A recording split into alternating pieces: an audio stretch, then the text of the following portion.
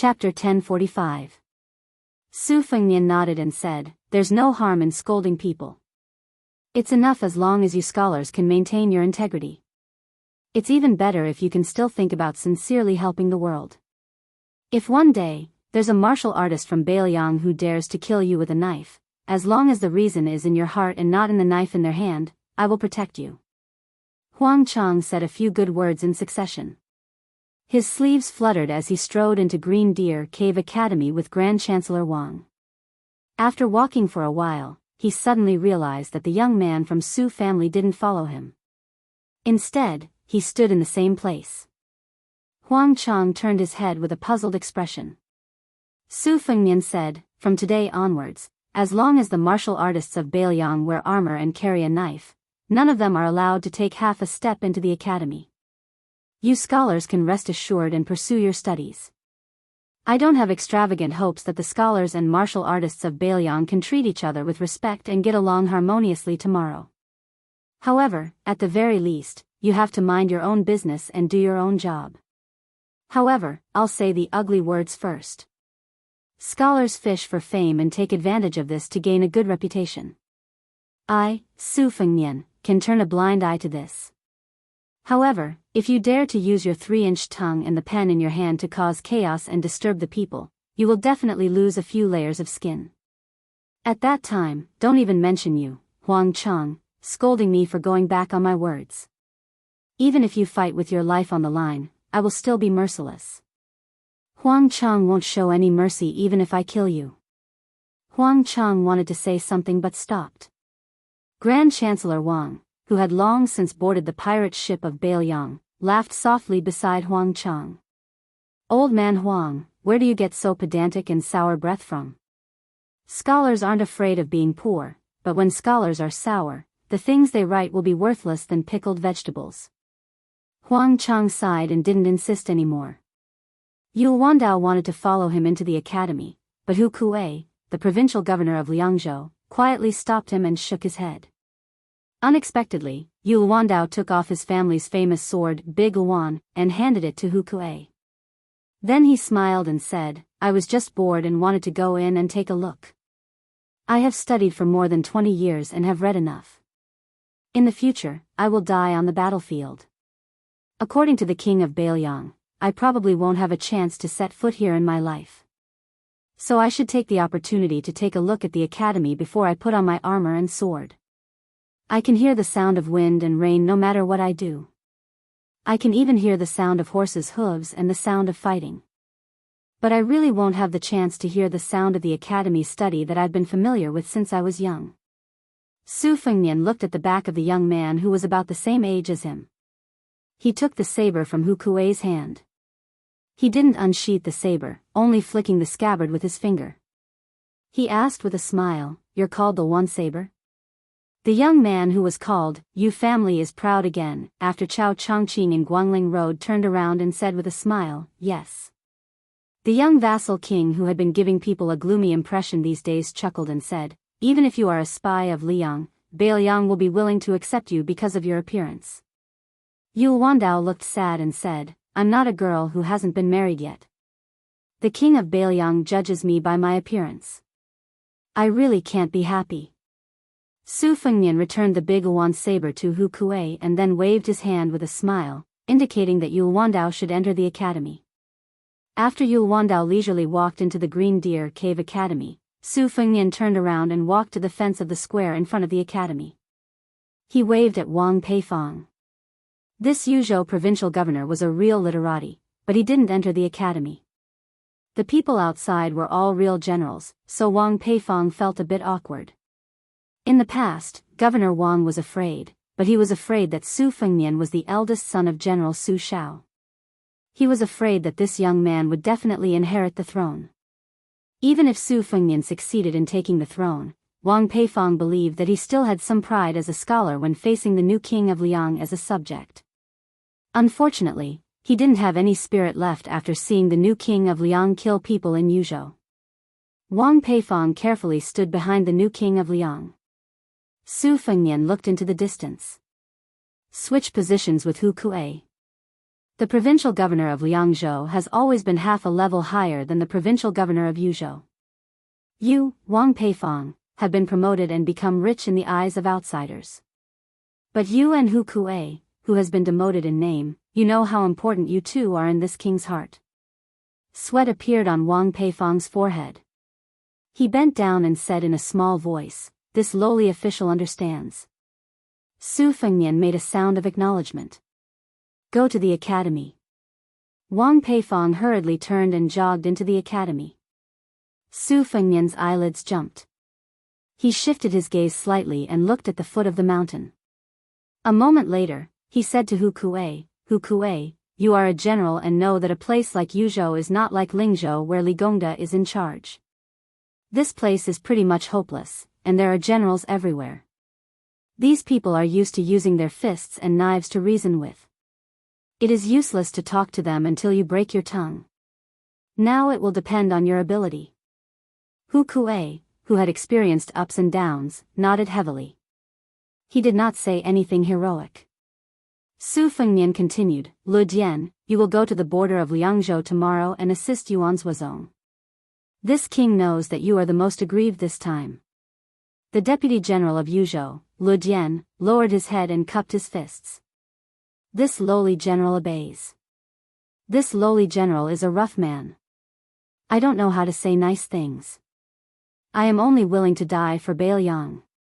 Su Fengnian turned around and stared at Huang Fuxi. You are still the general of Yuzhou. In fact, what you said in the restaurant that day was not wrong. But there are some things that are not right or wrong. This king is not the same as you and Hu Kuei. There is no need to talk nonsense. I have said everything that needs to be said since you are the general of Yuzhou. But there is one thing that you should understand. This king is no longer the Jianghu man who has to be restrained in everything he does. In Bailiang, if this king does not give you face, who will? Who dares? Huang Fujin, who had been acting like a dog with his tail between his legs in front of Su Fengnian all this time, chuckled for the first time. With these words, even if Huang Fujin were to be fried in a frying pan 100 times, I would have earned back my capital. Su Fengnian did not reveal anything. He went down the mountain alone in the slanting wind and drizzling rain. He went to meet the two people climbing the mountain. The old eunuch, Zhao Siku, who had traveled thousands of li from the south of the capital to Bailiang. Even the mountain opening talisman had peeled off the high tree dew at the beginning of the climb. Su Fengnian knew that this meeting was truly a matter of life and death. But only by passing this hurdle could Su Fengnian face the Beimang Iron Cavalry without any distracting thoughts. Only then would he be able to make another trip to northern Mang alone in a situation that could not be any worse. He, the girl had unknowingly followed behind him. Su Fengnian stopped and shook his head at her. She also shook her head. Su Fengnian laughed and scolded, "Are you stupid?" The young assassin chuckled. This time, she was truly laughing. The wind and rain were still there. There were no more sounds of reading from the academy, but there were still chuckles. Su Fengnian walked close to the young girl and helped her adjust a familiar gold hairpin in her hair. You are like your mother, and also pretty. The young girl wrinkled her nose. It was unknown whether she was happy or sad. She glanced at him and then crouched on the steps. She did not follow him down the mountain. Su Fengnian turned around. His hands pressed down on the spring thunder, and he resolutely went down the mountain with the soldiers crossing the river. Not far from the foot of the mountain, Gao Shulu grabbed the sleeve of the old Martin Temple of Great Peace City and threw him down the mountain. He floated back to the foot of the mountain. The old eunuch, whose body was extremely weak, was not harmed at all. Gao Shulu opened his arms and breathed in deeply. Then he lifted the wind and rain that had not yet fallen to the ground back up to the 9 heavens. At the same time, the two-sleeved snake rolled down the mountain. Chapter 1046. As far as Gao Shulu's eyes could see, it was like the Milky Way. The green sword chi that rolled down from the mountain rushed toward him. Gao Shulu's expression was calm. He put his hands behind his back and continued to climb the stairs instead of retreating. However, when his left foot stepped on the stone step, the green sword chi rushed toward him as soon as he lifted his right foot. Although Gao Shulu did not make any movements, the sword chi slid past him like a flood hitting a reef. However, his hair still fluttered violently. His right foot that was suspended in the air did not land on the stone step as expected. Instead, it retreated to a step lower than his left foot. Gao Shulu reached out his right hand and blocked some of the green sword chi. He held it in his palm and the sword chi lingered between his fingers. With one hand behind his back, Gao Shulu looked down and was slightly surprised as if he was an expert who saw something interesting. He reached out his hand again and his palms faced each other. With a gentle touch, a 3-inch sword chi like a sword embryo was formed.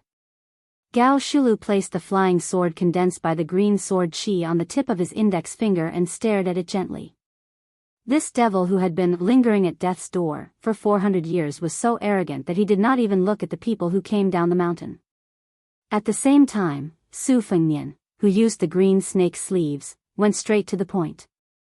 He held the spring thunder saber in his left hand and the river-crossing soldier in his right hand chopped at Gao Shulu's head. It was the opening shoe style that was born from the sword chi rolling dragon wall. Gao Shulu flicked his fingers and the 3-inch sword chi that was used to figure out the essence of the first vast sword chi disappeared.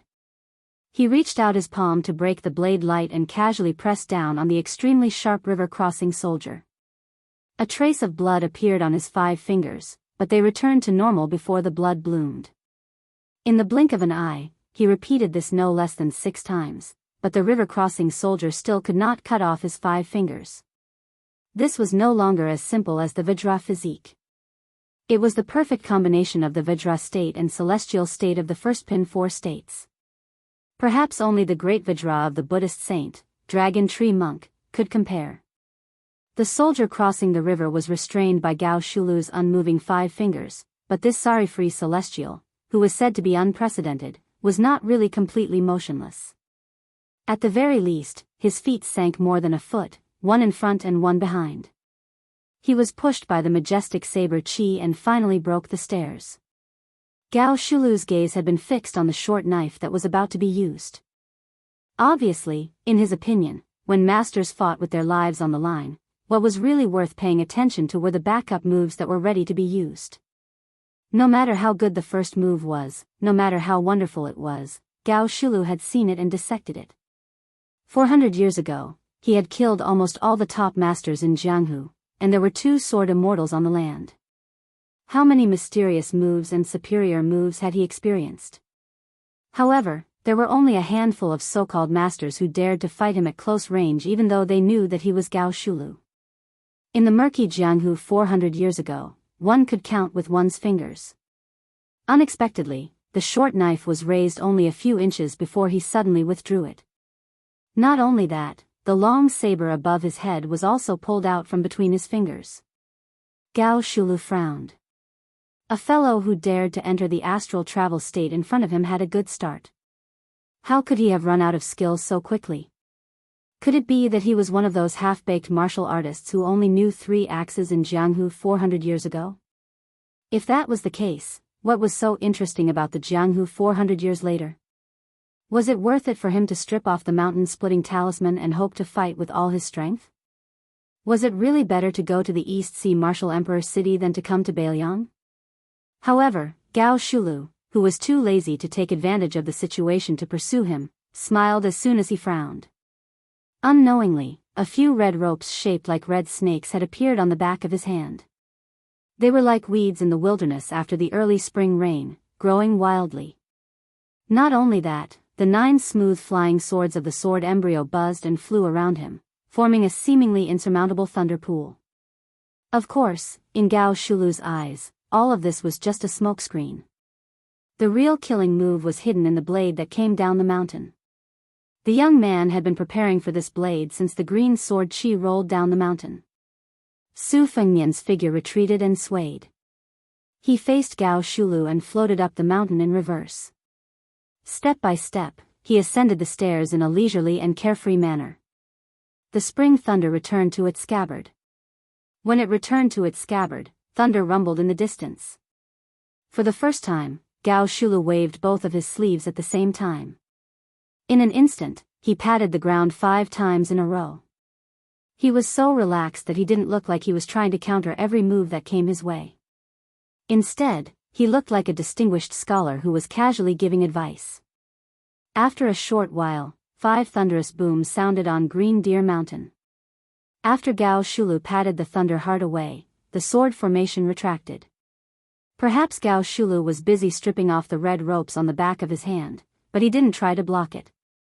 Instead, he dodged it. He was no longer arrogant enough to ignore it. Su Fengnian stood on a high ground and held 2 of his fingers together to control the flying swords. Originally, after the sword embryo was fully developed, the flying swords would move according to the will of the spirit. Only when the sword embryo was fully developed would the flying swords move according to the will of the spirit. However, this time, Su Fengnian used his qi to control the flying swords. He was extraordinarily meticulous and careful. Gao Shulu didn't underestimate him either. Compared to how he dispelled the thunder heart just now, Gao Shulu paid the same amount of attention. Su Fengnian wasn't complacent at all. In terms of moves, the 2 methods were polar opposites. However, the results they pursued were exactly the same. Gu Jintang's thunder heart wanted to kill an earth immortal. On the other hand, Dong Tai's flying swords in the eastern sea was the out-of-body celestial Zhao Xuansu from Mount Longhu. Su Fengnian went down the mountain and Gao Shulu went up the mountain. After the 2 met, Su Fengnian's welcoming ceremony was truly shocking. There was the old man with the sheepskin fur coat's green snake sleeves and the sword chi rolling dragon wall. There was also Gu Jintang's ultimate move, the thunder heart. There was also the invincible earth immortal Han Xingxuan's red rope and Dong Tai's flying swords. Su Fengnian and Gao Shulu didn't stand on ceremony at all. However, judging from the current situation, the tall demon was still quite polite. After dodging the flying swords that could kill a celestial, Gao Shulu didn't fly into a rage out of humiliation. Instead, she was a little lost in thought. She sighed softly and said, "In my opinion, all the martial arts in the world are nothing more than one's will. It's inevitable that the majority of experts will either be ambitious or short-tempered. This is especially true when it comes to the battle of sword chi and sword will. 100 years before I became famous, Ancestor Lu already had the distinction of sword art and sword art. It's not easy to have both sword will and sword will. Back in the day, Gao Momo was a master in the same Jianghu. In terms of swordsmanship, Gao Momo seemed to have lost to the 2 swordsmen whom Gao Momo had secretly learned from. Earlier, when Gao Momo's sword chi descended the mountain, he had the spirit of an ancestor who had surpassed him. Later, when the flying sword pierced the celestial aperture point, he had truly reached the peak of swordsmanship. May I ask, who are these 2 swordsmen? Are they still alive? Su Fengnian said calmly, "One is called Li Chungang. He doesn't belong to any sect. It's a pity that he's already dead. The other is called Dong Tai.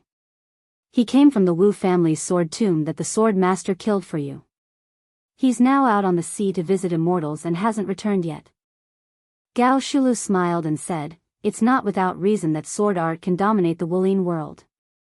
For thousands of years, the world's sword mountains have always been one peak higher than the other.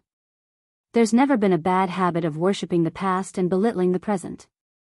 Gao Shulu suddenly turned to look outside the mountain. "Your way of cultivating the blade intent is very rare. I've waited for so long. Is it about time?" Su Fengnian smiled and tapped the spring thunder's handle with one hand. He stabbed the scabbard into the stone steps behind him. Not only that, he also stabbed the river-crossing soldier into the steps. Only the scabbard of the river-crossing soldier was left hanging on his waist. Su Fengnian had nothing to rely on, but his momentum suddenly rose. He looked down from above. The division of first class into 4 realms has been used for 400 years. Most of the people in Jianghu today don't know that it's actually from you, Gao Shulu. I'm very curious about what you think of the false realms. Gao Shulu had the magnanimity of a great master. Even if they were facing death, she still said straightforwardly, "The false realms are not false." It's roughly equivalent to the Buddha's revealing and secret techniques. Tantric Buddhism has a shortcut to Buddhahood, but but it's not available to everyone. The key lies in who's cultivating. Gao Shulu paused and smiled. Life is not satisfying. Those who seek freedom often feel uncomfortable. If you want something, you can't get it. The reason is simple. Chapter 1047. Gao Shulu, who had just taken half a step up the stairs, instantly leaped up the mountain and collided with Su Fengnian. Su Fengnian's mind was connected as he recalled the time when he rode an ox on Mount Wudong. Gao Shulu stretched out her hand but was grabbed by Su Fengnian's hands. With a twist of his toes, Gao Shulu's feet left the ground and was thrown out. However, Su Fengnian could not break free from Gao Shulu's pull. Both of them left the stone steps and fell out of the mountain. Gao Shulu was smashed down by Su Fengnian's immortal's touch on the top, while Su Fengnian was supported by Gao Shulu's palm and leaped up. The distance between the two was instantly shortened to more than 400 feet. Gao Shulu stood in the air, looking as cool as ever. Su Fengnian's momentum of being thrown up slowed down. With a roll of his sleeves, the thousands of raindrops that Gao Shulu had pushed back to the 9 heavens on Mount Green Deer fell together with Su Fengnian. The raindrops in the sky were divided into different levels. Under the pull of qi, the higher the raindrops were, the faster the raindrops fell. Thus, the raindrops were strung together into a sword. If only a line of raindrops formed a sword, it was nothing more than the finger Xian realm. However, when thousands of raindrops were strung together into a curtain of beads, it was undoubtedly the magnificent spirit of the celestial realm. Not only that, Su Fengnian stretched out his hand and pulled the curtain of rain.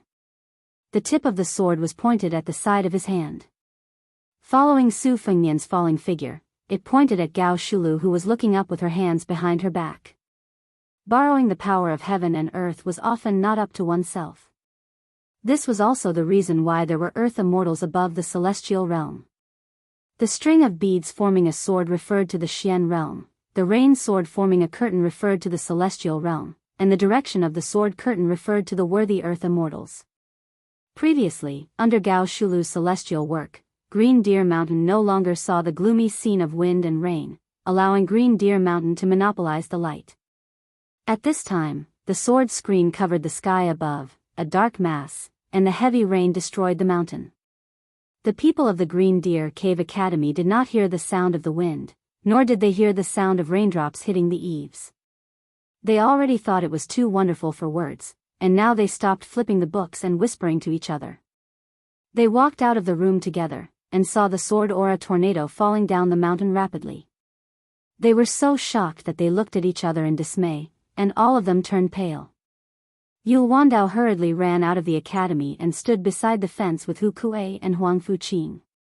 He raised his head to look at the young vassal king who was guiding the tornado in the sky. The young vassal king who was the proudest of the Guangling world was gone. Yul Wandao's heavens earths and SSSS is. Gao Shulu twitched the corner of her mouth and yawned lazily. She was finally out of her body. Gao Shulu's body landed on the ground instantly. Gao Shulu, who should be called astral being, came to the 9th heaven above the rain curtain. The person on the ground raised a palm, and the person in the sky slapped down. You Su Fengnian have thousands of swords, but I, Gao Shulu, only have one sword. In front of this sword, is there any earth immortal? Is there any earth immortal sword? This was similar to Luo Yang's one-line sword of heaven and earth. Su Fengnian, who was temporarily at a disadvantage, was not afraid at all. He smiled gently. Do you really think that I have not seen the scenery above the 9th floor? Su Fengnian snapped his fingers. The thousands of raindrops lost their traction and fell down in disorder. He sat cross-legged in the sky with one hand supporting his cheek and closed his eyes. Gao Shulu, so what if you are a heaven and earth? I have been waiting for you to do this. Su Fengnian waved his hand gently, as if he was facing a desk. He pushed away the debris on the desk with one hand, and then he raised his arm 5 more times. It was exactly the same as his Xiao Yao Yu after the battle with Wang Xianji. He said softly, mountains, rivers, towers, grass, sun, moon, all living beings. Everyone, retreat. Between the two Gao Shulu, the heaven and earth was distorted. The rain swords were all smashed. But this chaos, after Su Fengnian said one sentence, it became a prophecy. The thousands of rain swords gathered again. Sword, come. The thousands of rain swords, only one sword was left. One sword became a talisman. The talisman sealed the mountain. 400 years ago, there was a talisman to open the mountain. 400 years later, there was a talisman to seal the mountain. This talisman came from Li Chuangong's two swords, two wishes, from Dong Tai's riding a donkey to see the mountains and rivers, from Luo Yang's rain sword, from Lu Haoshi's thunder pool, from Han Xingxuan's matchless finger, from Song Nianqing's earth immortal sword before his death, from Xianyuan Jingqing's facing death, from Chao Changqing's ceremony of Grand Peace City, from Jiang Ni's riding sword straight through 18 gates, and so on. It came from all the romantic things that Su Fengnian had encountered in his life, and also from his 10th trance. He sat on Kunlun to see the sea, he trained his saber to cultivate his will, he invited Jinwu Great Emperor to come down from the spring god lake, he saw her 400 years ago when he was in a trance, and that talisman of himself. Once the talisman came out, Su Fengnian did not care anymore. He also entered an astral state and sat down beside Gao Shulu.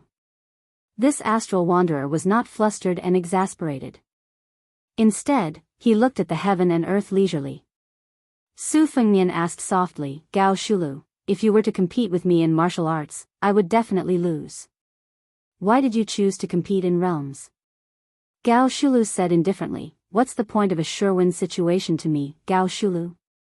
400 years ago, I had not tasted defeat. What's the point of having another battle after 400 years? Su Fengnian shook his head. Gao Shulu said calmly, when I was climbing the mountain, I only wanted to know if this generation's oblivion could really forget their worries. To be honest, I did not think highly of you before. If you could forget your worries, there would be no one in the world who would be worried. Back then, when I chose to enter Qi deviation to forget everything, those who did not know me would say what I wanted. Those who seemed to know me would say that I was worried. In fact, they only knew half of it. In these 400 years, you are probably the only one who truly knows me. Su Fengnian said slowly, you, Gao Shulu, were once a prince of the Defeng dynasty who was about to ascend the throne 400 years ago. It was just that you wanted to become an immortal and did not want to be the emperor of the human world. Then, you visited the ancestral court of Taoism, Wudang Mountain, and asked a question, what is the meaning of the word immortal? At that time, Ancestor Lu reincarnated and had not yet enlightened his orifices. You went to Longhu Mountain, but no one could explain it. Or rather, they only gave half of it. The word immortal has two meanings. Now, there are two mountains, Wudang and Longhu. The former explains half of the word immortal, while the latter explains half of the word mountain. Longhu Mountain wants to become an immortal, so they have to go up the mountain and be a mountain person. They want to become an immortal and ignore the matters below the mountain. Wudang Mountain inherited the will of Ancestor Lu. They cultivate on the mountain, but obtain the Tao below the mountain. They cultivate themselves and others, which is more in line with what you, Gao Shulu, want. Unfortunately, the Taoist priest on the mountain clearly had this intention, but he could not explain it. However, even if he did, it might not be to your liking. From your point of view, being an immortal does not forget being a human. Once you pass the gate of heaven and become an immortal, you are no longer a human.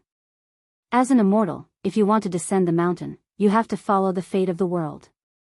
How can you be called a free and unfettered heaven and earth? Therefore, what you want to be is a unique celestial being on the land, not a mountain person above the 9 heavens. Gao Shulu sighed, yes, the world is divided and united. What do I have to worry about? Su Fengnian smiled. Gao Shulu retracted her gaze, a swordsman returned from the sea, returning from a visit to an immortal. His sword pointed somewhere in the South China Sea. It should be the Dong Tai you mentioned. I want to ask one last question, what do you want? Su Fengnian folded his hands in his sleeves and said calmly, I don't want to think about the past and future lives. It's enough that I have no regrets in this life. Gao Shulu said with slight regret, the Jianghu after 400 years is so interesting. It's a pity that the will that supported my body and soul for 400 years is an arrow at the end of its flight. 400 years ago, the Defeng dynasty almost unified the world, but the barbarians from the north destroyed the capital. How about it? Su Fengnian nodded. I was waiting for you to say that. Su Fengnian flicked his finger and unlocked the talisman that sealed the mountain. Gao Shulu on the ground leaped up and merged with Gao Shulu in the sky. Su Fengnian also came back to his senses after the 11th time he was in a trance. Gao Shulu stood up and looked back at the world. She smiled and walked towards Su Fengnian. 400 years ago, Gao Shulu, who was truly the leader of the entire Jianghu, brushed past Su Fengnian and disappeared just like that. She came without worries and left without worries. I already know life and death and am not afraid of death. Why should I fear death? I have already attained immortality and am not in love with it. Why should I tempt it with immortality? At this moment, thunder rumbled and purple clouds formed. Lightning flashed and thunder rumbled. Above Green Deer Mountain, there was a shocking scene of an impending calamity. There seemed to be celestial beings riding celestial dragons in the clouds and mist. They came out of the lightning and wanted to enforce justice on behalf of the heavens. Su Fengnian slowly raised his head, the corners of his mouth curling up into a sneer. Behind him, a snow-white giant python condensed from fate energy coiled up. It had 9 claws and opened its mouth big enough to swallow a mountain, roaring at the sky. Then, there was no more. Because soon, the world became completely silent. Chapter 1048. The old eunuch had never practiced martial arts, but the imperial palace of Great Peace City never lacked experts. The old man was also one of the top Diao Temple eunuchs. He was knowledgeable and had some insight. The old man inhaled sharply as he watched the immortals fight on the mountain. The wind and rain at the end of spring in Bailiang were especially bone-chilling. Zhao Siku found it even more difficult to endure, especially when the old man saw the slender figure slowly walk down the mountain. Each step seemed to step on his already heavy heart. He felt his teeth hurt. When the young man with the blade walked to the foot of the mountain, old Diao Temple jogged forward with a tragic feeling of dying early and reincarnating. He was about to say a few words of flattery. He did not expect that this king of Bailiang would not hit a smiling person. It would be good to have an easy death under his hands. Unexpectedly, the other person waved his hand and spoke first. This king thanks old Mr. Zhao on behalf of Bailiang. Our place is not as prosperous as Great Peace City, but this king can give old Mr. a place to rest in his old age. Zhao Siku stilled. He heard the person who had come close continue to say with a smile, the Su family owes Zhao Chongling too much, but they cannot repay him. Since old Mr. is an old friend of Zhao Yangkai of Bailiang, and you risked your life for Bailiang and did not disappoint this king's master, old Mr., do not worry. This king has said so much in hopes that old Mr. will be assured. The old man smiled freely and said with slight self-mockery, our family is a eunuch that everyone curses. Is he worthy of being called Mr.? Wang Ye's words, do you want us to work ourselves to the bone again? If that's the case, then the word Mr. is not enough. Su Fengnian laughed and said, I knew that old Mr. Zhao would not be assured. The old man bent down and asked doubtfully, can we really live and die however we want in Bailiang? Su Fengnian nodded with a smile. Zhao Siku sighed heavily and looked up at the top of Green Deer Mountain that had become calm. He said softly with the unique sharp voice of a eunuch, since your highness is kind, then I will be bold to say something disgraceful. Back then, the young master favored Chen Jibao. After all, the soldier immortal in white did not control Bailiang. We can't say that the young master misjudged him. But if the young master could live until today, he probably wouldn't be too angry.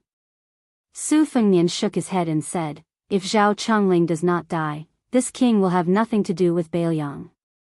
Zhao Siku looked deeply at the young vassal king and said emotionally, I cannot see through your highness's personality right now. But your words are true and comfortable to hear. The old eunuch turned to look in the direction of Great Peace City. The people there like to be shrouded in clouds and mist. No matter how good the weather is, people will feel gloomy.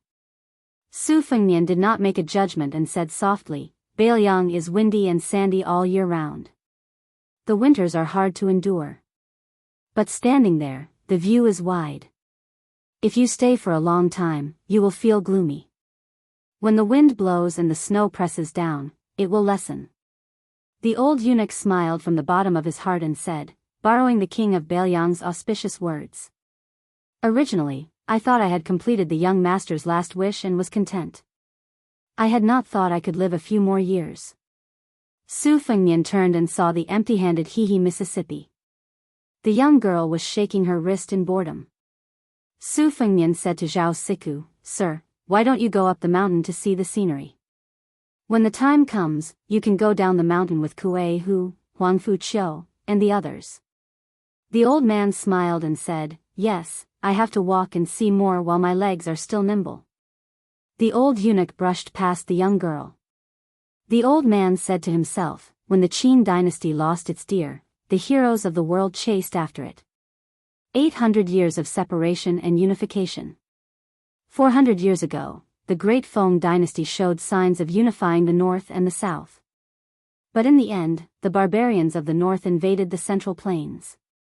None of the dynasties after that were free of worry about the north. This dynasty is no exception. The Grand Secretary, Zhang Julu, had been in charge of the imperial court for more than 20 years. Half of his time was spent watching the northern land's border. Even if he joined forces with the Grand General, Gu Jiantang, he could only pull the disadvantageous situation to a stalemate. Now that Liang is going to commit suicide, what will happen to the world? Alas, I have never understood this world. Scholars can't tolerate eunuchs, scholars can't tolerate common men, and scholars can't even tolerate scholars in the end. I have read all the classics handed down by the sage of the Zhang family, but I can't see such a reason. After thinking about it, I think it's probably because those at the top must be worse than those at the bottom. I really want to open my eyes and see if the scholars here will be slightly different. Su Fengnian laughed softly and said, as expected of someone from Zhao Changling's family.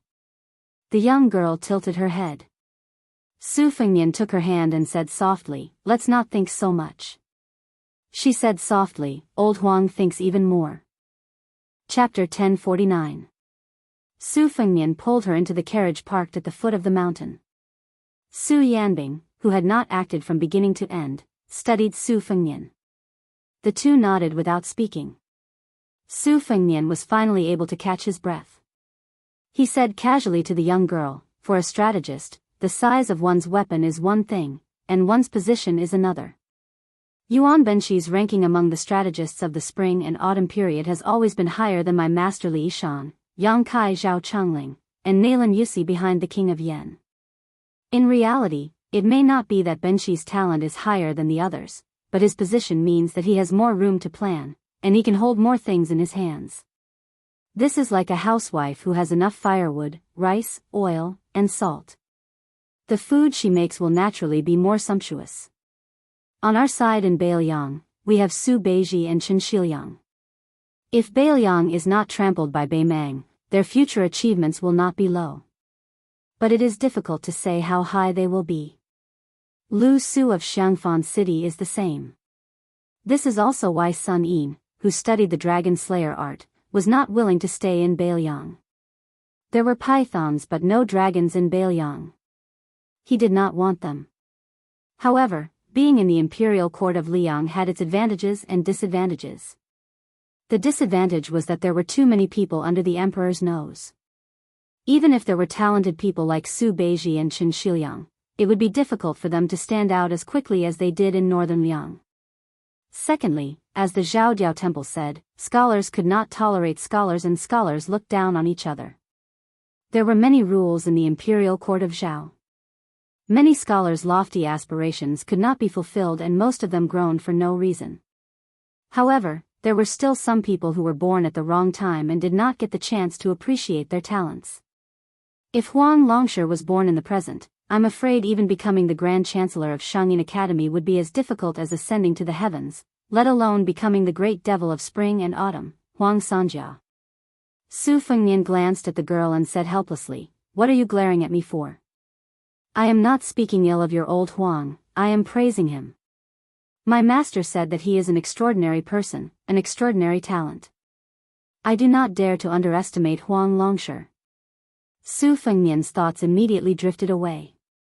This Zhao Zhu's luck is good to the point where it can be considered good luck, to be able to make Huang Longshire, Northern Mang's imperial preceptor, Daoist Qilin, Yuan Qingshan, and Nailan Yusi, these three people take notice of him at the same time. Zhao Kai, who had died outside the Iron Gate, only had two masters, Yang Taisui and Han Xingxian. Compared to Zhao Zhu, he was much weaker. As for the fourth prince, Zhao Zhuan, he is already the crown prince of a country. Anyway, the ownership of Liangjiang Mountain depends on these two. On the way back to the general's mansion in Yuzhou and Iha City, they encountered two groups of assassinations that were like throwing eggs at a rock. They were intercepted and killed by the spies even before the driver and the three people sitting in the carriage did anything. Beiliang's folk customs were already valiant, not to mention the loyal men of sacrifice who were raised by the family. Most of these men of sacrifice were staunch and unyielding. They did not regard other people's lives as valuable playthings, and even did not regard their own lives as valuable. They all believed that if you raised me for 10 or 20 years, would repay you with my life. They were willing to regard this as righteousness, heroism, and chivalry as the most important thing. Outsiders could not say whether this was right or wrong. Su Fengnian lifted the curtain and looked at the pair of eyes lying in a pool of blood. He did not have any compassion, but he thought of many things outside of Beiliang. For example, the emperor of the Zhao family, in terms of his surname, was enough to be a once-in-a-century wise monarch in history. However, after he ascended the throne, he wanted to kill Su Shao, and now he wanted to kill the meritorious minister of Liang, Zhang Julu. It was not that he was not a good emperor, but he could tolerate the dissolute scholars of the Hanlin Academy, he could tolerate Zhang Julu, and he could tolerate the remnants of the Eight Kingdoms stirring up trouble with his pen and ink. As the emperor of the world, he must have his own difficulties. No matter how hard he was willing to work day and night for the common people, he still had to consider the gains and losses of the Zhao family first. Zhang Julu could, regardless of his own gains and losses, open the door for the poor scholars in the world to advance. It could even be said that Bai Yan did not only exchange one person's death for the 4,000 rooms of the 6 ministries, but also for the poor scholars to have a foothold in the imperial court. Coincidentally, the emperor of the Zhao family was not a short-sighted person. Even if in the next 100 years, the poor scholars could still scrupulously abide by the etiquette of monarch and minister, wholeheartedly working for the emperor, but 200 years later, would they still be able to do so? If in the imperial court, everybody was like Zhang Julu, taking care of both the Zhao family and the world, or even prioritizing the common people over the emperor, so much so that they only cared about the world and ignored the Zhao family, when this door was opened, who could close it? This was not an exaggeration to scare people. The poor scholars were not as good as the rich and powerful children, they had this and that kind of rules. The rich and powerful children were used to wearing good shoes, so they were reluctant to take them off. However, the poor scholars were barefooted. If they did not care, they had talent and learning, so who didn't help them? So much so that they might as well sit on the dragon chair themselves. Therefore, the emperor of the Zhao family killing Zhang Julu was indeed killing the number one meritorious minister of the Liang dynasty, but it was also an act of helplessness to close the door that was wide open. Master Li Yishan could see these things, and so could Huang Longshire and Yuan Benshi. Zhang Julu himself was even more so. As for whether it was good or bad, Su Fengnian was not the emperor, so he did not have to worry about it. Su Fengnian muttered to himself, with Yuzhou in such a mess, the people of Liang should think that a mouse carrying a knife is a bully in its nest. I just happen to need some time to rest. Yes, I do need to recuperate.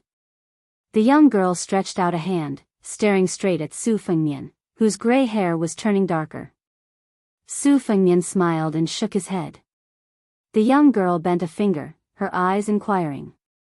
For? Su Fengnian still shook his head. She slowly bent another finger. Su Fengnian continued to shake his head. When she was about to close her 2 fingers, Su Fengnian smiled and said, I haven't fought Tuoba Bodhisattva, so it's hard to say who will be second or third. The young girl was in high spirits. Su Fengnian said softly, but as long as Wang Xianji is alive, it doesn't matter whether it's second or third, or if it's the bottom 10. The young girl stretched out her finger and rubbed the indistinct purple gold eye on Su Fengnian's forehead. It was not quite like the golden color of sunflowers in summer or autumn, but she still liked it. When she was young, apart from the man who only knew how to gamble and never be a father, there was only her and her mother, as well as the golden sunflowers in the field. Those strange men brought home by that man had also once defiled her mother in the field. She only dared to hide in the distance. Every time her mother put on her clothes, tidied her hair, and walked out of the field, she would find her daughter, who did not even dare to cry. She would gently smile at her daughter, and then hand her a sunflower she picked, and go home together.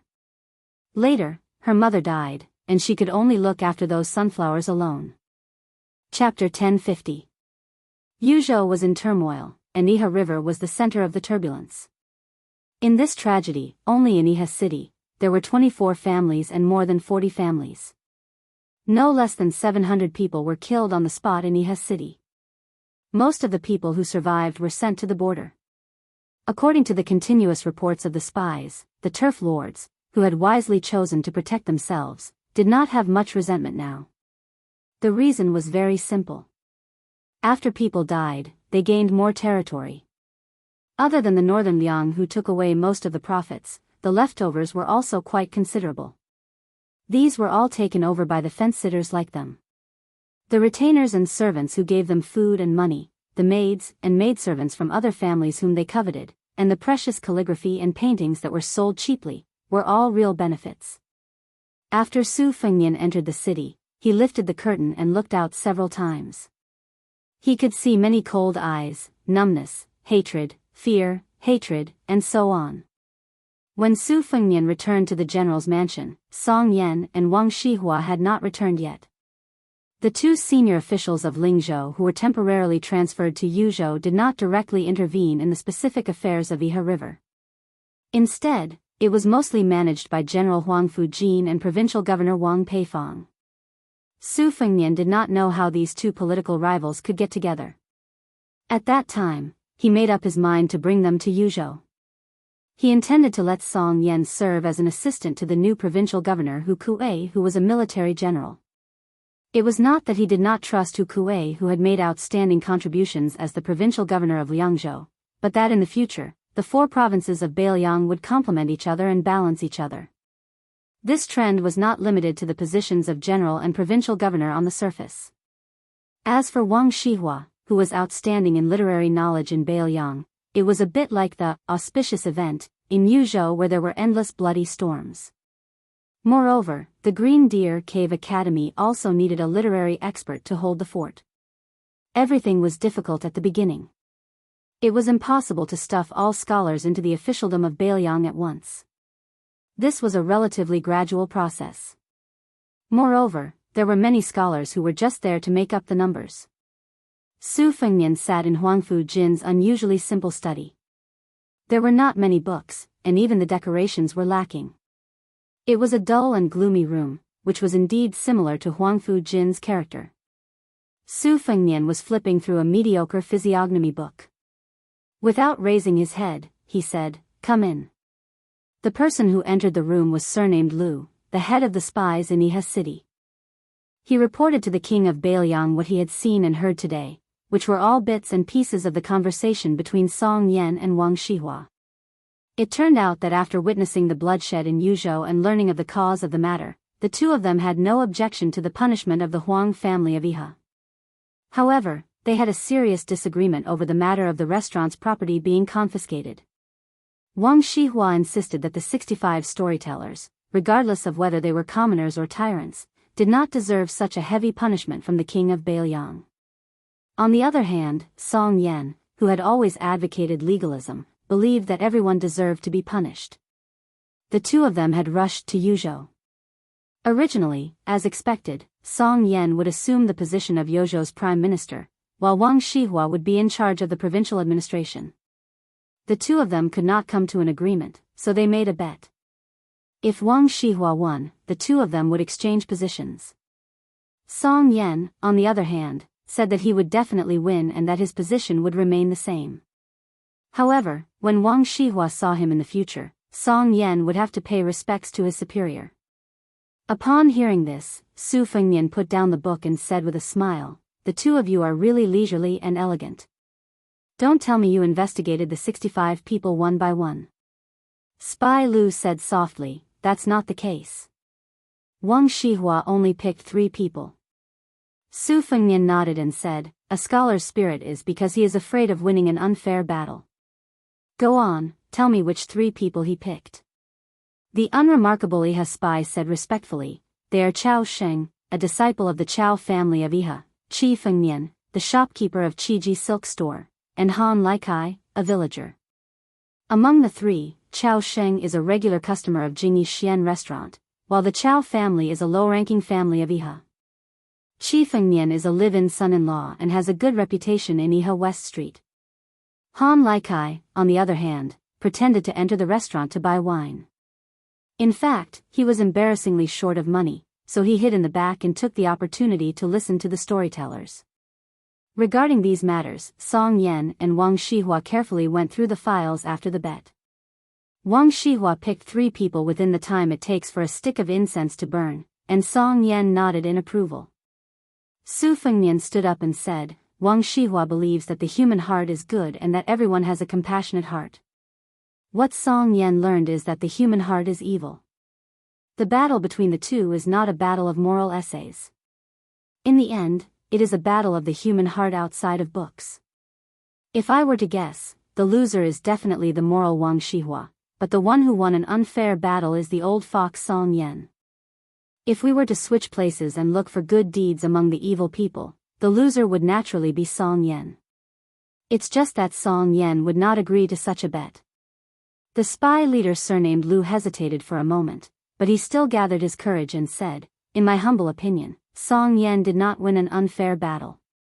Apart from Chao Xing's 2 murder cases, the rich merchant Qi Fengnian and the villager Han Laikai, according to the law, should be imprisoned." Su Fengnian shook his hand. "In a place like Bailiang, chivalry is strong, but chivalry is not necessarily strong. It is easy to commit crimes, but difficult to not commit crimes." The spy was silent. Su Fengnian smiled and said, "This time, there are many clans in Iha City who are busy fishing for profits. Lu Jingxing, why don't you seize some gold and silver from their hands and treat it as a reward for your brothers? There is no reason for you to work hard and stare at them while those who don't work hard to take advantage of you. I think they won't dare to not open their mouths and spit out some fat meat. However, this king will tell you in advance that this is just a special case, not a new rule for you to do things in the future." Lu Jingxing grinned and laughed. He still didn't have the slightest craftiness of an outsider's impression of a shrewd spy. Instead, he became more and more honest. He didn't look like a cold spy who called Song Yen Wang Shihua by his name. Su Fengnian continued to pick up the book, and Lu Jingxing tactfully said goodbye. When he crossed the threshold and gently closed the door, he caught a glimpse of a little girl from the corner of his eye. From beginning to end, Lu Jingxing didn't notice such a girl. She had a golden hairpin on her head and was squatting beside a blue and white porcelain vase that was half the height of a person. She was looking at Lu Jingxing. Lu Jingxing quickly retracted his gaze, lowered his head, and completely closed the door. Not long after Lu Jingxing left, Song Yen, who was temporarily the guest of Lingzhou, knocked on the door and entered. Su Fengnian held the book and pointed to the chair opposite the table. Song Yen sat down calmly. Su Fengnian joked, "Our Wang Gongqiao really fell into your trap." Chapter 1051. Song Yen wasn't surprised that spies found out about what happened today. During this period of time, spies were everywhere in Iha City. Along with the fact that he and Wang Shihua were eye-catching, it was expected. Song Yen said helplessly, Wang Shihua was one of the more flexible civil servants in Bailiang. If this is the case, one can see that the governance of Bailiang is still a long way off. Su Fengnian smiled towards the girl, "Please bring 2 jugs of wine over." The girl left silently and brought 2 jugs of green ant wine back. Su Fengnian and Song Yen each had a jug. Su Fengnian said emotionally, "In the past, I knew that it wasn't easy to be the head of the family. However, only after sitting in this position can one understand how difficult it is to be the head of the family. You have to fight with people, evil people like the Iha River Huang family and good people like Huang Shang and Wang Shihua. You have to fight with the heavens." In the past, listening to the rain and appreciating the snow was a joyous thing. Now, you have to consider the harvest of your territory. I have a stack of secret letters to deal with. Some say that the butler Song Tonglu colluded with officials to alter his nephew's works. The children of the Lu family took farmland and were exposed. There was also a senior of the Lu family who spent a lot of money to buy a painting, but it turned out to be fake. He couldn't return it and wanted to cause trouble. A master drank wine in Liangzhou and got jealous of the general Sun Jingfeng. The latter called for people to gang up on him and the former tried to kill him. Both of them weren't good people. Logically speaking, it would be better to kill both of them. There was even a rumor that the youngest son of the deputy commander of the infantry, Wei Taizhan, brought along his belongings and moved to the neighboring Hezhou. Just the illegal gold and silver alone filled 16 large chests, which were detained by the soldiers patrolling the border. Very soon, there was a rumor that the border guards had insulted the daughter-in-law of Deputy Commander Wei first. There was also a young captain that great ancestor Gu thought highly of. For some reason, he was beaten half to death outside the pass. Song Yen said calmly, "As long as one has a family, there will be conflicts. There are even gaps between father and son and wife, much less such a big Bailiang." Su Fengnian smiled and said, "From now on, all the major and minor government affairs in Yu province will be handed over to you, Kuei Hu, and Huang Fuqiong. Administrator has been fighting for you, saying that you have the power of magic but have no place to use it. He hopes that you can be of some use after moving to Yuzhou." Song Yen nodded and said, "It's only right that I do my best." Su Fengnian didn't pick up the wine jug that still had more than half of it left. He stood up and walked out of the study with Song Yen. After Song Yen left, Su Fengnian found Wang Shihua, who was temporarily staying in a side courtyard of the general's official residence. He told him that he was going to meet someone. Wang Shihua was confused and followed him out of the residence. He sat in the carriage and left Iha city to the outskirts. There was an irrigation ditch here that nurtured a lush reed field. The land in Bailiang was poor, so the reeds that were quite useful had all become priceless grass. Near the reed field, there were several small villages near the river. The breeze was cool and the spring sunshine was warm. Walking on the narrow mud road, the air was filled with the fragrance of green reeds. There were groups of 3 to 5 village children picking tender buds. Su Fengnian and Wang Shihua slowly came to a small ferry by the river. The clumps of reeds nestled together gracefully. It was a rare tender and charming scenery in Bailiang. Su Fengnian had an empty stem of green reeds in his hand, which looked like a rough reed flute. Su Fengnian sat on the cobblestone ferry and blew the reed pipe, whimpering faintly. Wang Shihua didn't sit down. Instead, he stood on the riverside and thought that the young lord might be dissatisfied with why he made that bet with Song Yen and questioned his action in Yuzhou province. However, considering that Wang Shihua was half his trusted subordinate, he didn't punish Wang Shihua in the usual officialdom. Su Fengnian stopped playing the reed flute, raised his head, and pointed to the northeast. "There's a poor scholar from Bailiang who has been in the capital for 7 years and finally made a name for himself. The year before last, he had already become the daily assistant of the emperor's clothes minister. Last year, he became the physician of the meritorious service department. He assisted the Minister of Personnel Ministry Zhao Yuling and the Crown Minister Yin Maochun to preside over the capital assessment. This year, he will participate in the assessment of the local 4th grade officials in Liang. In the early spring, he and Crown Prince Zhao Zhuan made a private visit to the south. After returning to the capital, they got married. On the wedding night, there were big red candles and a red veil. The woman surnamed Zhao was a noble. This scholar was destined to have a meteoric rise in the future. Even becoming a minister was just around the corner. In the past 7 years, there were only 2 secret letters sent to Bailiang. One was about the crown prince, and the other was about the Zhao emperor's health. This scholar, who had made great contributions to Bailiang, only wrote 2 words at the end of the 2 letters and asked Bailiang to pass the message to one person. Su Fengnian paused for a moment and said flatly, "Don't miss. Don't wait." Wang Shihua sighed. Su Fengnian continued slowly, "Before this scholar achieved meteoric success, there was a spy here, Zhao Go, who had been keeping an eye on him for many years. Therefore, even if it was just 2 simple words, the person who missed and waited for still did not know." Wang Shihua asked softly, "That infatuated woman is still waiting?" Su Fengnian nodded and patted the stone at the ferry.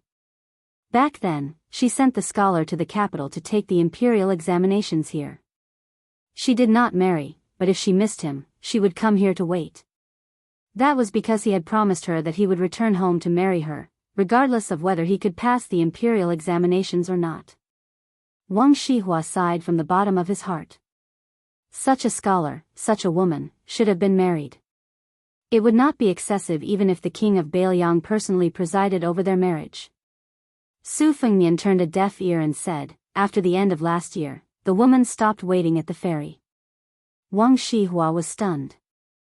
Su Fengnian threw the hollow reed into the water. Without turning his head, he stretched out his finger and pointed to a place far away from Wang Shihua. "She died in the reed marsh and was buried there." Su Fengnian put his hands into his sleeves. "I came to Yuzhou, to the Yi River, to kill people. You, Wang Shihua, said in your heart that I killed the innocent. I thought that no matter how innocent those nobles were, they were not as innocent as this woman. Moreover, such a woman, such a tragedy, could not be counted in Yuzhou. You scholars keep saying that you wholeheartedly want the world to be peaceful. I, Su Fengnian, feel that world peace is too far away. Since peace is so close, I have to do it well first." Wang Shihua's face was pale. Su Fengnian stood up, shook his sleeves, and bowed to a small grave in the reed marsh. He turned and left, leaving Wang Shihua sitting on the ground dejectedly. Su Fengnian said in a deep voice, "You were lucky to be born as a human, but you did not treat others as human. Since you are not a human, this king will kill anyone he sees in Bailiang." More than 100 Yuzhou men of sacrifice appeared in the reed marsh. They thought that they had seized the opportunity to kill this lone king of vassals on the spot. Su Fengnian put his hands behind his back and, in one breath, dismembered the 100 men. Chapter 1052. Because Yanji County in Yuzhou was close to the border and was a little far from Iha City, it was involved in some disasters. Compared to the bloody rivers in the hinterland of Yuzhou, it could almost be called a paradise. However, there were still some disciples who were implicated and lost their official titles. Therefore, scholars from other places constantly poured into this county with official documents and occupied various positions in the yamen. Most of these scholars who had just entered the Dragon Gate had official seals from the provincial governor's mansion and letters of recommendation from literary bigwigs like Huang Chang. Over the past 10 days, the Yanji County's county governor, Hong Shandong, had been busy receiving and sending people off. It was just the beginning of summer, but he had already drunk many pots of calming fire tea. He was afraid that he would neglect any unknown bigwig who had a backer. Now, it was obvious that Wang Chongwen of Nuliang was suppressing his military force. Weren't those people who started a massacre in Yuzhou all martial artists? Hong Shandong didn't dare to put on airs at this critical moment. There were 7 counties in Yanji County, but there was only one upper county. According to the law of Liang, only a county with a yield of 100,000 dan of grain was considered an upper county. In Bailiang, half of the county's grain was already considered a top county. This time, the scholars who entered this county as officials were 1 county magistrate, 3 county deputy ministers, 6 county secretaries, and 1 county lieutenant. Fortunately, they all held positions in the middle and lower counties, so they didn't stab the county governor in the heart. It was human nature for a new official to visit a county magistrate, Hong Shandong, and it was also a rule. However, there was still 1 county secretary and 1 county lieutenant who didn't show up. Perhaps it was because of their scholarly character that they directly went to the local magistrate. Hong Shandong, who was originally a scholar, was too lazy to care about this kind of red tape. He was content to have a muddled peace in his county. Bishan County was a barren county in the middle of nowhere. It only had the air of being the largest county in Yenji County. In addition, the local power was very strong, so the county magistrate here had always been sullen, not to mention the good thing of earning 100,000 dan of silver for 3 years. This time, the officialdom of Yuzhou was greatly shaken. From the top to the bottom of Bishan County, the county magistrate and county lieutenant all ran away without anyone saying anything. It would be best if they could go to other counties. Those who didn't have this ability also took the opportunity to lower their status and go to other places to fish for money. As a result, after the county magistrate, the county deputy minister, the county secretary, and the other officials gathered in the old county office of this county, they all stared at each other in bewilderment.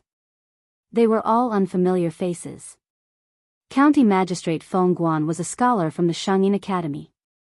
He had just reached 30 years old. It was said that he was a fine jade material that even Grand Chancellor Wang took a fancy to. In Beiliang today, he naturally became a first-class commodity. County Magistrate Hong accepted this person's greeting gift, but secretly sent an even more valuable gift in return. Deputy County Magistrate Zhuo Jing's reputation was slightly inferior. He was a scholar who had followed the Lu family of Qingzhou into the Qing dynasty. He did not have any scholarly achievements, but since he was able to get in touch with the Lu family, who was a relative of the imperial family, no one dared to look down on him. Commandant Bai Shank liked to wear a personal knife. He was the bold person who did not visit County Chief Hong. He was tall and sturdy, and did not consider himself a scholar. Even when he was in the main hall of the county office, he still looked askance at people. The remaining person was the registrar.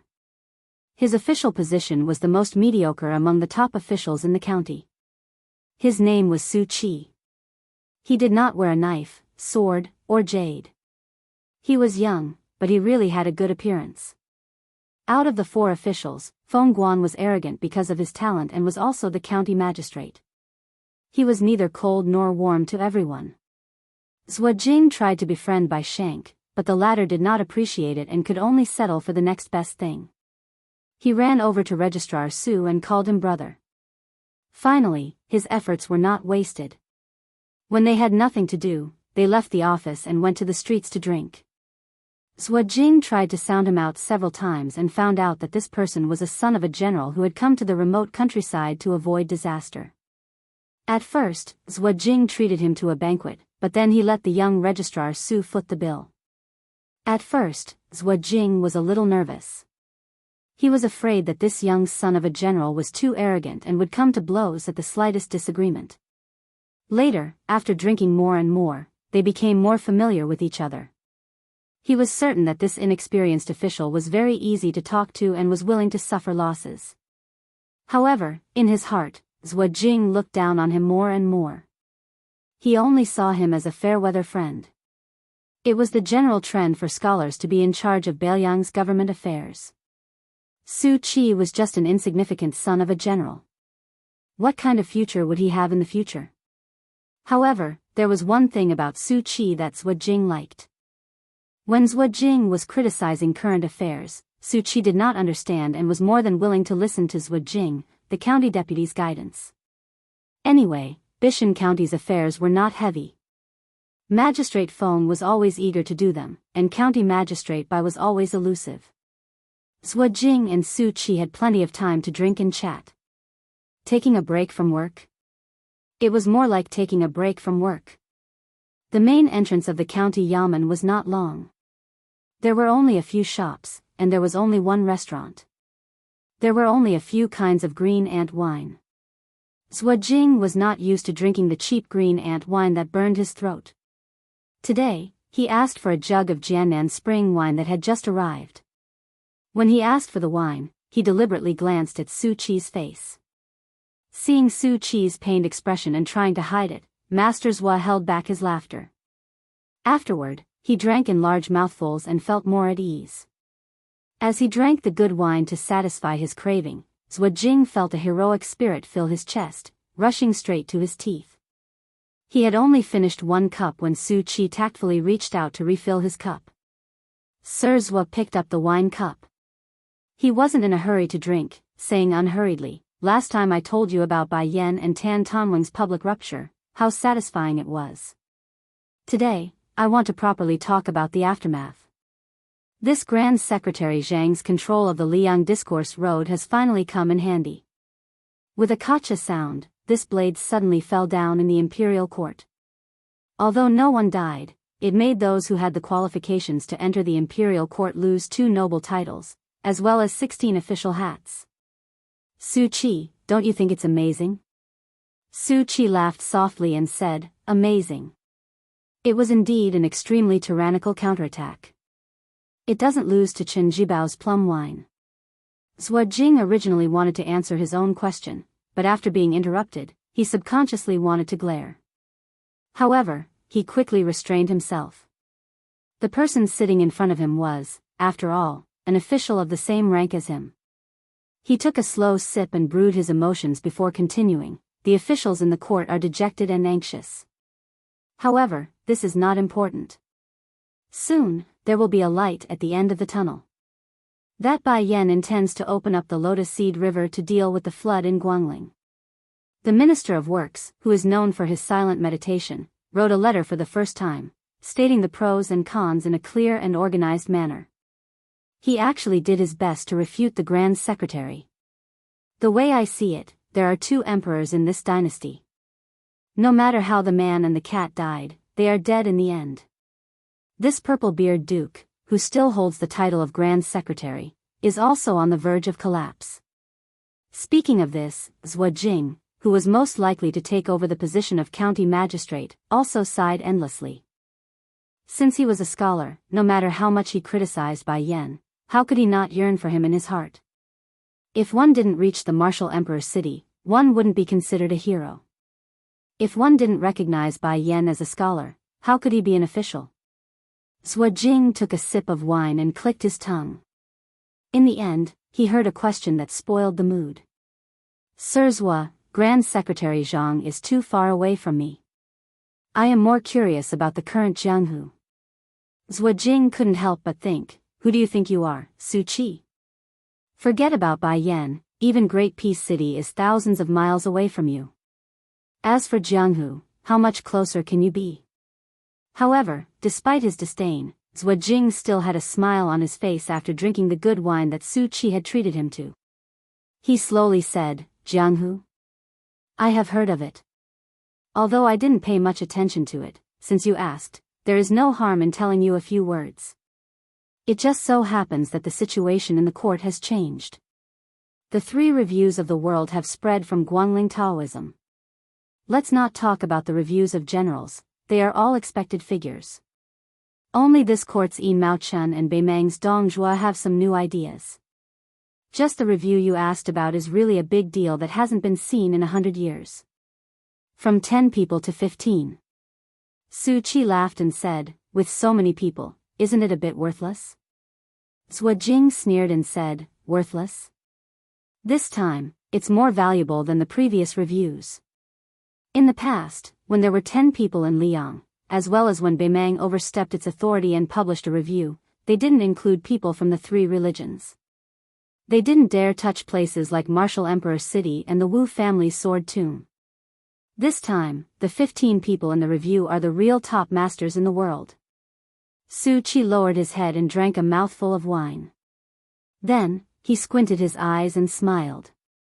Zhua Jing glanced at the young registrar across the table. The ordinary-looking deputy left district magistrate couldn't help but feel a little resentful. This general's son was born with an appearance that could easily abduct women. At some point, the young owner of the restaurant also came over. He didn't know that he had brought a pot of green ant wine, which couldn't be sold for more than a few copper coins. He just sat there and didn't drink. Zhua Jing was annoyed. He didn't want to waste his saliva, but he couldn't endure the desire in the shabby young owner's eyes. The corner of Zhua Jing's mouth twitched. When he saw Su Qi ask for a pot of Jian Nan Chun wine from the shopkeeper, he smiled and said, "Old monster Wang Xianji, is still the undisputed #1 in the world. No one can shake his position. Even the peach blossom sword god, Dong Tai, who returned from a visit to immortality and overturned the South Sea with his sword, can only obediently accept the second place. The young owner of the restaurant with thick eyebrows and big eyes was shocked and said loudly, "What's going on? Tuoba Bodhisattva has become the third place?" Chapter 1053. Master Zhuo was too lazy to pay attention to this ignorant frog at the bottom of the well. He said slowly, "What's so strange about that?" Tuoba Bodhisattva of Beimang was pushed to the third place by Dong Tai. The top three of the peak of martial arts have changed, but they are still the same three. After talking about the three land immortals, I'll talk about the last 5 people. The people who made the comments probably had some reservations. The leaders of Buddhism in the 3 sects were not in the top 10. For example, the white-robed monk of the Tu Zen temple who had been sealed in the mountain, Li Xiaoxin, Northern Mang's national advisor, Chilan immortal Yuan Qingshan, and the new leader of Wudong, Li Yufu, were all outside the top 10. Along with Deng Mao of Broken Spear and Su Yanbing of Northern Liang, they occupied these 5 positions. If it was 10 years ago, these 5 people would be in the top 5. The young owner of the restaurant said happily, "Our Bailiang is amazing. Both Leader Li and General Su are on the list. I'm in a good mood today. I'll treat you to a drink later. It's definitely the best green ant wine. You can't find a place to sell it in Bishan County. Master Zhuo, tell me, who are the 7 heroes?" Zhuo Jing wanted to make fun of him. He said mischievously, "Give me the wine first. Otherwise, there's no need to talk." The young owner said impatiently, "What's the hurry? I'll definitely treat you to 2 pots of green ant wine later. Do you think I have the guts to cheat you?" Su Qi opened the second bottle of Sword South Spring wine. After Zhuo Jing filled his cup to the brim, he didn't want to bicker with a country bumpkin. He downed half a cup and said with a satisfied expression, "The 4th is Chao Changqing, the Confucian sage of West Chu. The 5th is Luo Yang, the devil of Zhulu Mountain. The 8th is Hong Jingyan, Gung Luozi. The 9th is Gu Jiantang, the pillar of the state. The 10th is lustrous King Sword Master, the current master of the Wu family sword tomb." The young owner was stunned. He counted with his fingers and asked in confusion, "Where are the 6th and 7th? Deputy District Magistrate, could it be that you drank it all away?" Zhuo Jing was about to reach out with his chopsticks to pick up a peanut from the small porcelain plate and pretended to hit the fool. He rolled his eyes and said, "The 7th is the new king of Shu who came out of Bailiang, Qin Jibao." The young man chuckled and said, "What do you mean by your Bailiang? County deputy, you must be drunk. It's our Bailiang." Zhuo Jing was a little frightened. Most of the tipsy feeling left him, but he quickly regained his composure and said with a smile, "As for the 6th, it's our king of Bailiang." The young man opened his mouth and eyes wide. Zhuo Jing glanced at him from the corner of his eyes. He did not hide the sarcasm on his face. "You don't believe me? Pei Ju, do you not dare to believe it, or do you not want to believe it?" The young man with the surname Pei grinned and said, "That's great news. I believe you, I believe you. If you don't believe me, I'll have the same surname as you, Deputy District Magistrate Zhuo." Zhuo Jing could not help but show off his knowledge. He sneered and said, "The surname Pei was a big surname 20 years ago, but now it's not even worth a fart. It's more than 60 times worse than my surname Zhuo in this dynasty." Pei Ju nodded his head vigorously like a chicken pecking on rice. "Yes, yes, yes. The surname Pei is a disgrace. No matter where I go, I won't be welcomed. Right now, I can't wait to find a well-bred young lady and marry into her family." Su Qi sighed and said, "The 6th. It seems that Huang Sanjia is being merciful." Zhuo Jing was confused and asked, "What did you say?" Su Qi shook his head and said with a smile, "I just think that no matter what the ranking is, it's already very scary to be on the martial arts ranking list." Pei Ju faced the arrogant deputy district magistrate and the reverence that some commoners should have for their parents. As for Su Qi, who was polite to everyone, he was used to climbing up the ladder. These days, when they occasionally interacted with each other, he had always been carefree and unscrupulous. He grabbed a handful of peanuts and put them in his mouth.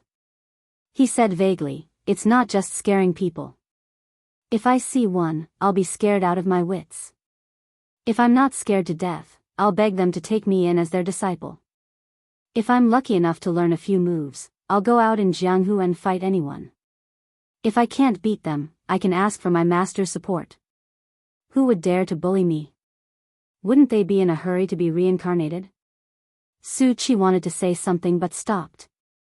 Finally, he could not help but say, "If you have such thoughts, you won't be able to practice the sword and become a master." Pei Ju rolled his eyes and said unhappily, "I don't practice the sword either. Look, among the top 3 in the world, there's only one who practices the sword. Including the 15 masters, there's only that old guy Wu Jiajian who practices the sword. He's still at the bottom of the top 10. Su Qi smiled and said, "That's true." Pei Ju's eyes suddenly lit up. He stared at the knowledgeable district magistrate and asked impatiently, "What about the rouge ranking? Who are the beauties?" Zhuo Jing was a man after all. He smiled and took a sip of wine. After a while, he said, "The rouge ranking hasn't changed much. It's just that the Princess Jing, and Pei Nanwei, who died for love, is missing. There's an additional West Chu's fallen princess, Jiang Si." Pei Ju thought for a while and said, "I know this one. She can ride a sword through the 18 gates of the imperial city. Who would dare to marry her in the future? What about our Wulin chief, Mount Wishan Zi? Didn't they say that she's also a beauty who brings disaster to the country?" Zhuo Jing laughed in a low voice and said, "No one dares to marry the West Chu princess, but no one dares to touch the mistress of Great Meadow? You have to understand that although Xianyuan Qinfeng wasn't ranked among the 15, he was singled out along with Nangong Push. He said that the former was only 1 level away and the latter was only 1 level away. They both have the potential to reach the top of the Wulin world as women. It's just a matter of who's a step faster. Whoever's a step slower will fall behind and it'll be difficult for them to stand side by side. In my opinion, this old fox who wrote the ranking is also full of evil tricks. He wants nothing more than for the 2 beauties to fight. Little brat of the Pei family, let me ask you, let's not talk about those unattainable people. Let's talk about how you know 2 beautiful ladies on the street, but you can't eat them. Would you be happy to see them fight on the street?" Pei Ju only cared about laughing. The answer was self-evident. Since there was free wine to drink, Zhuo Jing talked more. Afterwards, he told the 2 ignorant young men about many new things in Jianghu. For example, Dongyue's sword pool's Song Mianxing died for no reason, and Shishan Spring Cottage's swordsmanship master Xiaolingzhen also died mysteriously. These sects had lost their pillars and their status in Jianghu plummeted. They were no longer at the top of the Jianghu world. They were far behind the Wu family's sword tomb in Longhu Mountain, and could only be ranked among the top 10 sects with many new rising sections. Beiliang was indeed the big winner this time. In this evaluation of Liang being Liang, Beimang being Beimang, there was another fish dragon gang that no one had heard of before. Although they were ranked last, so what if they were ranked 10th? When they went out and announced their name, they would always claim that the fish dragon gang was one of the top 10 sects in Liang. They wouldn't rashly say that they were ranked 10th. When the county deputy was talking about this, Pei Ju was already thinking about whether he should go to Lingzhou to join the fish dragon gang. After chatting for a while, Pei Ju slapped his thigh and asked, "Mr. Zhua, why isn't that big devil cat on the list? Why is he ranked lower than others? He can't even get into the top 15. Zhuo Jing didn't know whether to laugh or cry. He pointed at the young man who lived in a corner and could only look at the sky from the bottom of a well. "Are you stupid?" Bao Shuqi, the county magistrate of Bishan, laughed it off. Pei Ju suddenly covered his stomach and said that he was going to the toilet. Then he disappeared. After drinking the last cup of South Blade spring wine, Mr. Zhua suddenly realized that this silly boy was not really stupid. He was just playing tricks to avoid the 2 pots of green ant wine that they had agreed on. Zhuo Jing smiled and got up to leave the table. Su Chi said that he wanted to stay for a while, so the county deputy walked out of the restaurant alone and muttered, "Stupid is stupid. The restaurant is here, where can he go? He can hide for a while, but he can't hide forever. I'm a 6th grade county deputy. Not to mention drinking 2 pots of your wine, I can even take half of your restaurant." After Zhuo Jing left the restaurant, the young man immediately ran back to the table and sat down. He said with a smile, "Su Chi, don't you think this guy is stupid? He doesn't even understand the principle of being fickle. He has studied so much for nothing." Su Chi asked with a smile, "Is there any other principle to be particular about being fickle?" Pei Ju crossed his legs and picked up the bottle of South Blade spring wine. He raised his head and drank a few drops of wine from the bottom of the bottle. He wiped his mouth and said, "You must have studied less than me. A monkey performer gives a monkey 3 acorns in the morning and 4 acorns in the evening. If the monkey doesn't agree, the performer will say 4 acorns in the morning and 3 acorns in the evening. When I was young, I heard this joke in other people's ears and thought that the monkey was really smart. Wouldn't it be better to get 1 more acorns in the morning than anything else? Even if it could get 3 more acorns in the evening, it would be better to get it early. Besides, in our world, who doesn't talk nonsense when doing business? That's why I said that the monkey is smart, but the county deputy is stupid. I don't know how he became the county deputy. In my opinion, I'd rather be the county deputy." Su Chi looked out of the window and said calmly, "You're right. But in fact, sometimes you don't have to be so smart." Pei Ju spat and sneered, Su Chi, what you said is meaningless. If you don't be smart, how can you be successful? The wild dogs on the street know how to bite the poor beggars. Do you think it dares to bite me or the county deputy?" Su Chi walked out of the restaurant without saying anything. Walking on the street where there were few pedestrians, he raised his head and let the sunlight dazzle his eyes. He was indifferent. Pei Ju leaned against the window and looked at the figure that was walking away. He had always been jealous of the young owner of the restaurant who was dressed in thin clothes, had good looks, and was an official. He pouted and muttered, "What's the use of pretending to be a dog? Do you think you're worthy of being reasonable with me?" Su Chi walked alone. "Hey, Vancouver. Your brother is already the 6th in the world in name. If one day in the future, I'm still alive and you're still alive, then, I'll take the initiative and add in the share that you don't want. It's not too much for the 2 of us to be the 1st in the world, right?" Chapter 1054. Translator, Trans and Editor. Trans and Su Chi didn't live in the back hall of the county office. County Magistrate Feng Guan had brought many books and servants with him, so they occupied many rooms. County Magistrate Bai Shank had also cleared out an extra room for practicing martial arts. He didn't stand on ceremony with anyone. If anyone was dissatisfied, they could come and ask for his saber. Therefore, Su Chi, as the registrar official, sensibly bought a small house outside the county office. It was only a few minutes away from the county office. The alley was secluded and deep. In the courtyard, there was a small well with fresh green grapevines. It was a quiet and pleasant place.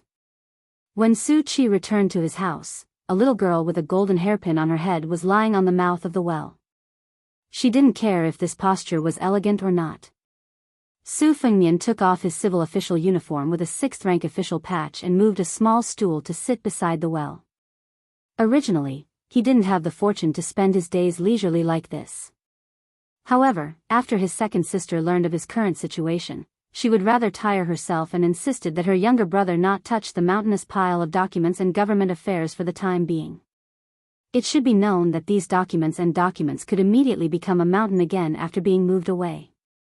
However, she said that it was the work of the servants and the work of the superior and the work of the superior.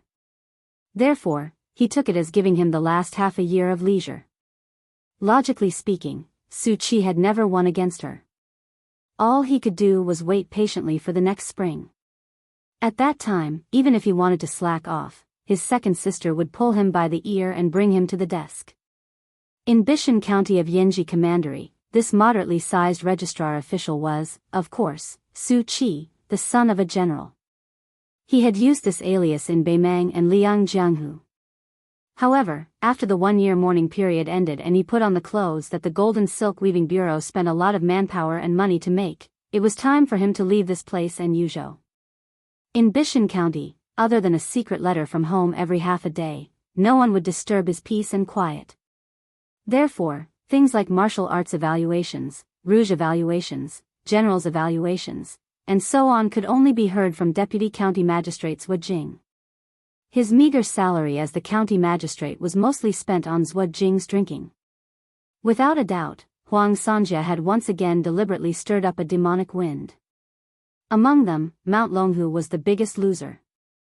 A father and son Taoist masters had ascended together.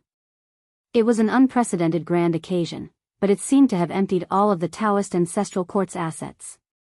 This time, no one had made it onto the rankings. But Li Yufu of Wudong, who had not been heard of until now, had made it onto the rankings and stood shoulder to shoulder with Yuan Qingshan and Li Xiaoxin. Mount Wudong's status would definitely rise. And with the sudden appearance of Su Yanbing, who was ranked 6th in the world, Bailiang was the biggest winner. He leaned against the rattan frame and muttered to himself, 10 times I was in a trance. Looking down from a high vantage point, I've seen many places. I've also seen the gathering and dispersing of fate. It's said that a place's environment nurtures a place's people. Within the limitations of this place's environment, people's words and actions permeate each other. Therefore, this place's environment is different from that of another place's environment. The people of the two places write different articles. To exaggerate, with the Guangling River as the boundary between the north and the south, the people of the south and the people of the north are completely different. When I'm in a trance, I look at the big, and when I'm back, I look at the small. Now, when I look at the new Bailiang, Zhuo Jing, and the old Pei Zhu, I look at their words and actions. In the end, their fates are mixed up and they all merge into Bailiang's fate. Now, Bailiang has Mount Wudong, a place of fate. But we have to wait until Li Yufu returns. After Jiang Ni and the old man with the sheepskin fur coat left, Mount Qingliang was replaced by the androgynous white fox's face and Huyan Guanin. But whether these people are here or not, they follow the 4 words the heavens are clear. They can't be forced. Many of my old friends have really become dead. There are also some who will become ancient people one day. For example, Wang Xiaoping, who follows Lu Songtao, and Sui Xiagu, who for some reason still hasn't entered the martial arts rankings. There are also Miss Li Zi and the North and South monks, whose whereabouts are unknown. But speaking of which, most of the people who are related to me don't have good endings. He, who had been listening to Su Fengnian's nagging, raised her head and adjusted the slightly tilted golden hairpin. She said calmly, I should have died more than 10 years ago. Su Fengnian was amused. He asked curiously, since I'm your savior, why did you kill me? You showed mercy a few times, but there were also times when you really wanted to kill me. The young girl sat on the mouth of the well and looked at him. She blinked. Old Huang said that you lived so miserably. Dying in my hands is better than dying in someone else's hands. I think. Su Fengnian said helplessly, you think it makes sense? The young girl chuckled a few times. She was obviously happy. She suddenly seemed to have remembered something and disappeared in a flash. She left as soon as she said so, leaving Su Fengnian all alone in his room.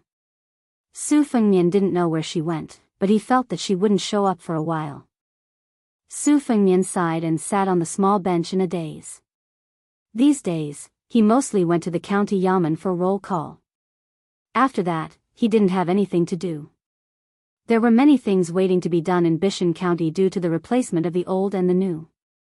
It should have been the most difficult time in the county yamen, but the county magistrate Feng Guan was incomparably powerful and monopolized the power. Zhuo Jing had been fighting openly and secretly for power several times, but he had lost. He had nothing to do. It seemed that he wanted to seek some support from his backer. For the time being, he chose to rest and lie low, waiting to see how long Feng Guan could run rampant. Bai Shangguan's ambition didn't lie in one county or one county. He often went to the passes in Yenji County to relax and make friends with the commandant who had real power in Bailiang. In the present Bailiang County, not to mention the 14 new commandants, any commandant who held the commander's seal was already a very popular person. There were two reasons why Su Fengnian chose Bishan County as his base. First, the aftermath of the Yuzhou incident was still lingering. He had to keep an eye on the new provincial governor Hu Kuei and the Yuzhou general Huang Fujin to see if they could play the role of good cop. Second, Yenji County was close to the border. Su Fengnian was greatly disappointed by the number of soldiers in Yuzhou, and he didn't have much confidence in the Yuzhou border army. He wanted to go to the border to take a look when he had time. Third, he wanted to personally experience the new atmosphere in Bailiang's officialdom. He could see the big picture from a small clue. It was more accurate and comprehensive than hearsay or even spies' secret reports. Just like the current situation, the internal friction between Fengguan and Zhuajing in Bishan County, and the discord between the county magistrate and the county magistrate had already made Su Fengnian worried. Su Fengnian looked at the sky and got up to go to the kitchen. He helplessly found that the rice jar was already empty. Although he was now no different from a Taoist priest in terms of fasting, and his mysterious realm was far beyond that, since ancient times, sages and virtuous men had always talked about cultivating Taoism and not immortality. Besides, in order to achieve immortality, what good would it do to cultivate oneself to an inhuman state before becoming an immortal? During this period of time, Su Fengnian didn't forget to eat, drink, or sleep. He went to the table and took a bag of silver, intending to go out and buy a bag of rice. Perhaps it was because Bishan County was barren and unruly, the local tyrannical families didn't treat these newly appointed officials well. The families headed by the Zhu family even closed their doors and refused to see any guests. They were determined to draw a clear line between themselves and these new officials. Chapter 1055. Just as Su Fengnian was about to leave, a young man rushed into the small courtyard, carrying a bag of rice on his shoulder. Su Fengnian did not stand on ceremony with him, accepting the bag of rice with a smile and pouring it into the rice vat. The young man beside him was surnamed Zhu, and his name was Jingli. They had gotten to know each other through drinking. He was a local born and raised in Bishan County, and he claimed to be a poor son of a small family that had been rejected by a wealthy family in Yenji County. How could Su Fengnian not have guessed that he was a true descendant of the Zhu family? However, since Zhu Jingli was unwilling to admit it, he did not expose him. Zhu Jingli had a free and easy temperament, and was one of the few righteous sons of a large family. It was probably because of his Bailiang's knight-errant nature that he did not mix well with the other sons in Bishan County. Instead, there were many disputes. A few years ago, because of an incident that implicated his family, he had gotten into a heated argument with the previous county magistrate. One must know that the county magistrate was not an official. The county magistrate's position was not high, but it was the local emperor under the provincial governor. To be able to sit in this position, one must have a background that was not to be underestimated, and one must also have an extraordinary knowledge of officialdom. It was easy for him to cause the downfall of the commoners. Zhu Jingli dared to provoke the county magistrate because he himself did not understand the ways of the world. Moreover, the Zhu family in Bishan County did indeed have a deep foundation. If the head of the Zhu family really spoke, not only the county magistrate, even the governor of Yenji County, Hong Shandong, would have to obediently keep quiet. It was only because the Zhu family had retired in recent years that the monkeys in Bishan County were able to become kings. Zhu Jingli was a guy who liked to nag. At this time, he was laughing at how Su Qi's position as a registrar was too shabby.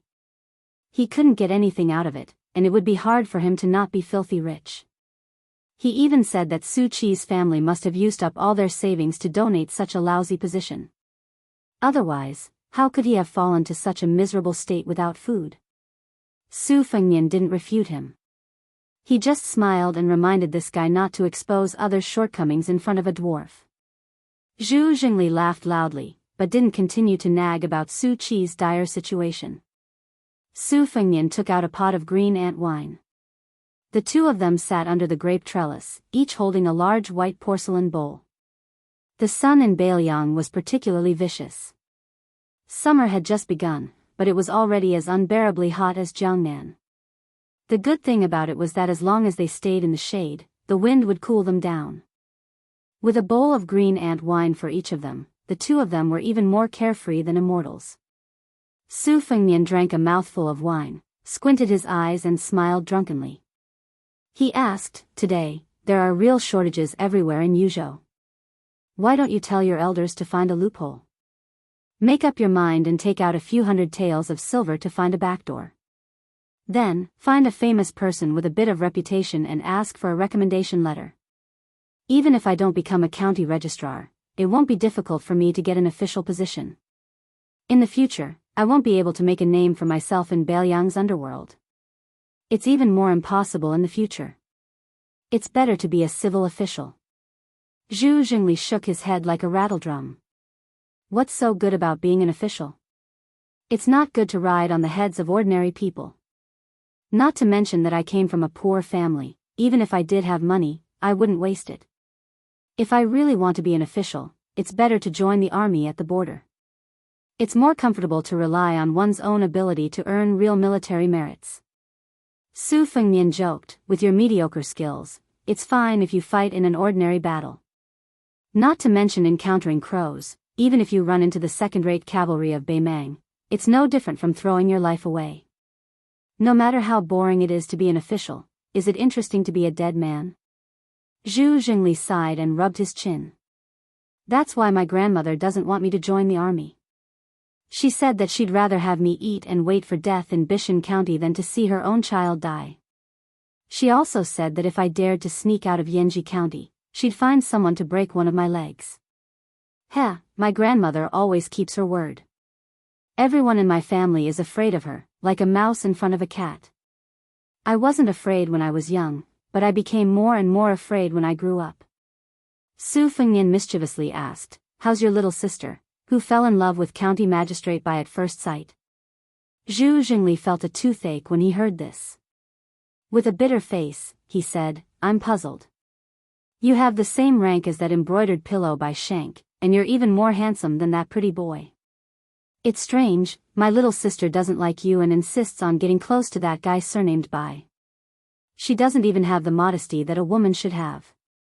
That's fine, but there's an old saying that a man chasing a woman is separated by a mountain, and a woman chasing a man is separated by a layer of gauze. I don't think that guy surnamed Bai gives my little sister any face. That's why I'm so worried. And if that scowling guy really becomes my brother-in-law, I'll definitely." "Su Qi, what's that saying again?" Su Fengnian laughed. "Chickens and dogs hear each other's voices, but they don't interact with each other for the rest of their lives." Zhu Jingli slapped Registrar Su's shoulder and didn't forget to wipe the wine off his hand.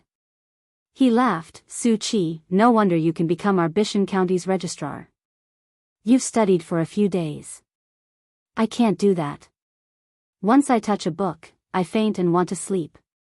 If I were to practice martial arts, I wouldn't have a problem even if I didn't rest for a few days and nights. But my grandmother wouldn't let me practice martial arts no matter what. Sigh, brother, I'm just a waste of my talent." Su Fengnian smiled and said bluntly, "Your talent is average and can't be much better. I'm only telling you the truth because we're friends." Zhu Jingli didn't get angry. He glared at him and said, "When Wang Xianji first started out in the martial arts world, the seniors in the martial arts world said that her talent was average. Besides, I don't have to be a world-shaking hero to practice martial arts. It's fine if I can beat up a few bullies in the village." Su Fengnian nodded. Zhu Jingli finished a bowl of wine and shook the wine pot. There was about half a bowl left. He put it down and said that he had snuck out from home to get some fresh air. He still had to go back and deal with the books of the saints. If his grandmother found out, he would be crippled the next time they met. Su Fengnian didn't send him off. He laughed, "Remember to bring wine the next time you visit." Zhu Jingli, who had jogged away, turned around and raised his middle finger. Su Fengnian smiled and poured himself another half bowl of wine. He sat alone under the grape trellis. The breeze caressed his face and he was in a good mood. Before he finished drinking the green ant in his bowl, he put the bowl on the bamboo chair and stood up to welcome the guest. A white-haired old woman slowly walked into the courtyard with a walking stick. She was stunned when she saw Su Fengnian. She sat down in front of Su Fengnian. Su Fengnian only sat down after she sat down. The old woman was the head of the Zhu family in Bishan County. The Zhu family had 4 generations. In the previous 3 generations, there were more females than males. Zhu Jingli was the only child in his generation. According to the family tree in the ancestral shrine, there should be 6 or 7 uncles. However, none of them were alive today. It was the same for the previous generation. The old woman was the eldest daughter-in-law of the Zhu family. As time passed, she became the true backbone of the Zhu family in Bishan County. She was considered a virtuous and respectable mistress in the entire Yanji County. It was said that when the Su family took over Bailiang, General Su Shao and Princess Consort Wu Su had stayed in the Zhu family. Just based on this, who would dare to belittle the Zhu family in Yuzhou, let alone Yanji County? Moreover, the 12 men of the Zhu family of 2 generations had all died at the border in the past 20 years. The old woman was slightly lost in thought. She looked at Su Fengnian and said softly, "You really look like him." Su Fengnian wanted to say something but stopped.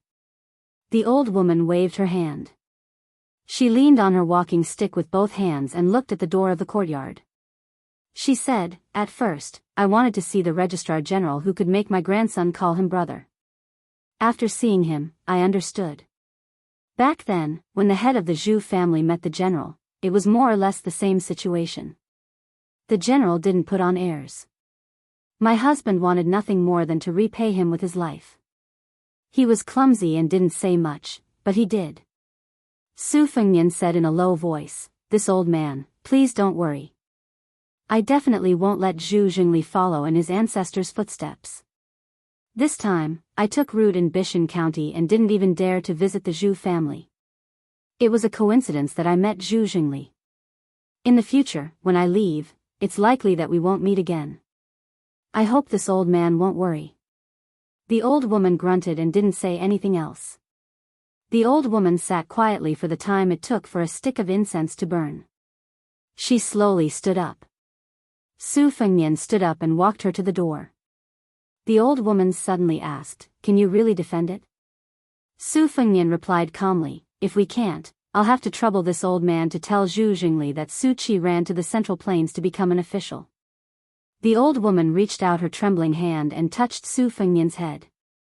The old woman slowly walked towards the carriage that was parked at the corner of the alley. Before she got on the carriage, she saw the young man at the door silently watching her leave. She murmured, "So similar." Chapter 1056. The capital of Yanji County was close to Qingan County. Su Fengnian, as the county clerk, didn't visit Governor Hong Shandong back then. This time, he rushed to the capital because he had other plans. Now, he didn't even have a coachman by his side. Su Yanbing went to Gourd Mouth of Yuzhou to serve as one of the 8 captains of Bailiang's border.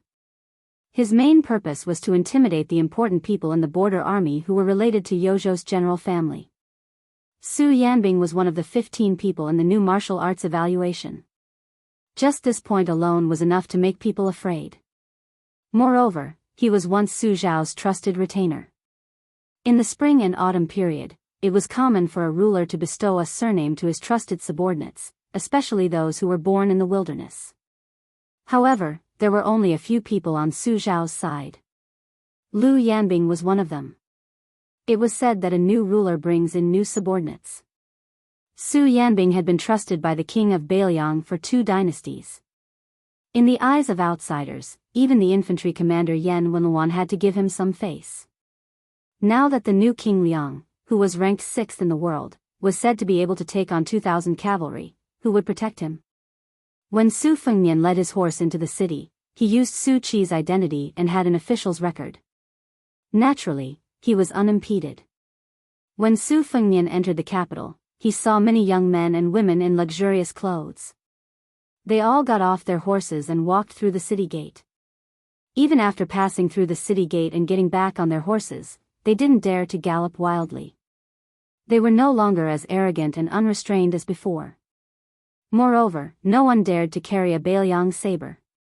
It was probably because the smell of blood in Yuzhou had yet to disperse. Half of the northern Liang's heroic image had been forcefully stripped away. After Su Fengnian entered the city, he continued to lead his horse slowly toward a rare house with mountains and water.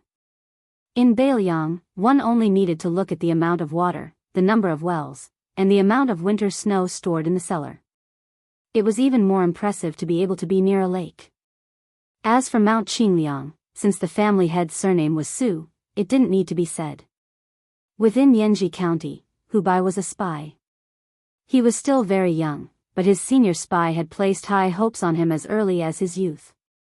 It wasn't common for a spy to become an official in Bailiang, but logically speaking, it shouldn't be difficult. Hu Bai was very handsome. He didn't read much, but he was born with a scholarly air. The turtle spy in Yanji County had once been his master's subordinate, so he had taken care of Hu Bai in silence.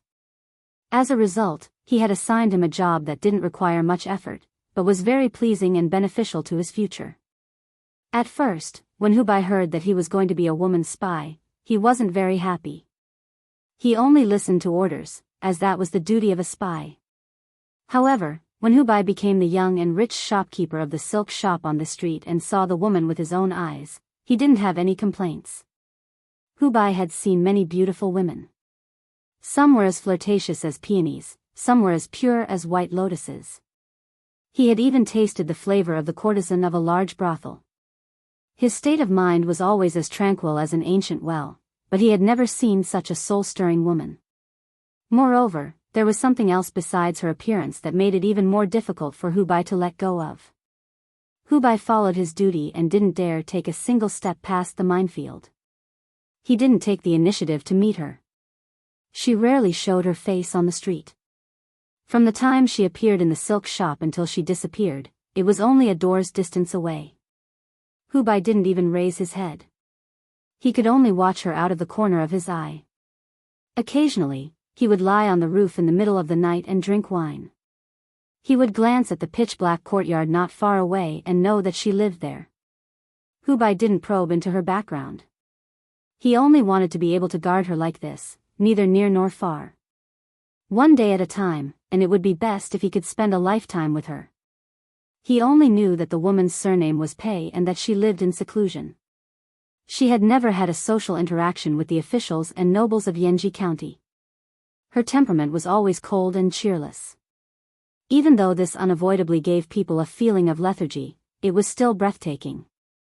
There were many manners of influential people in Yanji County nearby, and it wasn't that there weren't people with a keen sense of smell who would act upon hearing the news. On a dark and windy night, Hu Bai had personally knocked out more than 10 people, including their master and servants. The military chancellor, who was as fat as a pig, was choked by Hu Bai's neck, lifted a foot off the ground, and viciously smashed his head against the wall of the alley, causing him to faint on the spot. That night, when County Governor Hong Dong heard about this matter, he got out of bed in a hurry and flew into a rage. He actually mobilized a large force and quickly mobilized 30 armored soldiers armed with crossbows to drag away those fellows. The next day, not only did the military chancellor lose his official position, his entire family was expelled from the county city. After that, no one dared to fight anymore. There were still people who wanted to fight to win a smile from the beauty, but they never saw that door open. Later on, it was unknown what the county governor said, but the loafers in the noble families who liked to pretend to be cultured disappeared overnight. That alley returned to its original tranquility without a trace of smoke and fire. Today, Hu Bai was skillfully dealing with the wealthy women in gold and silver, earning the best money in the world. Between transactions, it was unknown who was taking advantage of who. He was teasing 2 women who were like wolves and tigers when he suddenly caught a glimpse of someone leading a horse past the door. In the blink of an eye, he sized up that person from head to toe, not even missing the quality of the horse and the material of the saddle. Not sensing anything strange, Hu Bai planned to withdraw his gaze. Unexpectedly, that person, intentionally or otherwise, turned his head to look inside the shop and happened to meet Hu Bai's gaze. The two of them almost smiled at the same time. Hu Bai waited for that person to ride past and disappear from his sight before he frowned. However, when he thought about how there were many hidden guards on this street and how there was no lack of experts who were more skilled in martial arts than him, he didn't worry unnecessarily. The corners of his mouth curled up, thinking that the young master's appearance was extremely pleasing to the eye. In Yanji County, which was full of beautiful women but sloppy men, it was indeed rare to see such a person. When the women in the shop saw the smile on Hu Bai's face, they were even more willing to spend a lot of money. However, when they held the satin material, the strength of their palms that brushed against the back of Hu Bai's arm quietly increased. After Pei Nanwei moved into this courtyard, she left behind 2 diligent young maidservants to serve her, but they couldn't be considered intimate. She would only joke with them when she was in a good mood. These were all teasing words from an experienced woman. She would ask them if they had someone they liked or if they needed her to be a matchmaker. The maidservants would always blush and mumble, not knowing how to answer. After laughing, Pei Nanwei would turn around and forget about it. She didn't really want to be a matchmaker. Over time, the 2 maidservants roughly understood the temperament of the mistress of the courtyard. At first, they thought that she was a concubine kept in a golden house by some official in Yanji County. Later, they didn't see any men enter the courtyard, so they didn't have this conjecture. She was such a great beauty that even they couldn't take their eyes off of. If someone really took a fancy to her and raised her here, how could he bear to throw her away and not come back to pamper and dote on her for a few months? Today, maidservant Zhu Hai heard a series of tireless knocks on the door. At first, she didn't want to pay attention to it, thinking that it was an ignorant fellow who would soon be dragged away like a dead dog. But after half a cup of tea, the knocks didn't stop. Zhu Hai was puzzled. Was there really such a hero in the county capital who didn't fear death? She hesitated for a moment, thinking that since her mistress was in the backyard and couldn't hear anything, she might as well go and take a look to see who was so reckless. When she opened the door, she was immediately stunned. Oh, it was a handsome guy, so handsome that he looked like a scholar from the novel, Gifted Scholar and Beautiful Woman. Moreover, after he opened the door, he smiled at the maidservant Zhu Hai across the threshold. His smile made Zhu Hai's heart beat like a deer. She only felt that he was gentler and more handsome than shopkeeper Hu from the neighboring silk shop. Su Fengnian gently said, "My name is Su Qi. I am the prefect of Bishan County. Your mistress Pei knows me. May I trouble you to inform her?" The maidservant was in a difficult position. She knew about Bishan County, and she also knew the importance of a prefect. But if this person said that he knew her mistress, she wouldn't believe it even if she was beaten to death. "Young Master Su, no matter how handsome you are, it's not a reason for you to swagger into the courtyard." She didn't dare to disturb Mistress Pei because of this. If everyone had to report their name, this courtyard would have long been trampled over by the group of lechers from Yanji County. Even the limestone bricks on the ground of the alley would have to be replaced. Zhu Hai's face was full of suspicion and doubt. She was unwilling to move, so she just stared at him, unwilling to turn around. Su Fengnian was also a bit helpless against this dutiful maidservant. After thinking, he said, "Prefectural Governor Hong Shandong sent me here. If you inform Mistress Pei and she still refuses to see guests, you can hit me with a broom. Is that all right?" Chapter 1057. In Yanji County, Hong Shandong was already the highest-ranking official. To be able to work in this courtyard, the servant girl, Zhu Hai, also knew the severity of the situation. After thinking for a moment, she said earnestly, "I'll go and inform the young lady. I won't close the courtyard door, but you're not allowed to walk into the courtyard without permission." Su Fengnian nodded. The servant girl turned to leave, half believing and half doubting. She didn't forget to turn her head to see if the young man was really being obedient. Seeing that he didn't move at all, she quickened her steps and boldly went to the rear courtyard to inform the young lady. Su Fengnian sat on the threshold, his back to the courtyard. He looked at the horse on the street that couldn't be considered a good horse, but it wasn't a bad one either. As for the few pairs of cold eyes hidden in the shadows, Su Fengnian could easily and clearly feel their heartbeats. Su Fengnian was somewhat moved by their strict adherence to their duties. When outsiders mentioned Bailiang, their first impression would definitely be of the invincible cavalry and the White Horse Scouts. However, they weren't familiar with the Bailiang spies and death soldiers that Chu Lushan had single-handedly created. In fact, over the years, there hadn't been many battles between the two armies on the battlefield. However, the exchange of lives between Bailiang and Beimang's spider web and Liang's Zhao Go had never stopped. Su Fengnian came to his senses and turned his head to look. He didn't know whether to laugh or cry. The servant girl actually carried a broom and angrily ran over. She wouldn't stop until she kicked him out of the door. He didn't need to guess to know that the woman, Pei Nanwei, had set a trap for him. Su Fengnian stood up and watched the servant girl use the broom to use the long-lost, dog-beating stick technique in Jianghu. He quickly left the courtyard and retreated to the bottom of the steps. He laughed angrily at the courtyard door and said, "The one surnamed Pei, you win." The maidservant stood at the door angrily and waved the broom. She suddenly turned her head and saw her miss standing on the steps in the courtyard with a smile that she had never seen before. There was no coldness when she was listening to her report. Only then did Zhu Hai realize that she had most likely made a big mistake. She turned her head and looked pitifully at the young master named Su Qi at the foot of the steps. The young man who was almost hit in the face by the broom smiled and walked up the steps. He was not angry. He took the broom from her hand and stepped over the threshold. He glared at Pei Nanwei, who was gloating. "Is it very fun?" Previously, she had lost her status as Princess Jing, and now, she didn't even have a place in the beauty rankings. Her expression turned cold once more. The servant girl, Zhu Hai, stood timidly behind Su Fengnian, not knowing what to do. The other servant girl stood behind Pei Nanwei. She looked at the young man who was dressed in plain clothes. Like Zhu Hai, she felt that it was inconceivable.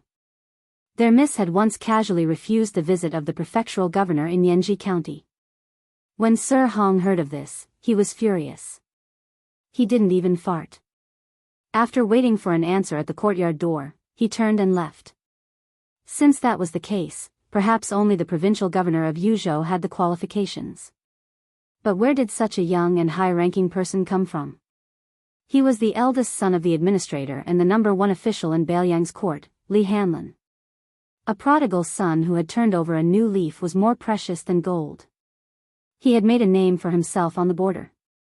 But wasn't he just a ranger of the crossbow cavalry? Pei Nanwei's expression was full of mockery. She sneered softly, "Zhu Hai, Mei Jiao, why haven't you paid your respects to the king of Bailiang who is visiting Yanji County incognito? You should know that you won't get another chance like this if you miss this village. Not everyone can meet the youngest pillar Gua of the Liang dynasty." The two servant girls didn't have time to distinguish between the truth and the lies. They were so frightened that they fell to their knees with a thump. Zhu Hai, the servant girl who had been holding a broom, immediately burst into tears. Su Fengnian said softly, "Get up. Don't listen to your miss nonsense." The servant girls didn't dare get up even if they were beaten to death. They would rather believe that it was true than not. Who would dare joke around with their lives? If it really was that new king of Bailiang who killed without blinking an eye, wouldn't killing these two servant girls be as easy as breathing? Besides, the whole of Bailiang was amazed that the new king of Bailiang was the 6th most powerful person in the world. If he was happy, wouldn't he have his cavalry kill people? If he was unhappy, he would do it himself. Su Fengnian put down the broom and said to Pei Nanwei, "I am now the secretary of Bishan district. I need someone to cook. Do you have any ideas?" Pei Nanwei said resolutely, "No." Su Fengnian dismissed it with a smile. He walked over and picked up the girl, then walked towards the courtyard door. Pei Nanwei wanted to see the world in chaos. She screamed, "Someone come! Someone is kidnapping a girl." No one paid attention to her fanning the flames. The two servant girls secretly looked up and saw their miss, who had a cold temperament, screaming like she was possessed. No matter how young they were and how inexperienced they were still girls.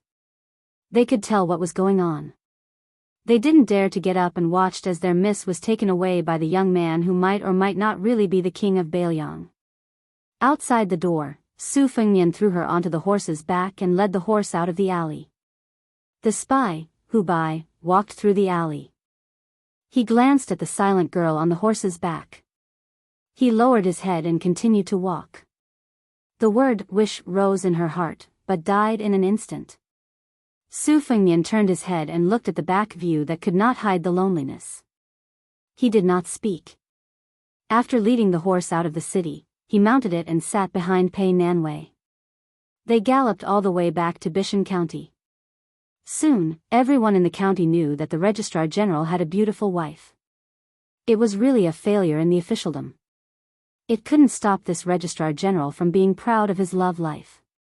When the county premier, Zhou Jing, heard that everyone in the county yamen was talking about this, he couldn't hold back anymore. It was the first time he took the initiative to bring wine to his humble home. It was indeed amazing. However, the woman was wearing a bramble hairpin and a cloth dress. It was really a trap for Su Qi, who had fallen from grace. If it was him, wouldn't he serve her like a female bodhisattva?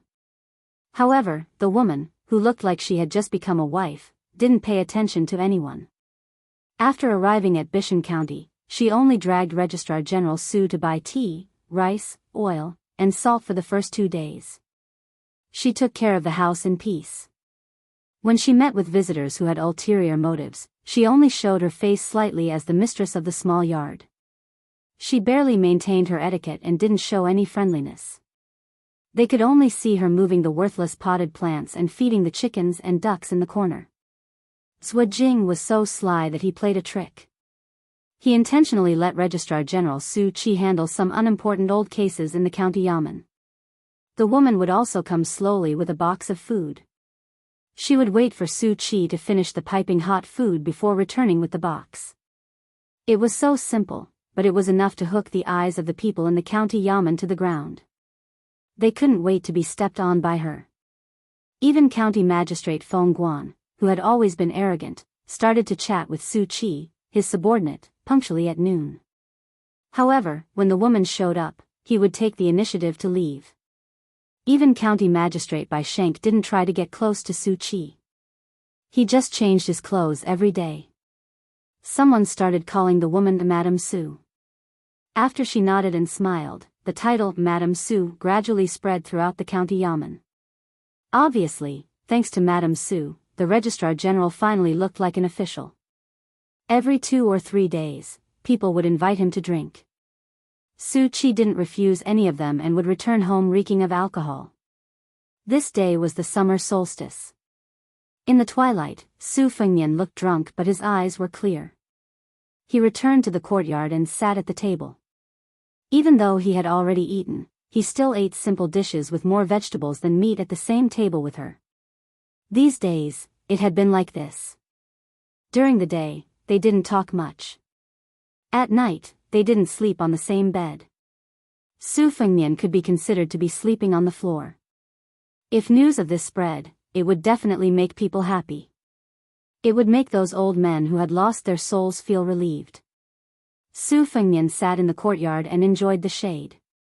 Pei Nanwei cleaned up the dishes and lay on the bamboo bench beside Su Fengnian, gently shaking a reed fan. Pei Nanwei said, "It's the summer solstice." Su Fengnian grunted. Pei Nanwei stopped fanning and asked, "Many people are going to die in Guangling?" Su Fengnian was silent. Pei Nanwei raised her head and looked at the twilight. She laughed softly and said, "The good people in the history books are all perfect people without any flaws. As for the bad people, it seems that they can't do a single good thing. If you were to die one day, wouldn't there be a single good word about you?" Su Fengnian squatted on the small bench and still didn't say anything. He only took the fan in her hand. He wasn't as stingy as she was. After waving the fan, both of them felt cool. Pei Nanwei leaned to the side and gazed at him. "Aren't you number 6 in the world? If you can conjure 1 or 2 mu of reeds for me, I'll let you sleep on the bed tonight." Su Fengnian calmly said, "Even if I'm an immortal on Earth, I still don't have this ability.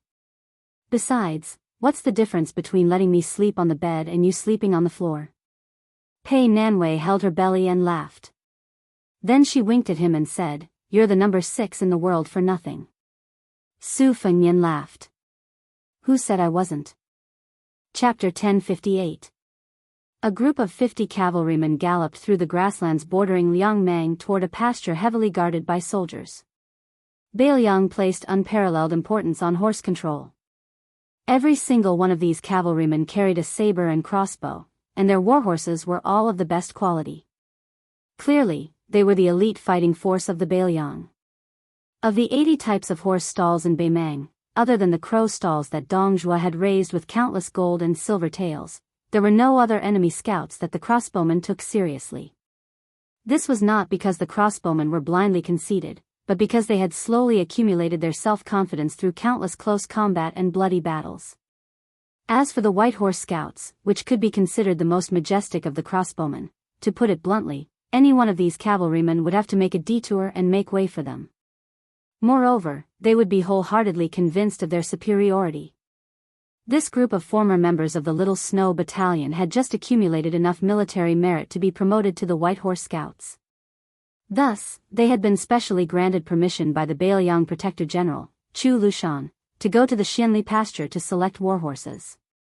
If these 50 cavalrymen did not deserve to be proud, then who else in the world deserved to be proud in front of them?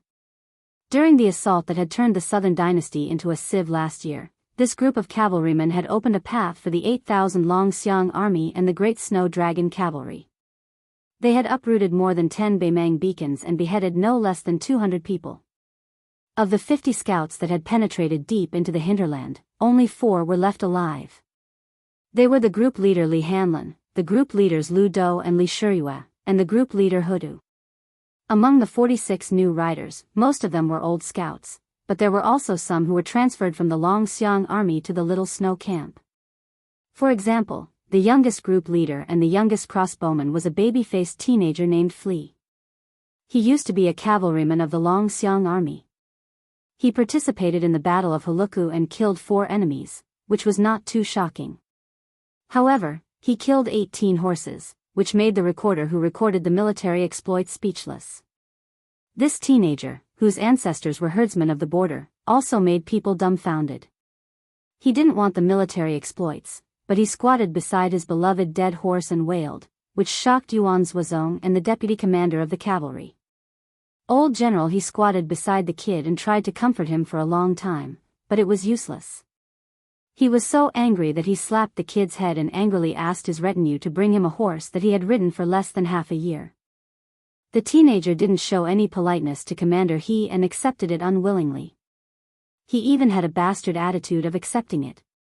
If Yuan Zuozong didn't drag him away, the bad-tempered commander he would have kicked the little bastard. This was not a joke. When he had just become a crossbowman, Sergeant Hong Run had already suffered. In the end, he was beaten into a pig's head by the nimble young man. The young man's martial arts were not methodical. His skills were all unorthodox, especially his horsemanship.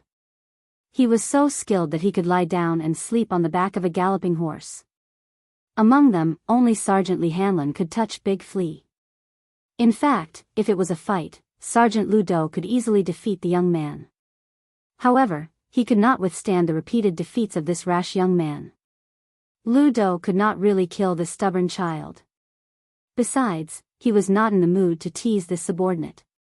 In the end, only Sergeant Li Hanlin could kiss Big Flea.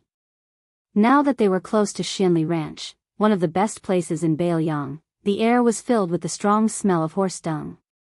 The 50 cavalrymen almost sniffed at the same time. Their faces were full of intoxication.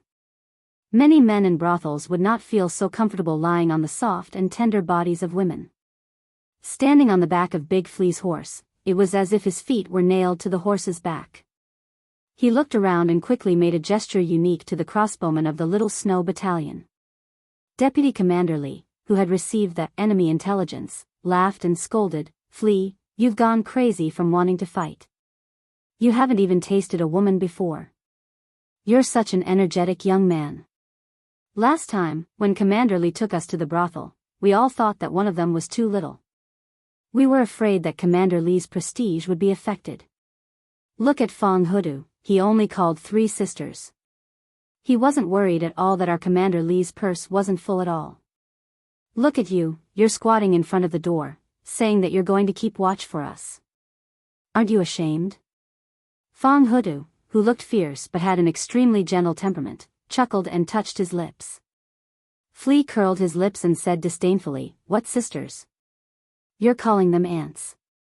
Sergeant Lee used to say that old cows eat young grass."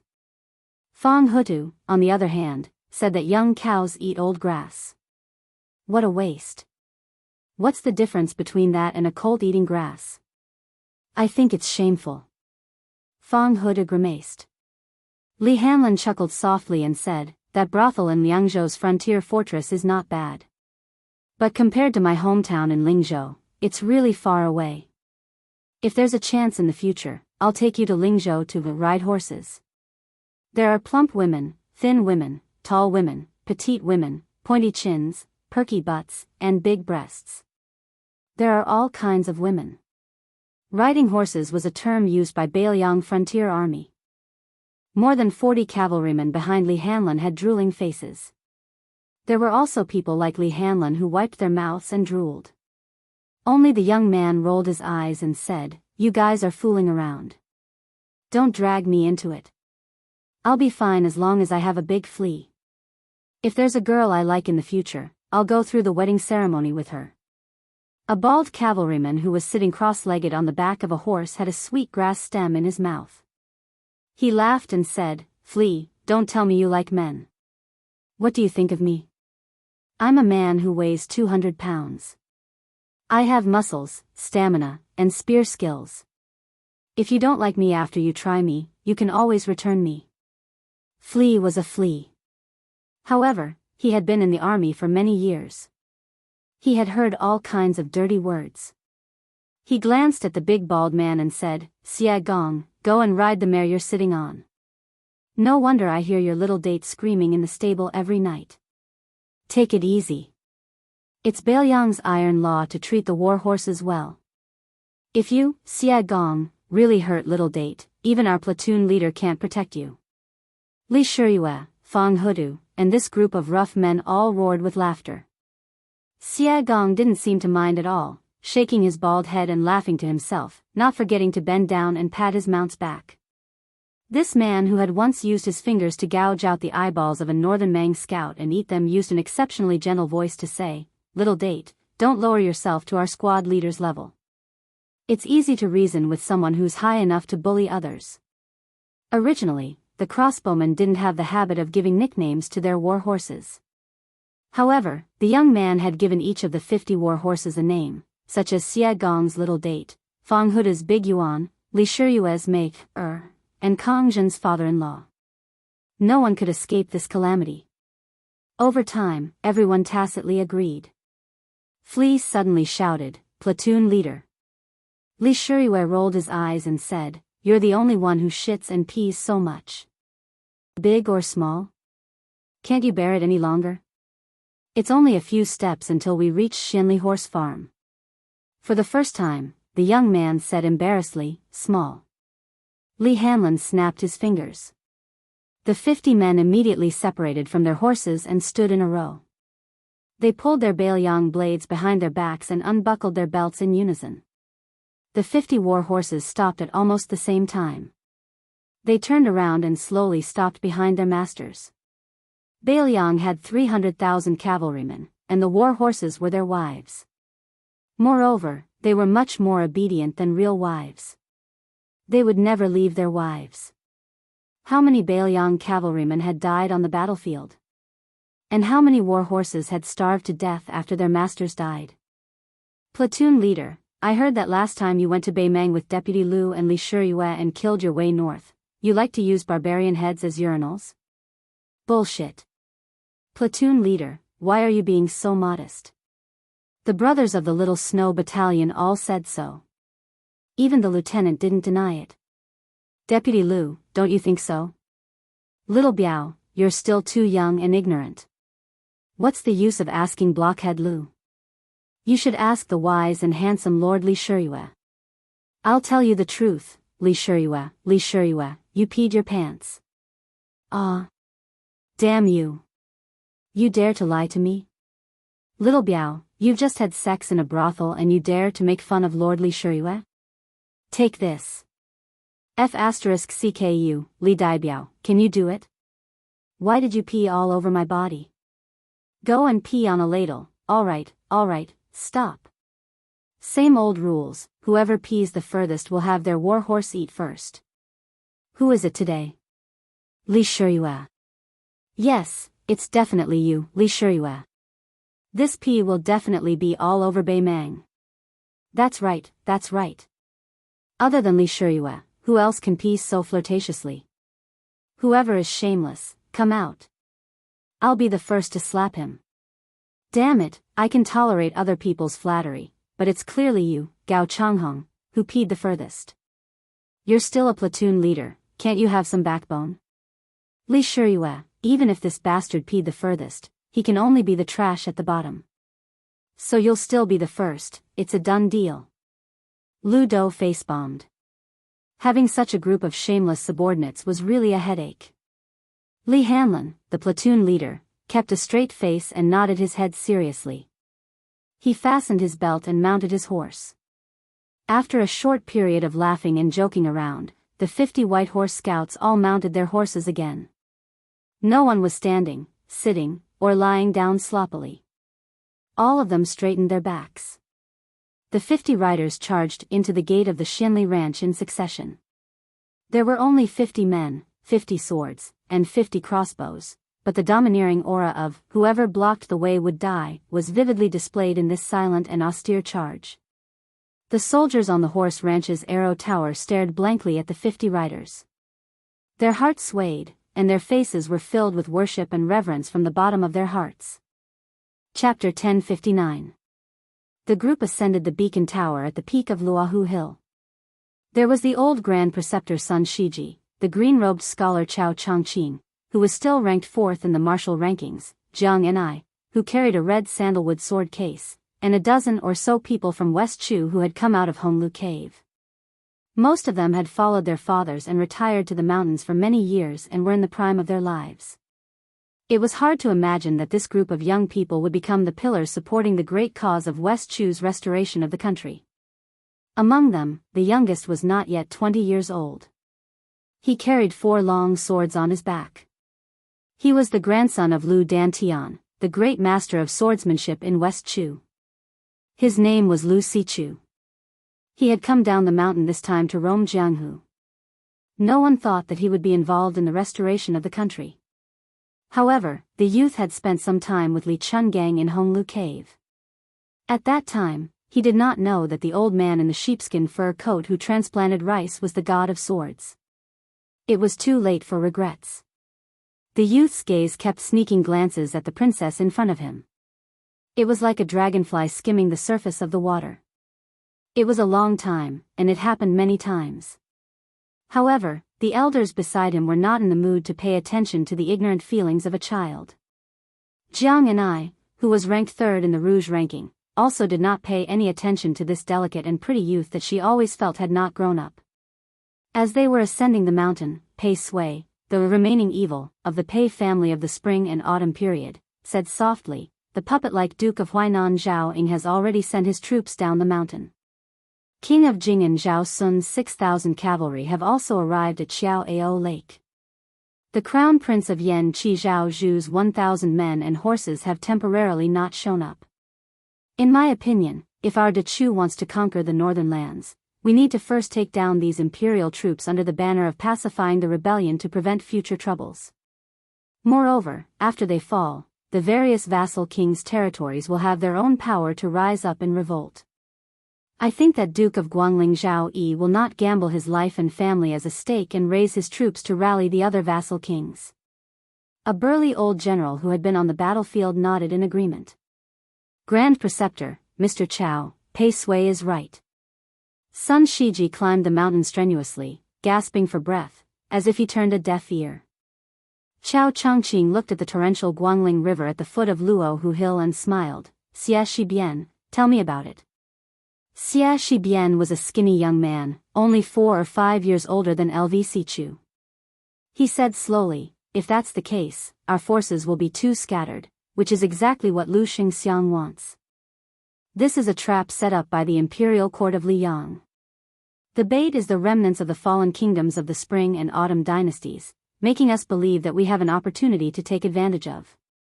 In reality, when it comes to fighting wars, Eastern Yu, Northern Han, and Southern Tang are all far inferior to the truly elite armies of the Zhao clan. 20 years ago, this was the case. 20 years later, there's no need to even mention it. Only our great Chu still has a chance. Since they can't even be relied on to fight wars, there's no need to extravagantly hope that they can accomplish great things. For something like vying for the world, all talk is useless. Pei Sui was refuted by someone younger than her, but she did not fly into a rage out of humiliation. Instead, she sank into contemplation. Among the group, Xie Shibian, who was born into a humble family, did not have the slightest bit of stage fright. Stopping his steps, he extended his finger and drew a line from west to east. In a deep voice, he said, according to Southern Tang's #1 general, great ancestor Gu, the geography of the world is generally higher in the northwest and lower in the southeast. Mountain ranges and waterways run horizontally from east to west, resulting in a confrontation between north and south. More often than not, the north has the advantage over the south. This is especially true for the south and east, which are covered by the ocean and lack room to maneuver. Many of the southern governments like to rely on the great rivers and rivers, using boats to engage in naval warfare to obstruct the northern cavalry from fighting on land. However, the Guangling Road, which is located in the middle of the north and south, is not the same. It has the natural advantage of guarding the river, as well as the valuable foundation of its geographical advantage. Thus, if we fail to defend the river, we can retreat to defend the Huai. If that doesn't work, we can still defend the river as our last resort, preventing us from collapsing 1,000 li. Since we have such a geographical advantage and manpower, we shouldn't waste it. There are only two things to do. The first is to beat them up.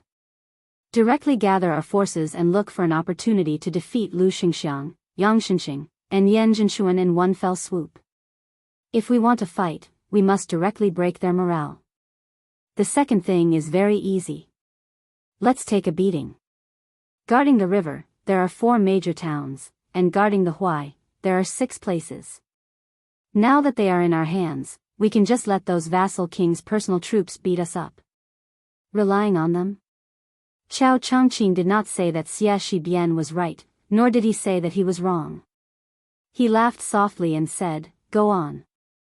I know you have the nickname, Xie half-sentence." Chapter 1060. Xie Shibian nodded and said, "Being beaten is not because Xie Shibian is looking down on the heroes of the world. It is because our Dechu has the advantage and is not a cause for concern." When the Su family's iron cavalry went south, our great general Shoujiang rebelled. However, we still made Su Shao suffer a lot on the 2 fronts of the Huai and river. The battle at the tomb of the princess, the great halberd warriors defending Jinghe, and then the decisive battle at West Leibi. In addition, there were many small and medium-sized battles. Which one of them was not beaten to the point where only bones were left and not meat were left? At that time, it was almost to the point where today, Su Shao gave Chu Lushan 3,000 soldiers and horses, and he could defeat everyone on the same day. If it were not for Chen Jibao's military strategy that was at the pinnacle of haggling over every detail, and if it were not for Yuan Zuozong, who had an excellent view of the overall situation, who was able to win several crucial battles in a row, Su Shao might not have been able to defeat West Leibi like a snake swallowing an elephant. When the young man said this, Grand Preceptor Sun Shiji suddenly lamented, "Unfortunately, there is no if in history. The winner is the king and the loser is the bandit." The great Dechu became the fallen West Chu, and Li Yang became the ruler of the world. In fact, at that time, Dechu looked at Li Yang the same way Li Yang looks at Beimang now. They were both uncivilized barbarians. Even if they put on the scholar's robes, they were still not worth mentioning. Xie Shibian respected the Grand Preceptor and waited quietly for a moment. Seeing that the old man had nothing else to say, he continued, "Now that the war between Li Yang and our Dechu is about to begin, the people of the Zhao clan are not satisfied and think that victory is within their grasp. They are multitasking and want to win on both sides of the chessboard at the same time. One is to win against us, the other is to win against the world. Liang wants to borrow Dechu's saber to kill people and chop off the last breath of the remnants of the spring and autumn people. That will depend on whether they have the ability to hold this saber tightly. So we have to strike quickly, accurately, and ruthlessly. In the end, Great Peace City only has two Ping vassals. One is Gu Jintang's old faction that has long moved north to the Lianglia border. The other is a new faction led by Lu Baijia and Lu Xingxiang of the Ministry of War. Gu Jiantang is under the control of Beimang, and Lu Xingxiang has yet to fully develop his wings and is leading troops south. If we don't kill them now, when will we? Pei Sui frowned and said, Lu Xingxiang is an old man of the Guangling Spring Snow Building. He is not unfamiliar with us. Won't he have a countermeasure? Xie Shibian shook his head and said, Lu Xingxiang knowing is one thing, whether he can do it or not is another. Just talk about the Ministry of War. Lu Xingxiang is only the left assistant minister, not even a minister. How can he control Yang Shenxing and Yan Zhenxuan, these old generals who have made meritorious contributions during the spring and autumn period? Besides, Pei Sui smiled and said, you don't need to say the second half of your thanks. I know. The son of the Zhao family is incomparably conceited. Perhaps he is intentionally giving us a taste of the sweetness. Just as you said, the armies of the vassals are all bait. Since the Liang imperial court dares to have such disdainful thoughts, there is no harm in openly climbing up the pole. Xie Shibian smiled knowingly. Sun Shiji walked into the beacon and climbed the stairs to the top. He gazed at the rolling eastern dying water at the foot of the mountain. Other than Chao Changqing and Jiang Enai, the others had intentionally or unintentionally retreated far away. The old man said faintly, the imperial court has asked me to return here to be the administrator of the Guangling Path. There are only 4 words, please enter the jar. Chao Changqing said softly, the forces of Zhulu Mountain and the spies of Huang Sanjia around the Guangling Path are all for us to use. The old man turned his head to look at this Confucian saint. He said with a sigh, Changqing, Dechu has dragged you down. The dragon carp of the Chao family was the proudest. After entering the palace at a young age, he studied under the imperial advisor Li Mi and made his debut in the imperial palace of Dechu. After that, he was unknown for more than a decade. He was always a chess piece waiting for the emperor's orders. After Dechu was destroyed, if this Chao Guanzi had not fought against Great Peace City alone, who would have remembered that there were still people in Dechu? Chao Changqing shook his head and said, Old Grand Preceptor, you know what I want, and know that I have no regrets. The old man put his hands on the brick wall. Luo Hu and Xiao Feng Sui, a young master Feng who was on duty, had such a large group of people standing on the top floor. He could only hold his halberd and shrink into a corner. But he could not suppress his excitement. Old Grand Preceptor, Chao Guanzi, and the princess. If he could see any one of them, his life would have been worth it. When Master Feng, who had a sword at his waist, saw the woman with the red sandalwood sword box walk towards him, he was stunned. The beautiful woman who was famed in Great Peace City for her sword reached out with a finger. Master Feng's sword came out of its sheath and landed in her hand. She looked at the old sword that had just been taken out of the armory and saw the light of day again. She used her finger to wipe away some of the rust that normal people could not wipe away. She flicked her finger and it gave off a string of tinkling sounds like wind chimes.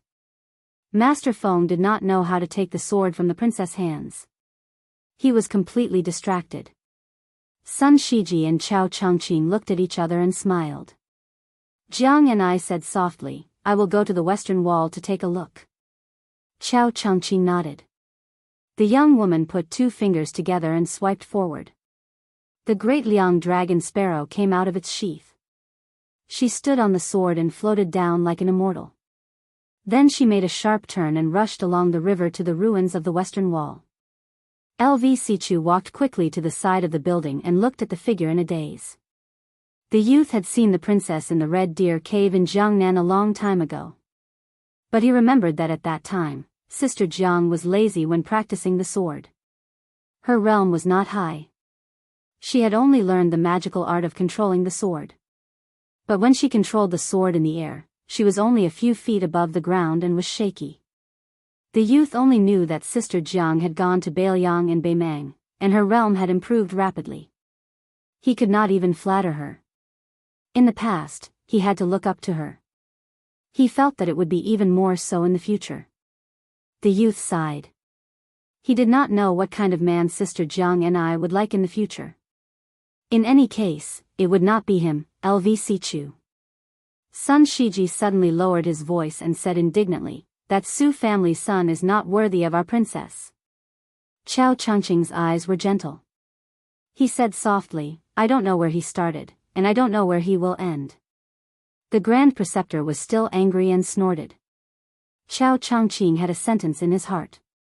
Su Fengnian, if one day I, Chao Changqing, turn from a scholar to a tyrant and become an earth immortal twice in my life, if I am still unable to protect the princess, don't disappoint me. Chapter 1061. Although a sparrow was small, it still had all the essentials. This was the case for the county yamen. The etiquette system was modeled after the 3 provinces and 6 ministries. Bishan County had 3 gates and 6 offices. Of the 3 gates, the soap gate was where the officials gathered, and the soap gate came from. As for the patrol gate, the roots of the Bailiang's roaming cavalry were in the patrol gate. The bailiff gate was easy to understand, and even a 3-year-old child would know about it. As for the responsibilities of the 6 offices, as far as Bishan County was concerned, County Magistrate Feng Guan monopolized the 4 offices of officials, workers, and punishment. He only left County Premiers Wajing with a ceremonial room in name only. County Magistrate Bai Shenk could be considered to have gotten a rather lucrative military room. As for the 3 gates, Feng Guan monopolized them and viewed them as his exclusive property. This was especially true for the soap gate, which followed County Magistrate Feng Guan blindly, making Zhuo Jing especially embarrassed. Actually, as the county magistrate, Su Fengnian should have been the one in charge of the soap gate. However, Feng Guan had even suppressed and ostracized county premier Zhuo Jing mercilessly, so why would he care about Su Fengnian's face? It was just that Su Fengnian's attention was focused on observing the county yamen's operations. As for whether or not this half-baked county magistrate had any authority, it was not important. Although this county magistrate had no intention of fighting for power, he still wandered around the county yamen's 3 gates and 6 offices when he had nothing to do. There were more than a dozen criminals imprisoned in the torture chamber. There were all sorts of people. There were old men who were unable to retire and purposely came here to make a living. There were human traffickers, young ruffians who were looking for trouble, and lowly flower thieves who stole women's undergarments and were sent to prison. However, among the dozen of them, there was only one old man in his 60s who was handcuffed and shackled. The shackles were large and the shackles were heavy shackles.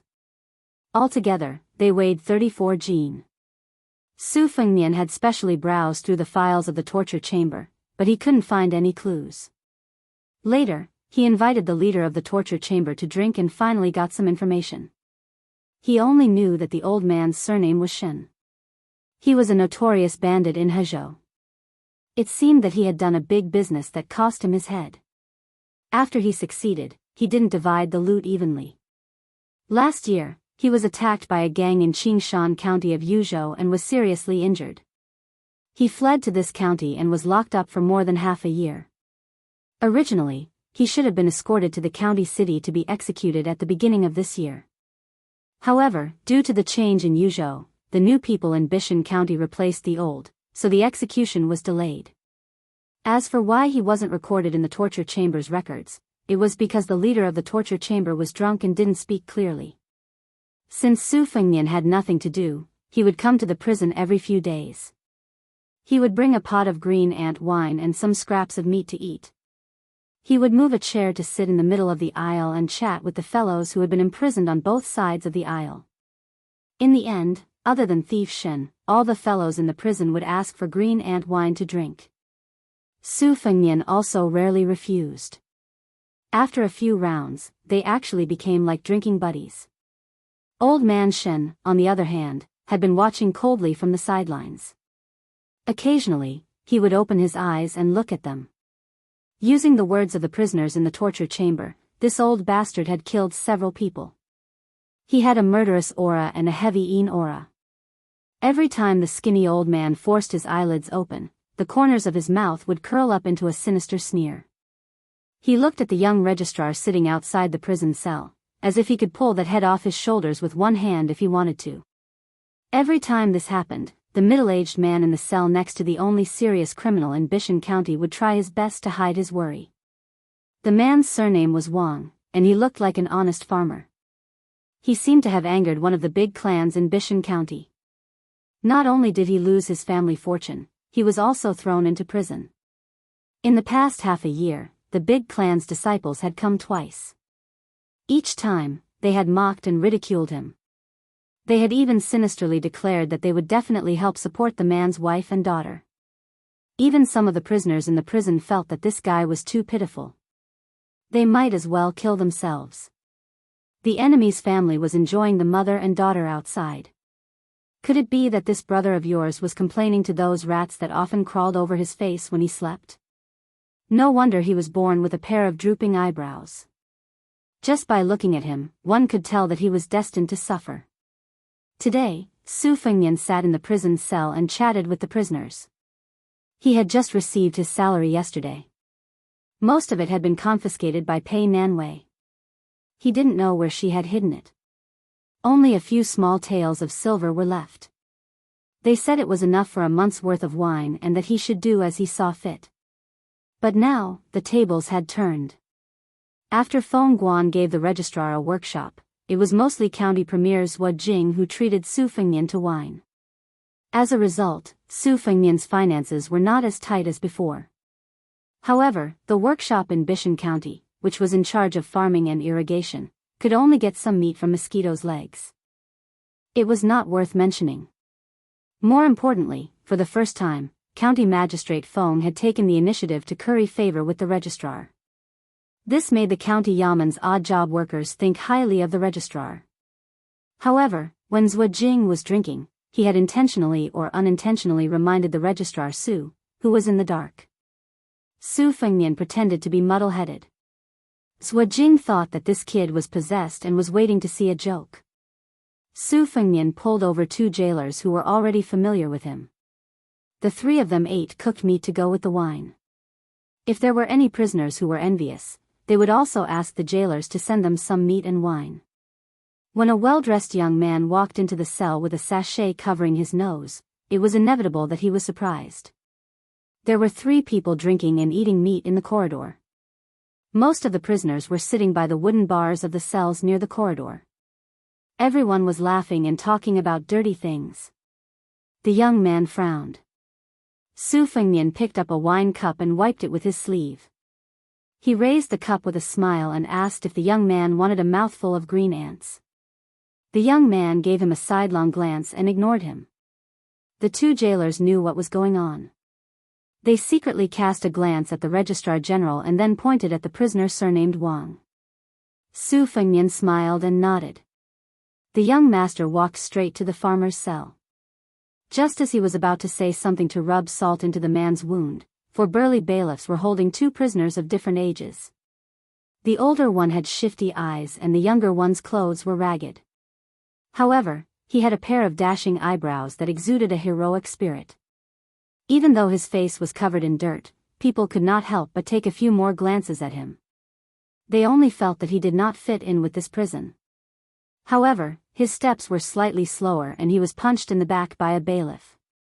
He staggered and almost fell to the ground. The older accomplice hurriedly supported him and smiled obsequiously at the bailiffs. Su Fengnian smiled and asked, "What crime did you commit?" The 4 bailiffs were closer to County Magistrate Feng Qua and County Magistrate Bai Shank. They had never paid much attention to this registrar. However, they had more or less accumulated some worldly wisdom in the officialdom. The leader of the bailiffs squeezed out a lukewarm smile and said, in reply to registrar, it was 2 lowly thieves. They were extremely daring and stole into this old man Zhu's house. They should count themselves lucky that they were not beaten to death on the spot. After he finished speaking, the bailiff quickly walked over to the young man who was using a scented pouch to cover up the stench of the prison.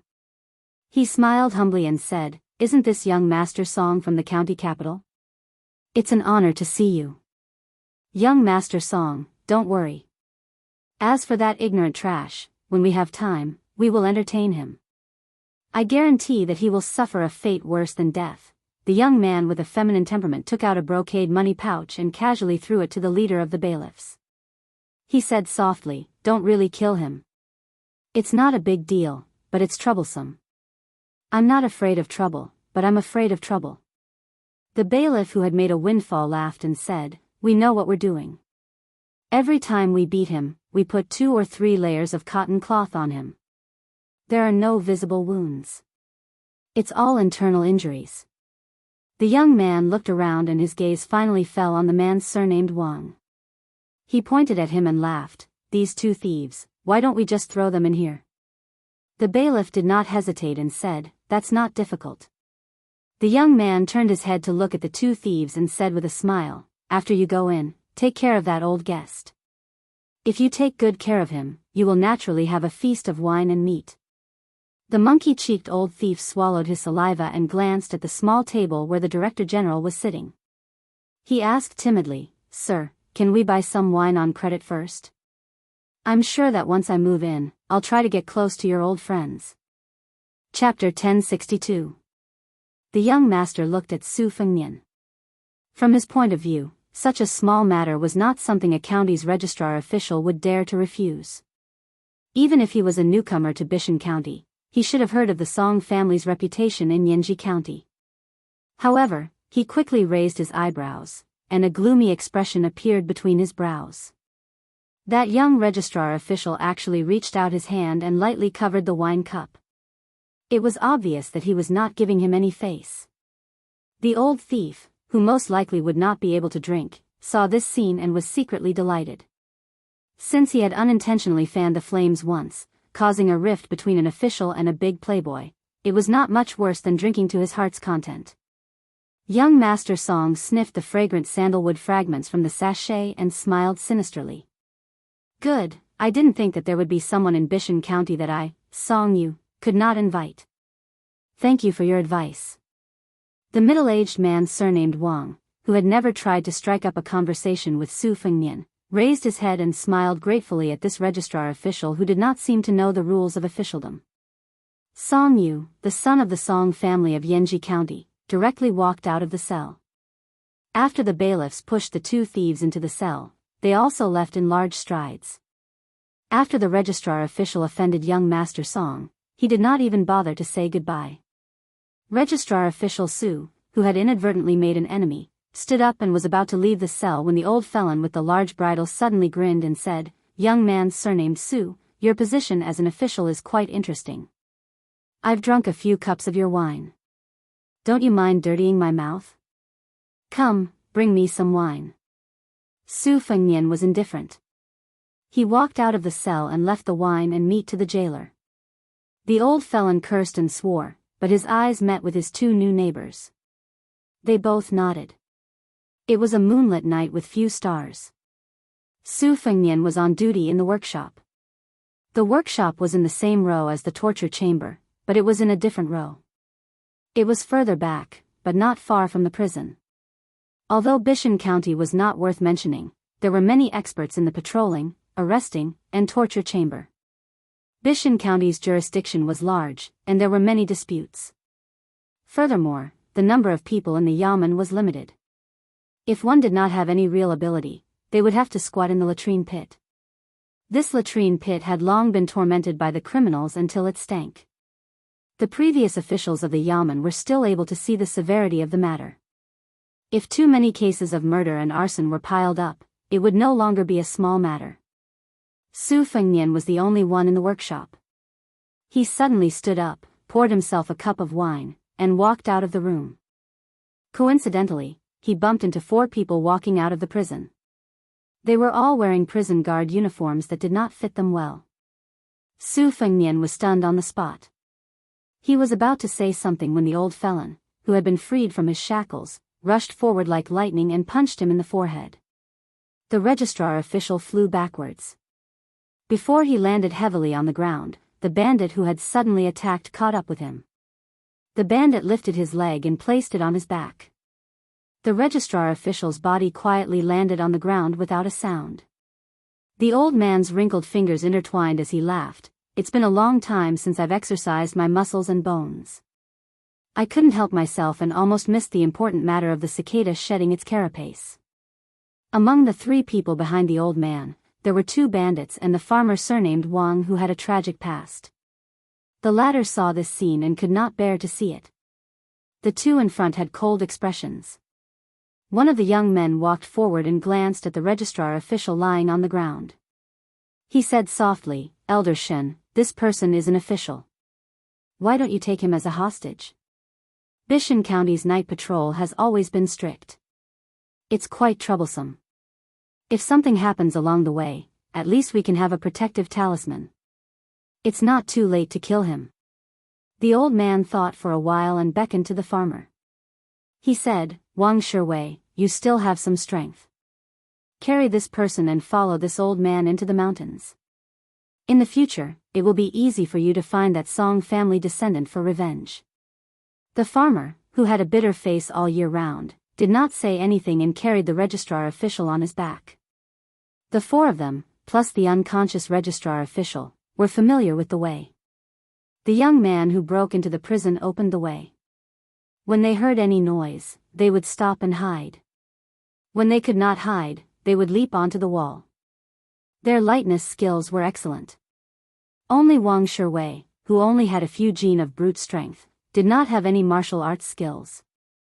The old man with the surname Shen gently grabbed him by the shoulder and carried him up the wall. This was probably what ordinary people called leaping onto roofs and vaulting over walls. The group of people left the county office without any danger. Bishan County did not have any deep trenches or high walls. Tonight, they also did not encounter any patrols. Just like that, they easily escaped into the distance.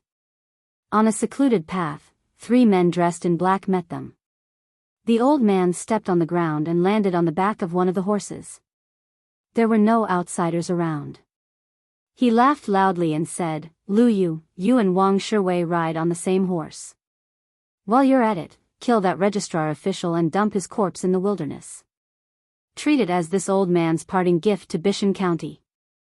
The farmer plucked up his courage and said, "This registrar official is not a bad person. Senior, do you want to be merciful?" The old man sneered and said, "Whether he is a good person or not, it's hard to say. But since he is a good official, he deserves to die. Wang Shiwei, where did you get this woman's kindness from? A dog can't change its habit of eating shit. Serves you right that your wife and daughter were bullied by those weak and powerless descendants of the big clans. If it were this old man, even if he did not have this set of skills, he would still be able to kill that sissy with the scented sachet today." The farmer was silent. He wanted to say something but stopped. Seeing the young man called Lu Yu by the old man walk over, he gritted his teeth and moved back a few steps. He seemed to have made up his mind to protect the life of the young official on his back. Seeing this, the old man frowned and said, "Wang Shiwei, this old man took you out of prison in passing because he saw that you are also a pitiful person. Don't push your luck. This old man's temper is indeed 1,000 times better than when he was young, but the nickname, heart-piercing hand, given to him by his peers in Jianghu is still there. If you don't let go of that registrar official, this old man won't care if Lu Yu kills you as well. Besides, if you want to find a place to sit in the immortal coffin cave, you have to kill someone as proof of your allegiance. This old man will give you one last chance. Either you go to the Yellow Springs with that bullshit registrar official, or I personally kill that brat behind you and go up Mount Fu-Yi in a grand manner. This old man has some friendship with the mountain master and the cave master, so he can put in a few good words for you. Otherwise, even if you go up the mountain, no one will treat you as a green onion. Think about it yourself." The honest farmer was in a dilemma and couldn't make up his mind. Feng Guan's face was gloomy. The second in command, Zhua Jing, was expressionless. However, he was secretly delighted. Feng Guan held great power in his hands. Putting aside the fact that the felon surnamed Shen had escaped because he was never recorded in the first place, he could still mend the pen after the sheep were lost.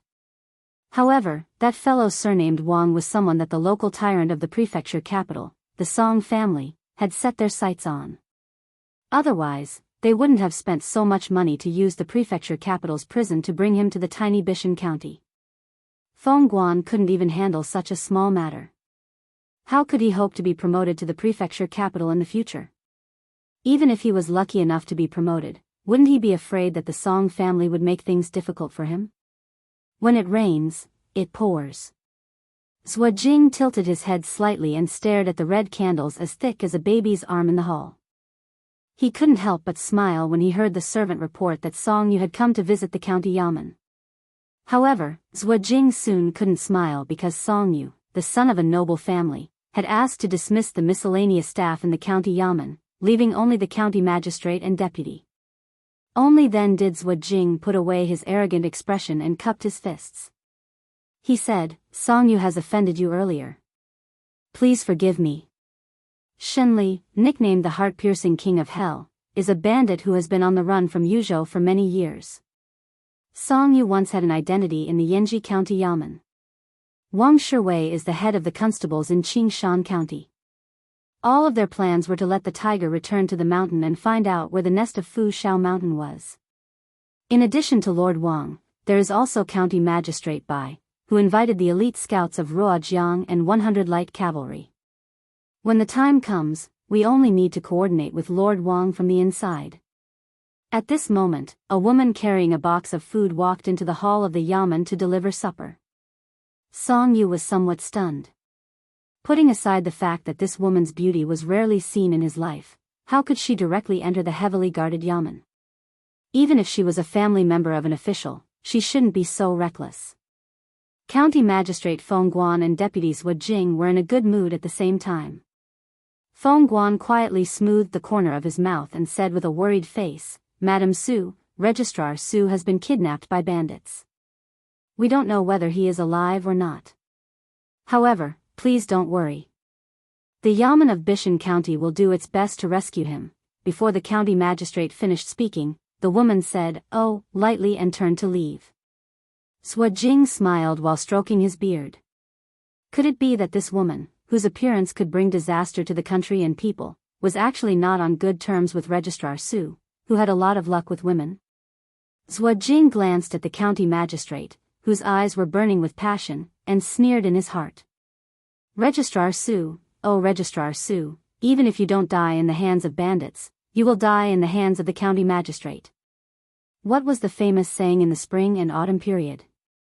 Zhuo Jing quickly remembered it, "Brother, die in peace. I will take care of your wife." Zhuo Jing was now thinking about how he could ask the county magistrate for a cup of leftovers. Otherwise, he should withdraw his backup plan and stop fighting to the death.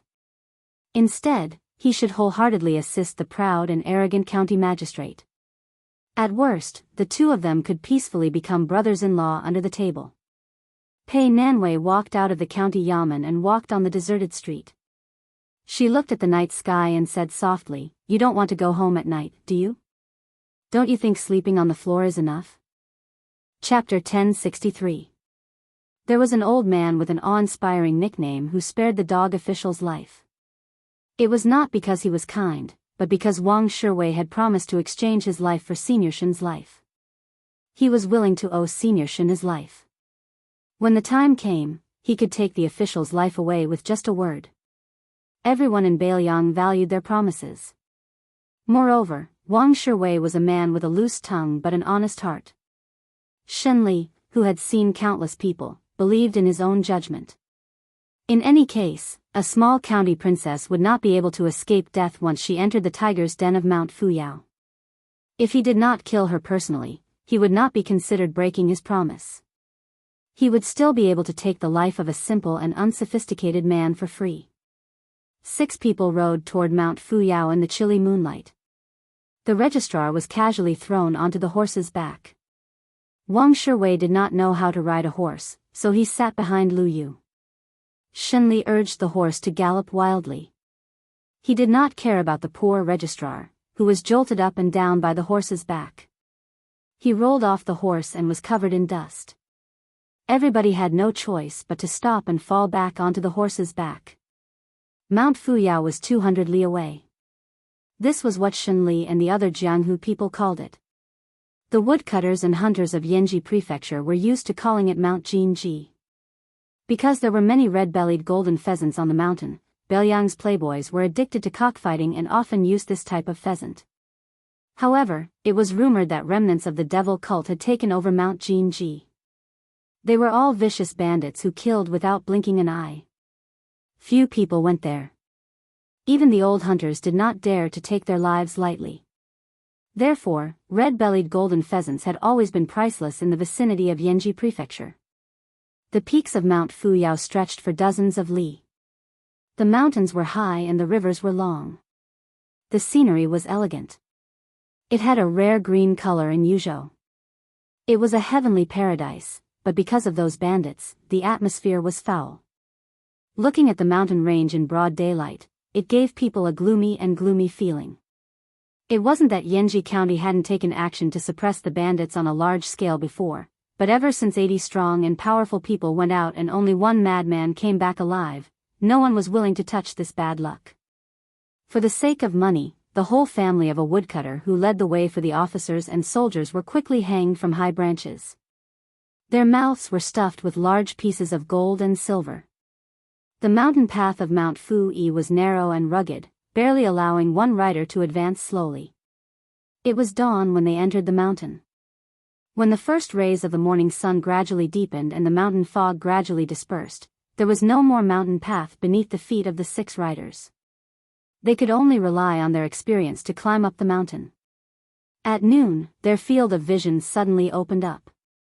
It was actually a large expanse of white walls and black tiles built against the mountain. On the left side of the building, there was a slender waterfall that was not very imposing. It was charming and gentle. It was as if they had walked into a notorious gambling house only to discover that the manager of the house was a petite and exquisite young woman.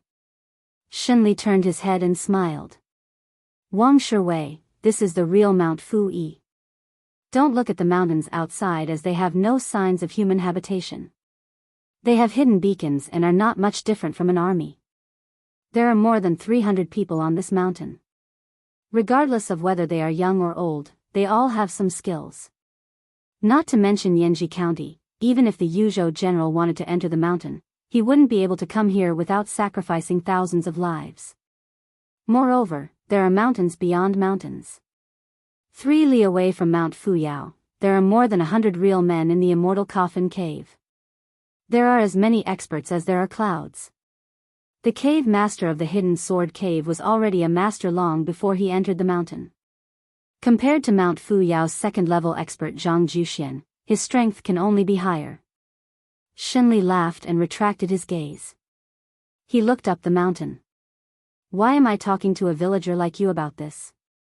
Even if you start practicing martial arts today, you won't be able to do anything. You won't be able to become an expert if you only have strength. If you want revenge, then in the future on the mountain, you'll have to tuck your tail between your legs and be a good person. After a few years, bring 20 or 30 brothers down the mountain. A tender song family disciple will naturally be easy to capture.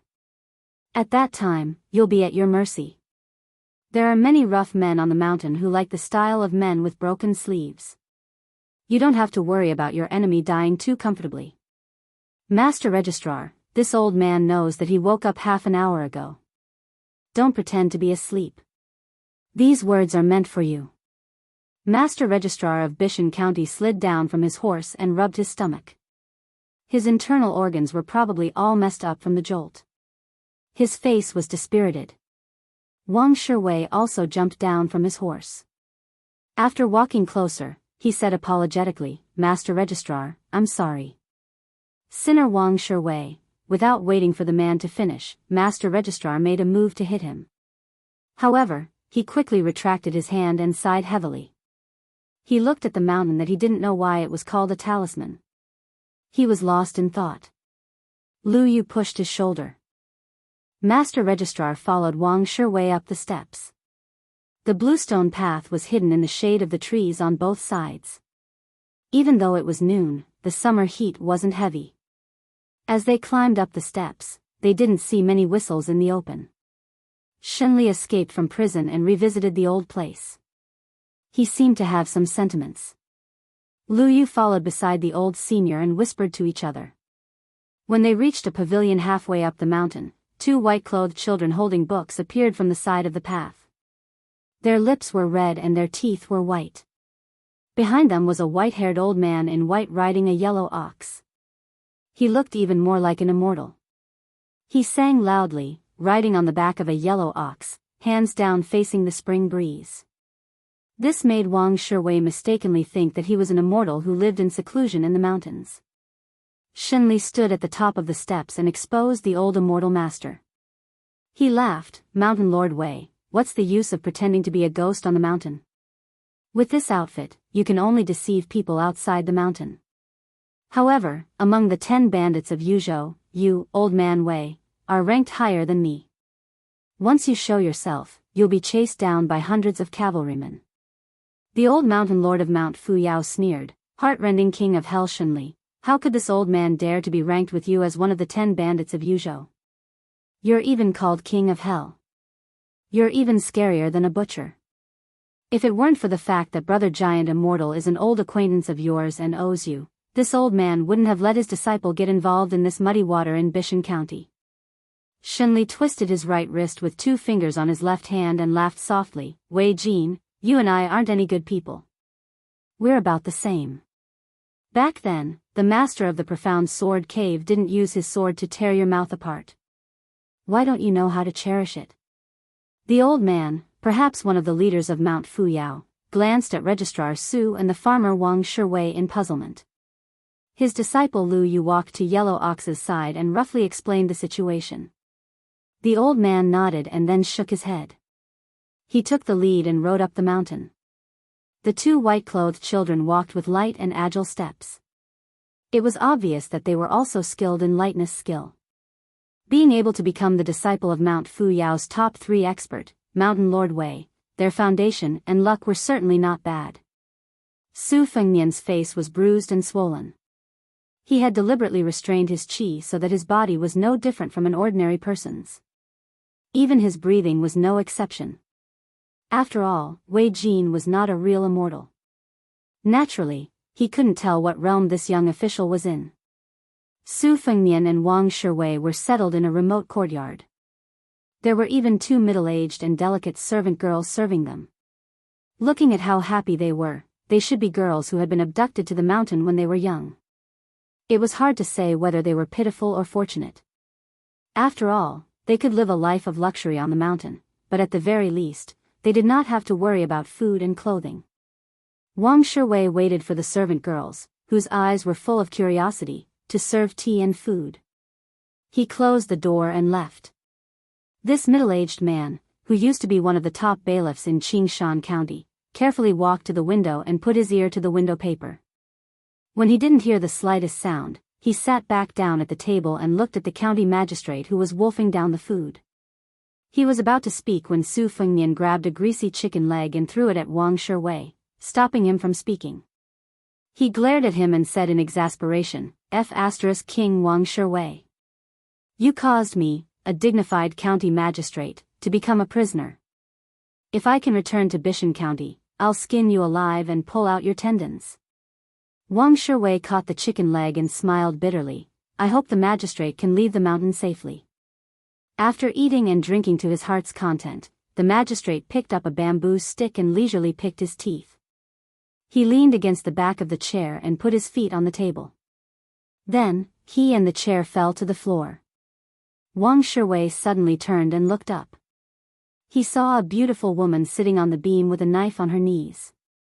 She grinned, revealing a pair of canine teeth. Wang Shiwei was shocked. Just now, he did not notice anything strange. If he revealed everything to Registrar Su, then he would really kill this young official who was not bad at all. The woman looked to be in her early 20s. A short knife wrapped in a sheath of gold was placed on her knees. She floated down from the beam and circled around Su Fengnian. She looked at him from head to toe several times. On Fu Fu Mountain, she had seen all kinds of outlaws since she was young.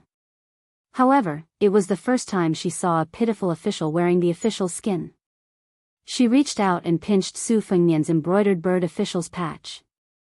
She smiled and asked, "How high are you? What's this thing embroidered on it?" Su Fengnian pretended to be calm and said, in reply to Miss, "I am a 6th rank official. I am the magistrate of Bishan County. I am a secondary 6th rank civil official. The embroidered on it is a heron."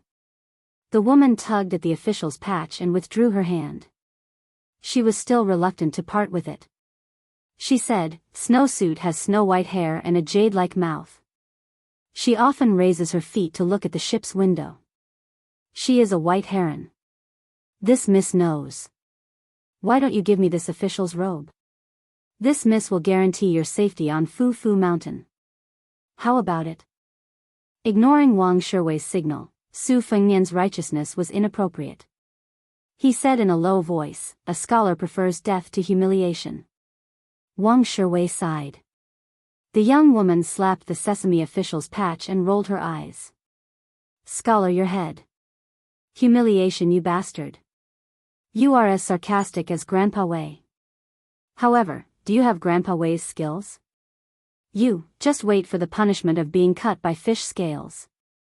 You know fish scales, right? Slice by slice, you will be scraped into a carp with fish scales lifted off. Humph, senior brother Monkey's knife skills are only slightly inferior to my father's." As she spoke, the woman raised her arm and made a hand chop. She then smiled and asked, "I will give you one more chance. Are you going to take it off or not?" This woman was an impatient person. Seeing that the fellow didn't move, she shouted for this miss to do it herself. Very quickly, she took off the official's robe, threw it over her shoulder, and happily skipped out of the room. Su Fengnian sat back in his chair and filled Wang Shiwei's cup with wine. He muttered, "She really is a female bandit." Wang Shiwei said with regret, "Magistrate Su, you should have agreed to this woman's request." Chapter 1064. Su Fengnian smiled. "Thank you for your kindness." Wang Shiwei hesitated for a moment, then moved his chair and said in a low voice, "To tell you the truth, Registrar Su, I'm Wang Shiwei, a constable from Qingyun County. I've been following Shenli's bandits for 6 years. For the past 6 months, I've worked together with my old friend Song Yu from Yanji County to set up this trap. I didn't expect Registrar Su to be in danger." Su Fengnian asked, "Aren't you afraid that I'll leak it?" Wang Shiwei shook his head. "My mission is complete as long as I reach Mount Fuyao. After that, it'll depend on whether Song Yu and County Magistrate Bai can get enough people to suppress the bandits." Wang Shiwei was worried and said with emotion, "But in my opinion, the outcome is hard to predict. Song Yu and I estimated that 100 elite soldiers and 300 to 400 constables from Qingyun County and Yanji County would be enough to kill their way into Mount Fuyao and eradicate this malignant tumor that has taken root in Yuzhou for many years. Along the way, we've set up beacons in accordance with the art of war, and the hidden posts and whistles are quite methodical. What I'm afraid is that when the 500 soldiers of the government finally enter the mountain, the bandits of Mount Fuyao and Immortal Coffin Cave would rather abandon their lairs than fight. Bandits are easy to suppress, but roaming bandits are hard to find." Su Fengnian asked curiously, "Constable Wang, you've put so much thought into it, and you're even willing to take the risk yourself. What are you after?" Wang Shiwei was stunned, then smiled. "What am I after? Registrar Su, may I be so bold as to ask you a question? As an official, shouldn't you be helping the people? I've been a constable for most of my life, and I've seen more than 60 brothers die in the line of duty. If you really want to talk about what I'm after, it's nothing more than peace of mind." This time, it was Su Fengnian's turn to be stunned. Then he smiled and raised his cup. "Here's to you." Wang Shiwei raised his glass and drained it in one gulp. Then, he poured himself another glass. "This wine is really good. Normally, my salary is enough to support my family, but I can't afford to drink this wine." Su Fengnian muttered to himself, "Yes, your salary should be increased. Wang Shiwei laughed heartily. Registrar Su, thank you for your kind words. Su Fengnian took a sip of wine and asked, according to the heart-slicing Yama, the master of the deep sword cave has the strength of a master and might be a level 1 expert. Zhang Juxian of Mount Fuyao is also an expert who has been famous for a long time. Not to mention the 400-plus bandits on the 2 mountains, just the 2 of them are enough to deal with the soldiers. Unless we mobilize the elite crossbow-carrying infantrymen under one of the 4 captains of Yuzhou and have a large number of experienced scouts to pave the way, we might not be able to succeed even if we double the number, let alone 400. Lord Wang, I think you and that young Master Song who is putting on an act with you are most likely going to fail. After this, you will have to add insult to injury.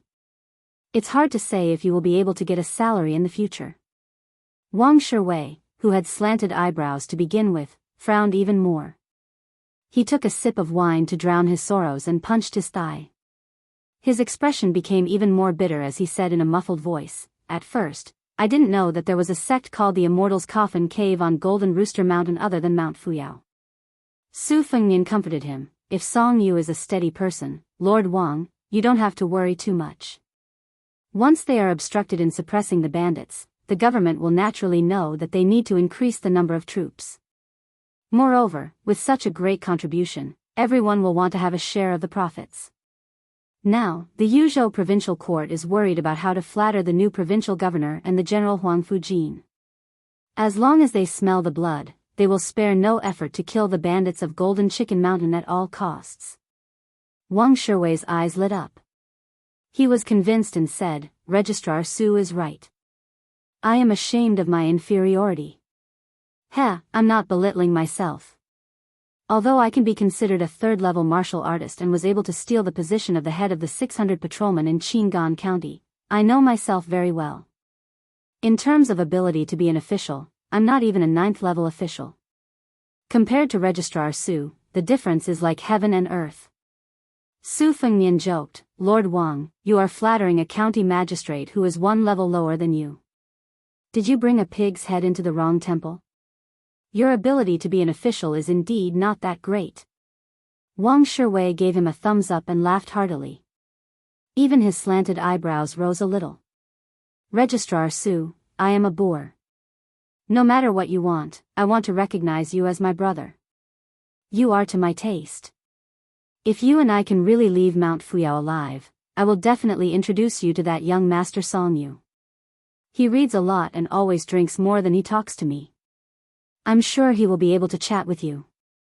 Su Fengnian clinked his cup with the man's and they both drank it in one gulp. There were 2 pots of wine on the table. No matter how one looked at it, there were 2.5 caddies of wine. It was hard to get drunk with wine, but as long as one was happy, it was easy to get drunk with wine. Wang Shiwei drank more than half of the wine and fell asleep on the table.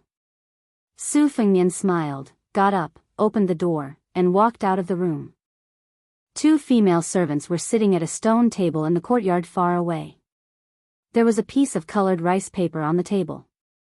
They were whispering to each other.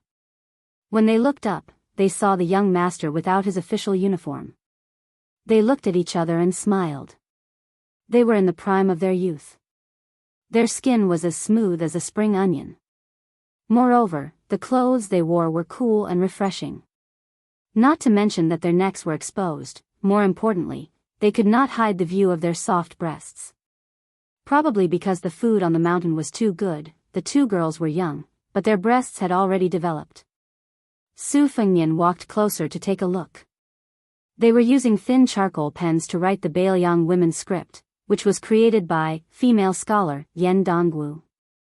This women's script was unique. All the characters were written with only 4 strokes, vertical, oblique, and curved. After Yan Dongwu became the crown princess of the Liang dynasty, this women's script became popular all over the country. It was called Female Scholar's Script. It was the same name as the Imperial College's Right Chancellor Jean Lanting's Lanting Familiar Script. Su Fengnian stretched out a finger and pressed it on the coarse rice paper. Just as he was about to decipher the characters, a burst of noisy footsteps came from outside the courtyard. The two servants who were polite to him hurriedly put away their charcoal pens and rice paper and stood up to greet him. A tall and sturdy young man with a saber at his side walked out of the courtyard. He stared at Su Fengnian and asked, "You are Su Qi, the prefect of Bishan County?" Su Fengnian nodded. The corner of the young man's mouth twitched. He sneered, "What a coincidence. I'm going to use you as the main dish of the celebration feast. You reek of alcohol. It seems that you've also drunk the wine of execution. Then let's go. If your legs are weak, let the two girls in the courtyard help you there. I'm easy to talk to. On the way there, you can take advantage of them as much as you want. As long as you don't stop, there's no harm in taking off their clothes and touching them." The two servant girls' faces were pale. They lowered their heads, not daring to look at the infamous young saber-wielder on Talisman Mountain. Su Fengnian asked an unnecessary question, "Can't I just not die?" Chapter 1065. Behind the young man were several other retainers who also carried sabers. Their appearances matched their statuses, and they all looked fierce and fiendish. If they were in a small place, just based on their physique and appearance, they would be fighters that small sects and clans would fight over. After all, a fight in a small place relied on words and not fists. Being able to convince others with one's gaze was the best way to subdue them without a fight. The young man shook his chin. Without saying anything, a tall retainer with his sleeves rolled up to his shoulders stepped forward and grabbed Su Fengnian's shoulder. Just as the brawny man was about to teach this weak scholar a lesson, he heard a delicate shout from behind him. "Tai Tu, stop!" The young swordsman helplessly turned his head. Seeing this graceful figure, he called out in a gentle tone, "Mississippi." The woman with the golden silk wrapped around her short saber revealed her small canine teeth. "Senior brother monkey, junior sister, call me junior sister, okay?" The young man didn't say anything. The woman pointed at Su Fengnian. "I'm looking for him. Don't kill him yet." A golden-haired monkey scuttled onto the young swordsman's shoulder. He rubbed the monkey's head and said with a frown, "Miss, kill this person quickly. This is the mountain chieftain's order. This subordinate doesn't dare to disobey." The young woman giggled. "On Talisman Mountain, my father is the boss. As for me, I just happen to be his boss. Who do you think I should listen to? Senior brother monkey, if my father asks about this later, just tell him that I stopped him." Perhaps because he was familiar with this unwritten rule on the mountain, the swordsman really did leave with a wry smile. The woman looked at Su Fengnian and asked with a smile, "How's your handwriting? If it's not too bad, then write a letter for this lady. Treat it as your repayment for saving your life. Oh, and that official uniform as well." Without waiting for Su Fengnian to say anything, this woman began to order the two maidservants to bring over the 4 treasures of the study. As soon as the deep and sharp sheep hair brush was dipped in ink, she could not wait to snatch it from the maidservant's hands and pass it to Su Fengnian. Su Fengnian took the writing brush made of sheep hair that was unique to Bailiang. Foreign scholars liked to call it cold slag and hated its weakness and bonelessness. In the past, almost none of the calligraphy masters of the Central Plains had chosen to use this brush. After Su Fengnian sat down, he gently rolled the tip of the brush in the inkstone again. When the ink and the tip of the brush were of the right thickness, he hovered his arm and raised his head to ask, "What do you want to write?" The woman was startled for a moment before she exclaimed in surprise, "Oh, look at your stance. You'll know if you're an expert the moment you make your move." "Expert, you're definitely an expert. You've really picked up a treasure for me." Su Fengnian continued to wait. The woman laughed mischievously and sat down as well. She shooed the 2 maidservants away and looked around before saying in a low voice, "This lady can only memorize the things in books. If I really have to pick up a brush to write something, it's useless. Besides, this lady's handwriting is a little unsightly. But Brother Lu from the neighboring mountain is very knowledgeable. He doesn't like crazy women who wield swords and spears. He likes gentle and refined women. The only time this lady sneaked down the mountain, I almost died outside. Fortunately, I bought a few novels about scholars and beauties. I was so envious of the great goose messenger goose that I raised a few messenger geese for this purpose. I was just waiting for a guy with beautiful handwriting to appear. You've come at the right time. Oh right, what's your name? Su Fengnian, who had already started a massacre on Mount Fuyao, said in a bad mood, have you thought about what you want to write? The woman did not regard him as an outsider and said, no. Su Fengnian placed the sheep hair brush on the ancient inkstone and held his breath. The woman looked like she was racking her brains. After the time it takes to burn a stick of incense, she finally looked discouraged and asked tentatively, why don't you help this lady write a few words? Su Fengnian opened his eyes and stared at the rich young lady on Mount Fuyao.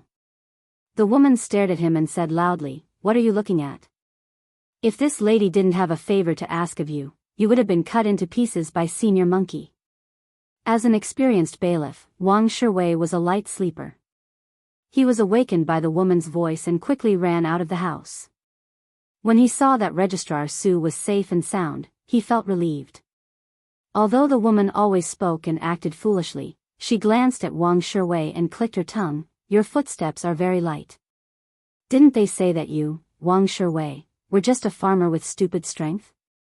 Is it because Shenli has ulterior motives, or has this old fox deceived you? Wang Shiwei smiled honestly and did not speak. Su Fengnian asked calmly, are you going to write your love letter or not? The woman quickly said, of course I am. Why wouldn't I? Brother Lu met a new vixen who just came up the mountain. If this lady doesn't act now, it will be too late for regrets. Su Fengnian's face was full of schadenfreude. A senior brother from the same sect admires a junior sister, and the junior sister likes a handsome man from another sect. That handsome man likes a stranger. Don't you have any new tricks? The woman widened her eyes. Is this also written in the novel Gifted Scholar and Beautiful Lady? How come this lady has never read about it? Su Fengnian smiled confidently, lady, the vixen you are talking about, does she have bigger breasts than you? Is she very dignified when she is not smiling, but when she smiles, she is definitely more charming than you? Not only the man you like, but many people are also infatuated. Not to mention climbing into her bed, they can't wait to drink the water she washes her feet. The woman looked down. She did not know if the world was peaceful, but she was very peaceful. She became more discouraged and sighed, alas, you are right. You are indeed very knowledgeable.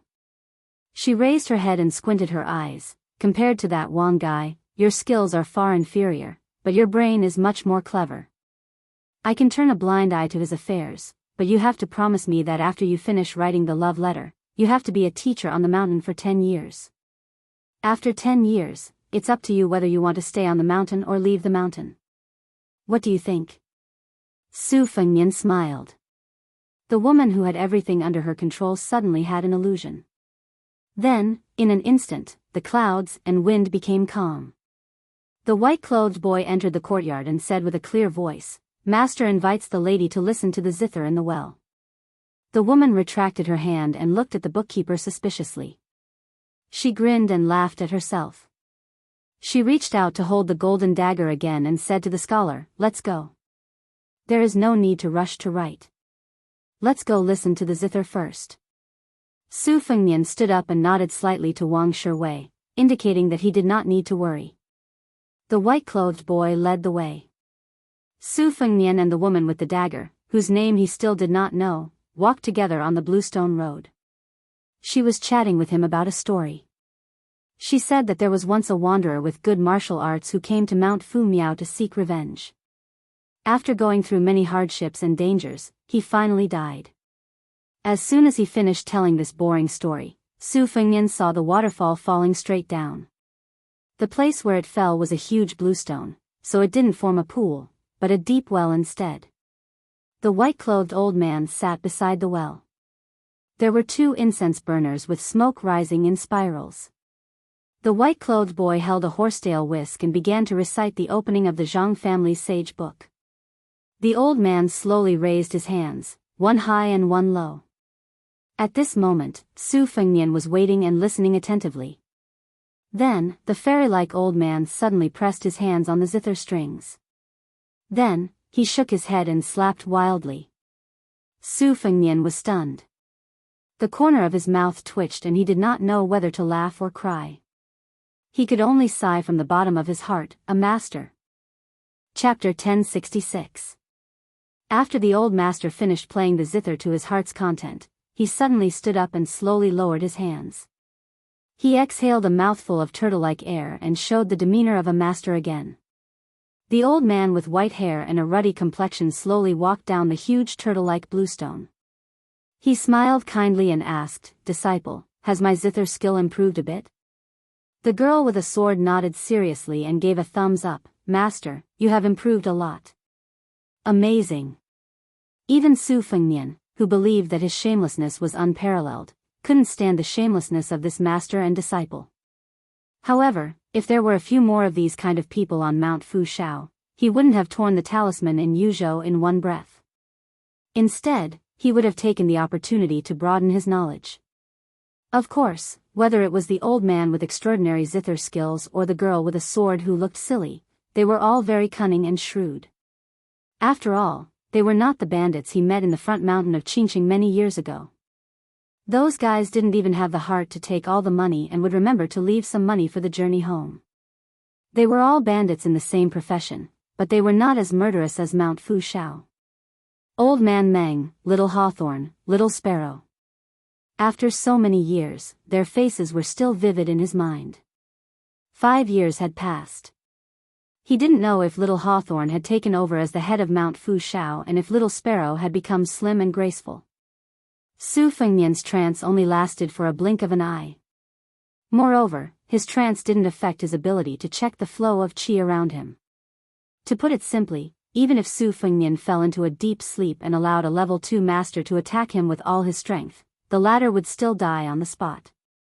The scenery on the 9th floor was not only for the masters who were already immortals in the eyes of the common people in Jianghu, but even the King Kong finger of the first 2 realms of level 1 couldn't imagine how magnificent the martial arts picture scroll was when it was completely unfolded. Now, Su Fengnian would occasionally think about what would happen if he were to face Han Wudi, who was known as an earth immortal, outside the divine martial city. "Kid, this old man sees that your root bone is not bad." The old man stared at Su Fengnian. He paused for a moment and then said earnestly, "Why don't you learn how to play the zither from this old man?" Su Fengnian chuckled. 2 people, a man and a woman, came from afar. The man was in his 30s and had an elegant temperament. The woman's appearance was particularly moving, making one want to take pity on her. Only, a pair of long and short sabers hung from her slender waist. Between her brows, there was an awe-inspiring heroic spirit. Her appearance was extremely strange, as if she was not naturally formed, but rather a piece of unpolished jade that had been carved by the nation's top craftsmen. No matter what, this woman belonged to the type that would leave a lasting impression on one's mind. Su Fengnian turned his head and guessed that one person was the handsome man surnamed Lu from the Immortal Coffin Cave. At the same time, he recognized the other person. Even he couldn't help but feel some heartfelt astonishment. It was actually the delicate woman who had accompanied the Tanhua of Kajia Alley. At the time, her name was Fan Shaochai. Afterwards, she used the identity of Lin Yulin's detective Lin to enter the prince's mansion on Mount Qingliang. She investigated the terrain and waited for an opportunity to assassinate him, the Prince of Wutongan, His Royal Highness. Afterwards, her actions were naturally exposed, and she was handed over to the head spy, Lu Qiu. Su Fengnian did not pay any more attention to her after that. He only heard that this woman's real name was Fan Shaochai, and that she was the granddaughter of Northern Han's great general, Fan Baoshan. She was worthy of being a woman who would stupidly run to Liangzhou to kill him, Su Fengnian. She didn't even put much thought into choosing an alias. However, later on, during the fishing net at the Qingrong Monastery in Huangnam County, she was precisely the masked warrior who had nailed the monastery master, Daoist Qin Huai, to the wall with a single blade. When old friends met, Su Fengnian didn't bat an eyelid. Fan Shaochai was the same. Only her eyes flickered with complex and gloomy emotions. Unexpectedly, there wasn't much reasonable hatred. This caused Su Fengnian to feel even more amazed. The two people's gazes quietly crossed. The elegant scholar had already opened his mouth and respectfully said to the old man, disciple of the immortal coffin cave, Lu Haya, pays respects to immortal Master Wei. The old man nodded his head, his attention remaining on Fan Xiaochai. He got straight to the point and asked, Lu Haya, this young lady is the wondrous woman that the master of your sinking sword cave favored. She is already so old, yet in the end, she doesn't even care about her face anymore. She begged her to abandon the blade and practice the sword, insisting on taking her as a closed-door disciple. Lu Haya smiled gently and replied, Lu Haya does not dare to comment on how my revered teacher haggles. However, perhaps immortal Master Wei does not know this, but Miss Fan was originally the granddaughter of Northern Han's #1 general, Great General Fan. She was stranded among the commoners. By chance, a hermit senior of the Wulin took a liking to her innate talent and taught her blade techniques. The old man impatiently waved his hand and said, this old man is meaningless to talk about. Back then, this old man was Gu Jintang's lackey, not a former subordinate of Bailiang. Northern Han was massacred by the Sioux people. If you want revenge, you can't look for this old man. Lu Haya smiled but did not speak.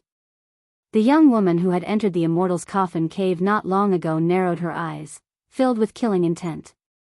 Despite her young age, she seemed to possess the magnificent aura of a junior grandmaster.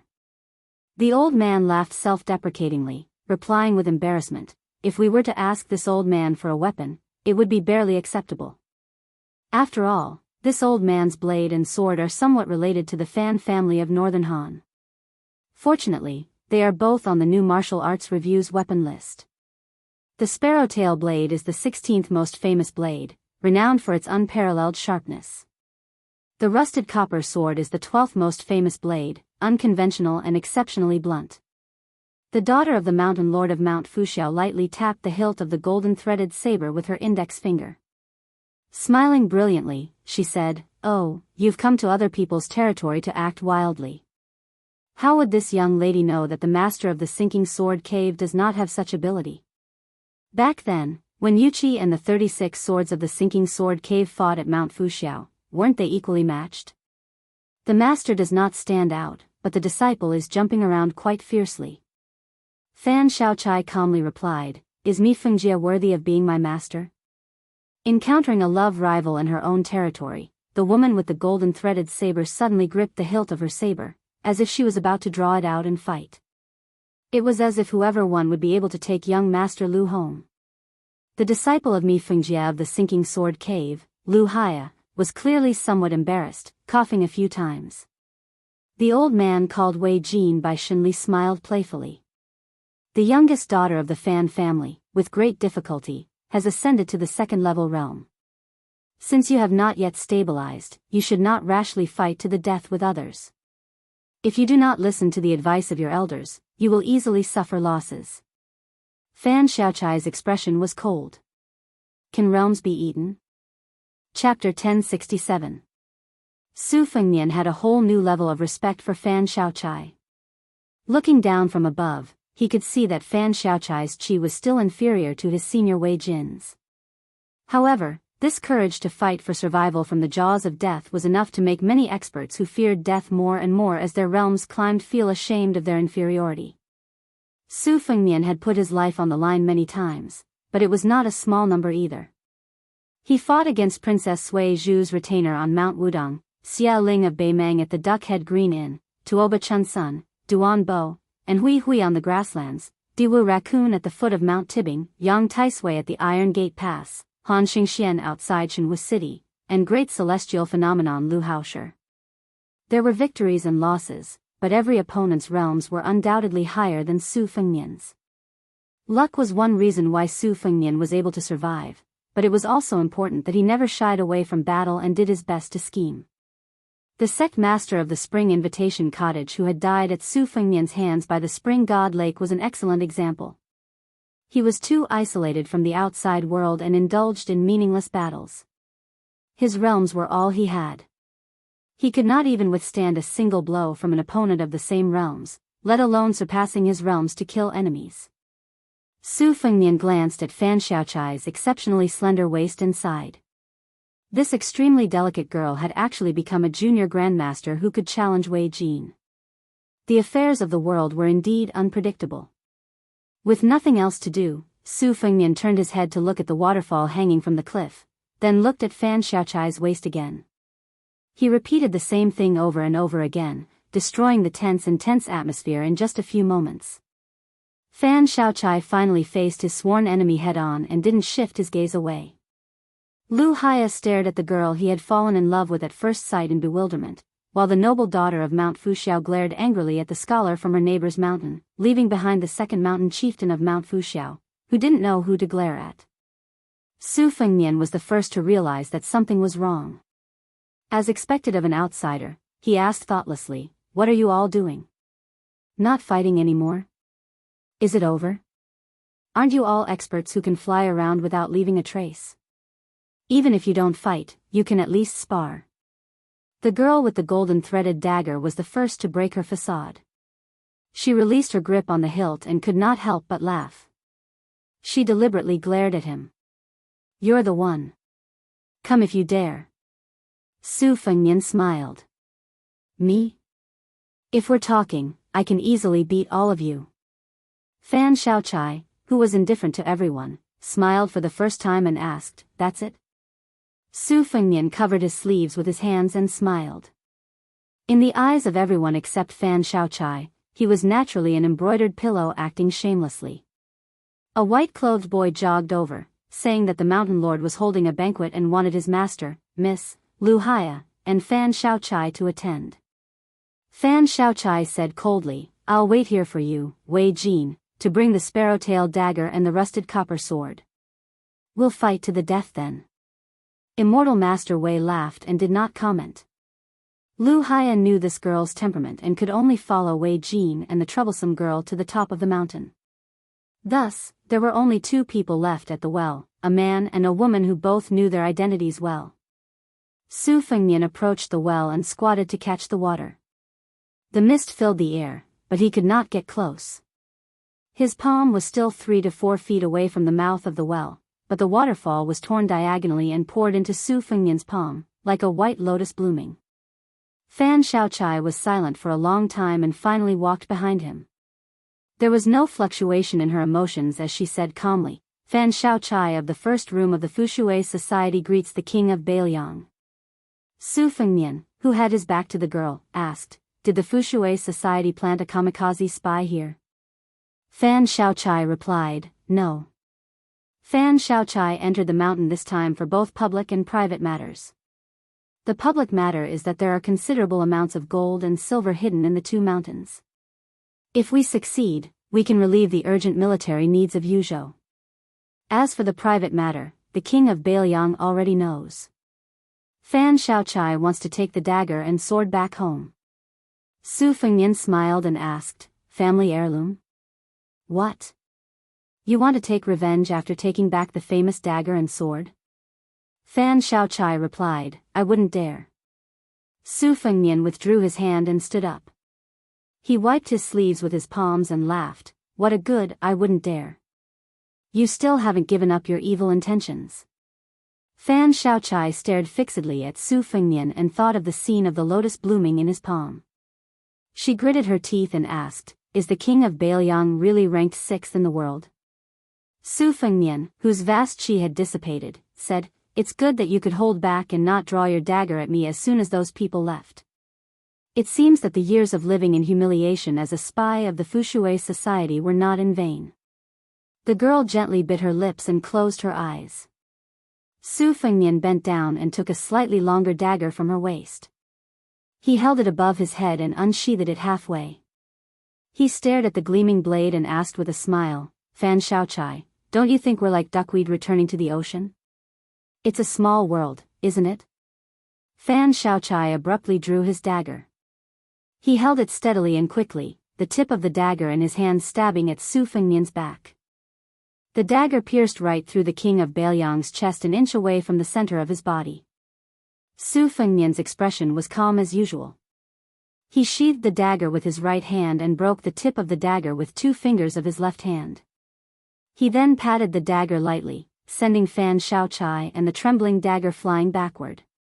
Fan Xiaochai's entire arm hung limply, but he did not abandon his dagger. Su Fengnian did not look back. He casually tossed the dagger to Fan Xiaochai, who had boldly attempted to assassinate him. He then used his qi to draw a stream of water as thick as a wrist to wash away the 2 pools of blood on his chest and back. His wounds then, slowly, healed. After doing all this, Su Fengnian turned around and asked with a smile, "It doesn't feel good, does it?" It wasn't easy to muster up the courage to die together with the enemy, but in the end, you still couldn't kill your enemy. I had the same experience when I faced someone with the surname Lu. However, you're definitely luckier than me. There will be plenty of opportunities like this in the future. You can come and try it with me every time you make a breakthrough.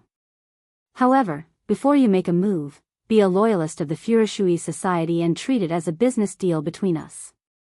Fan Xiaochai asked a question that seemed to be out of place. Are you suffering from qi deviation? Su Fengnian ignored him and said with a smile, "The last time I saw you, I felt that your waist was so thin that it couldn't be any thinner. At that time, I was worried that you would break your waist every time you walked." Fan Xiaochai smiled sweetly. "It seems that you haven't gone mad. It's just that you've changed from His Royal Highness to King of Bailiang." Su Fengnian suddenly stretched out a palm and pressed down. Fan Xiaochai felt as if a mountain was pressing down on her.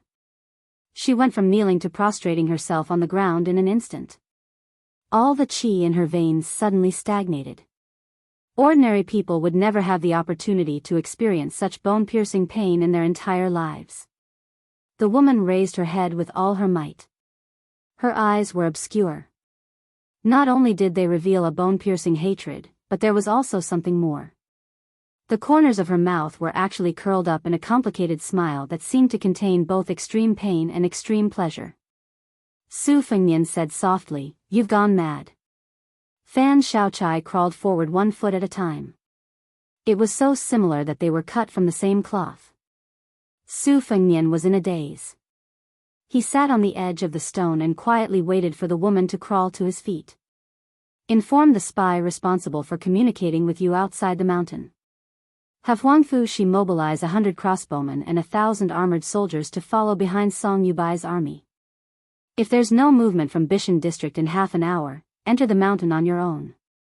Fan Xiaochai seemed to be crying and laughing at the same time. Her internal organs were in turmoil.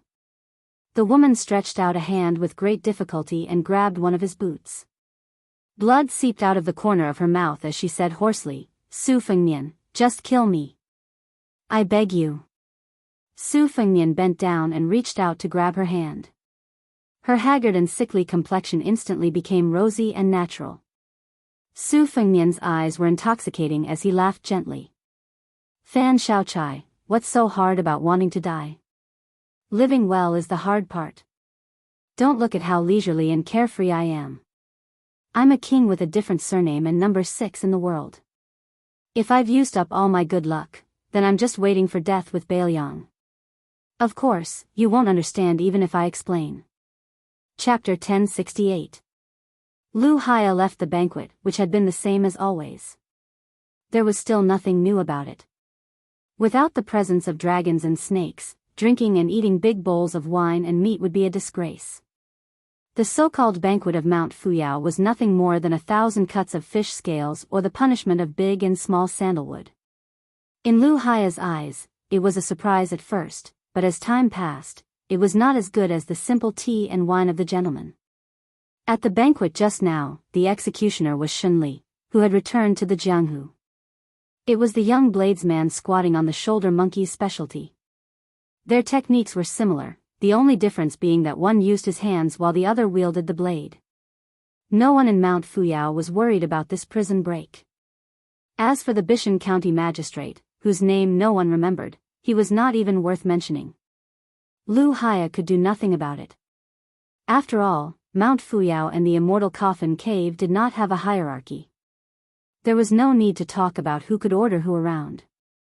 Both sides had more or less the same number of first-rate experts, and their overall battle strength was about the same. The reason they had been able to live in peace for more than 10 years was because of their master Mei Fengjie and Zhang Juxian. Lu Haya did not like Zhang Juxian's only daughter, Zhang Shanshan, but he did not dislike her either. If he could marry her casually, Lu Haya would not mind having such a clever girl to warm his bed. However, she was Zhang Juxian's sweetheart.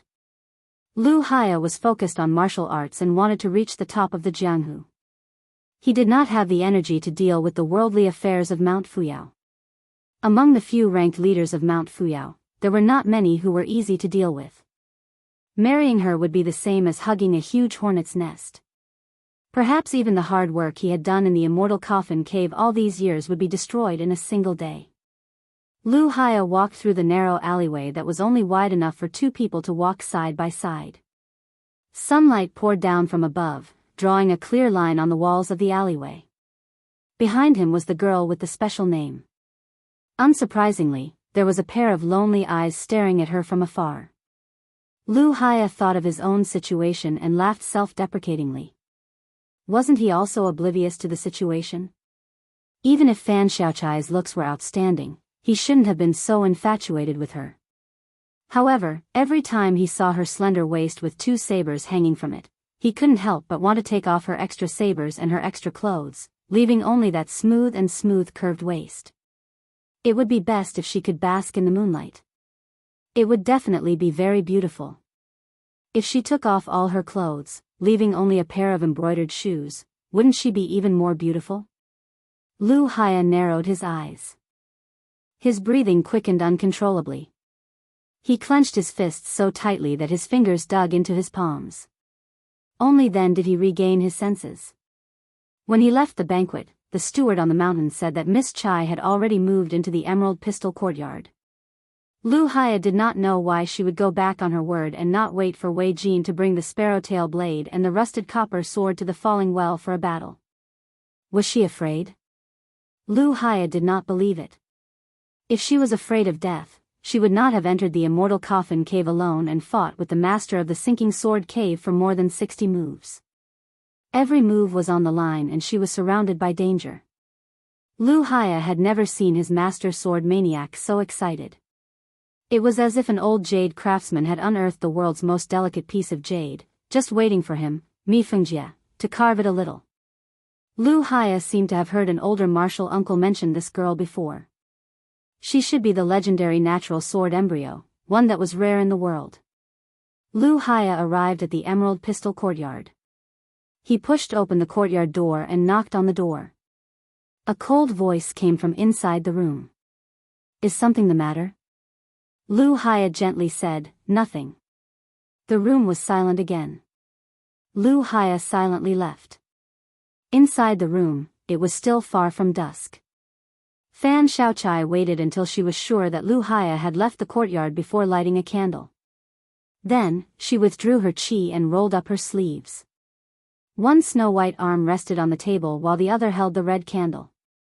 Drop by drop, the melted candlelight fell on her arm where the black hair was clearly visible. One red and one green.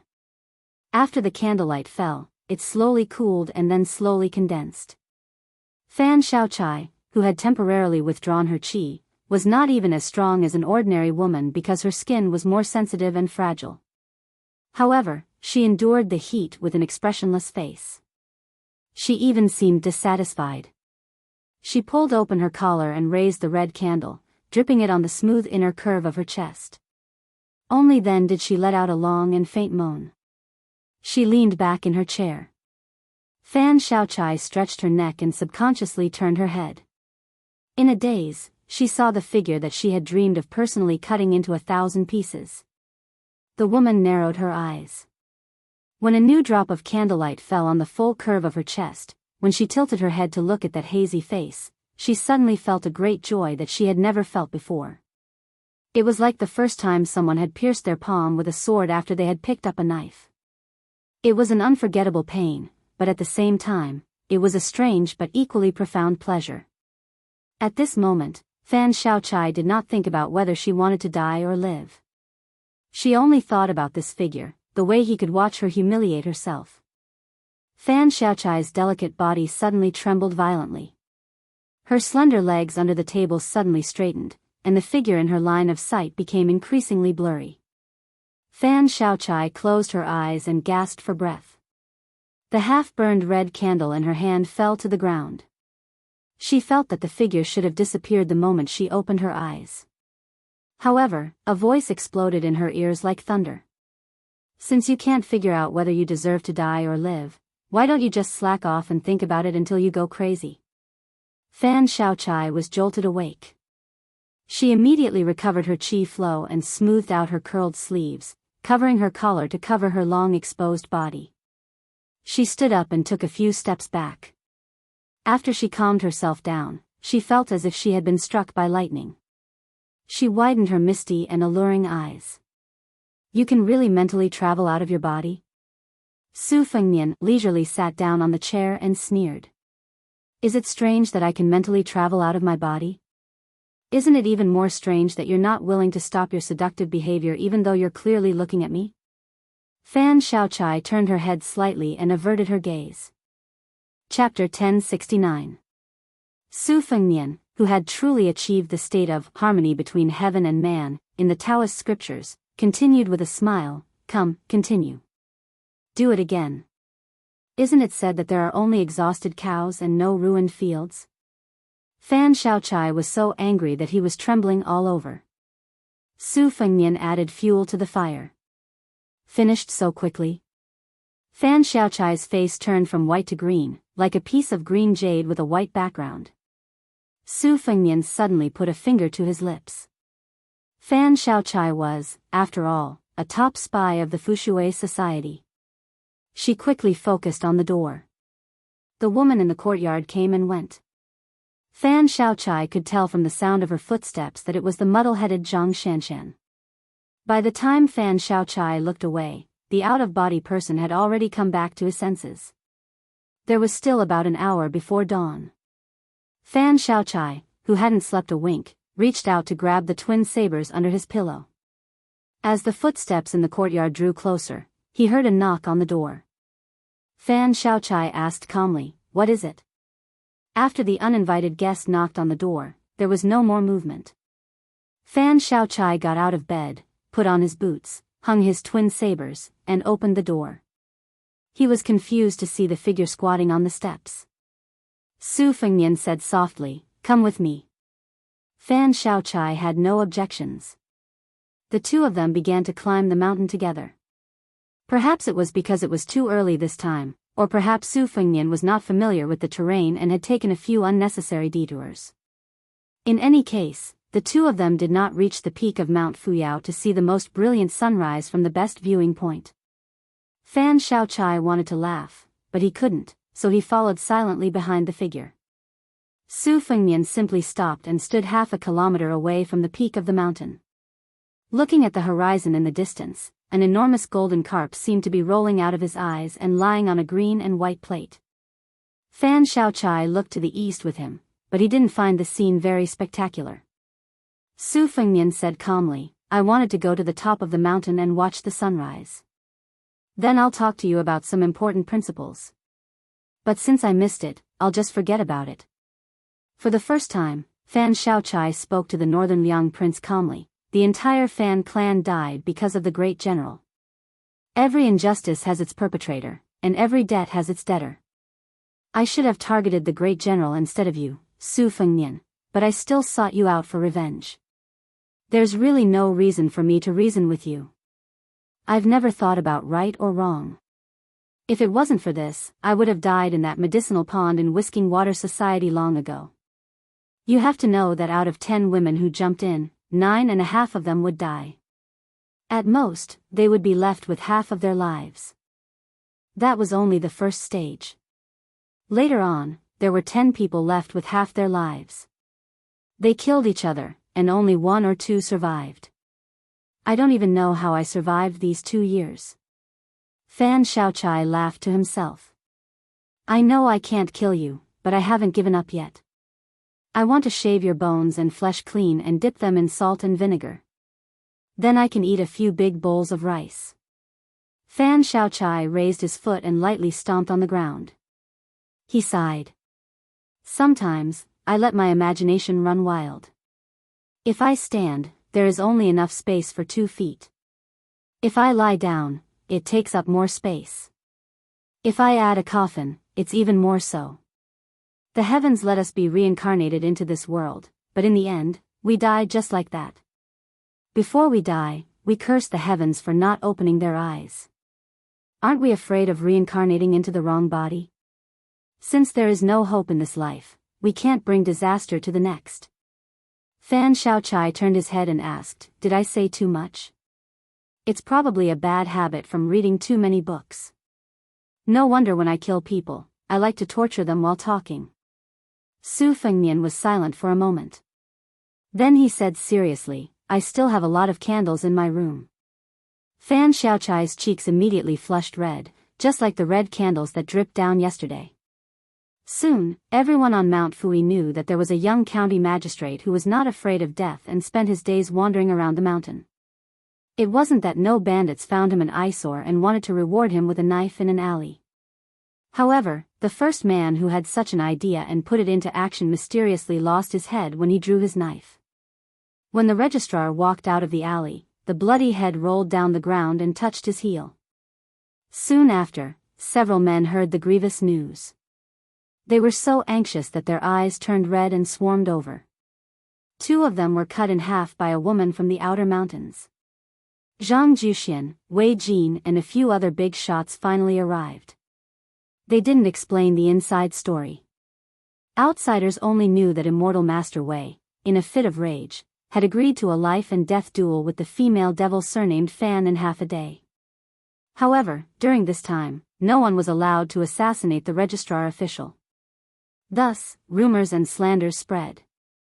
Some people said that the young county magistrate was the demoness lover and that for her, he was willing to give up his future and enter the mountain to be a pair of lovebirds. Some said that the demoness and the registrar were childhood sweethearts and that she was a direct disciple of a first-rate gang in Beiliang. When she learned that her lover with a bright future had been kidnapped to Mount Fui, she killed her way here in a fit of anger. Some even said that the 2 were long-lost siblings, and so on. In short, there were all kinds of strange rumors. There was no most bizarre, only more bizarre. As the life and death battle approached, Mount Fui looked at the young registrar as if they were looking at a dead man. At dawn, Su Fengnian walked alone to the top of the mountain. The wind and rain were dark, and the morning sun was nowhere to be seen. Su Fengnian had been greatly disappointed by the outcome of the battle with the Fu Ding army. He wondered if there would be any surprises this time. Su Fengnian suddenly remembered Fan Xiaochai's little action when he was climbing the mountain that day. He imitated him and stamped his feet. Mount Fui was destined to lose its foothold in Beiliang. Would Beiliang continue to have a foothold in the world? Su Fengnian stretched out his arms and embraced the world.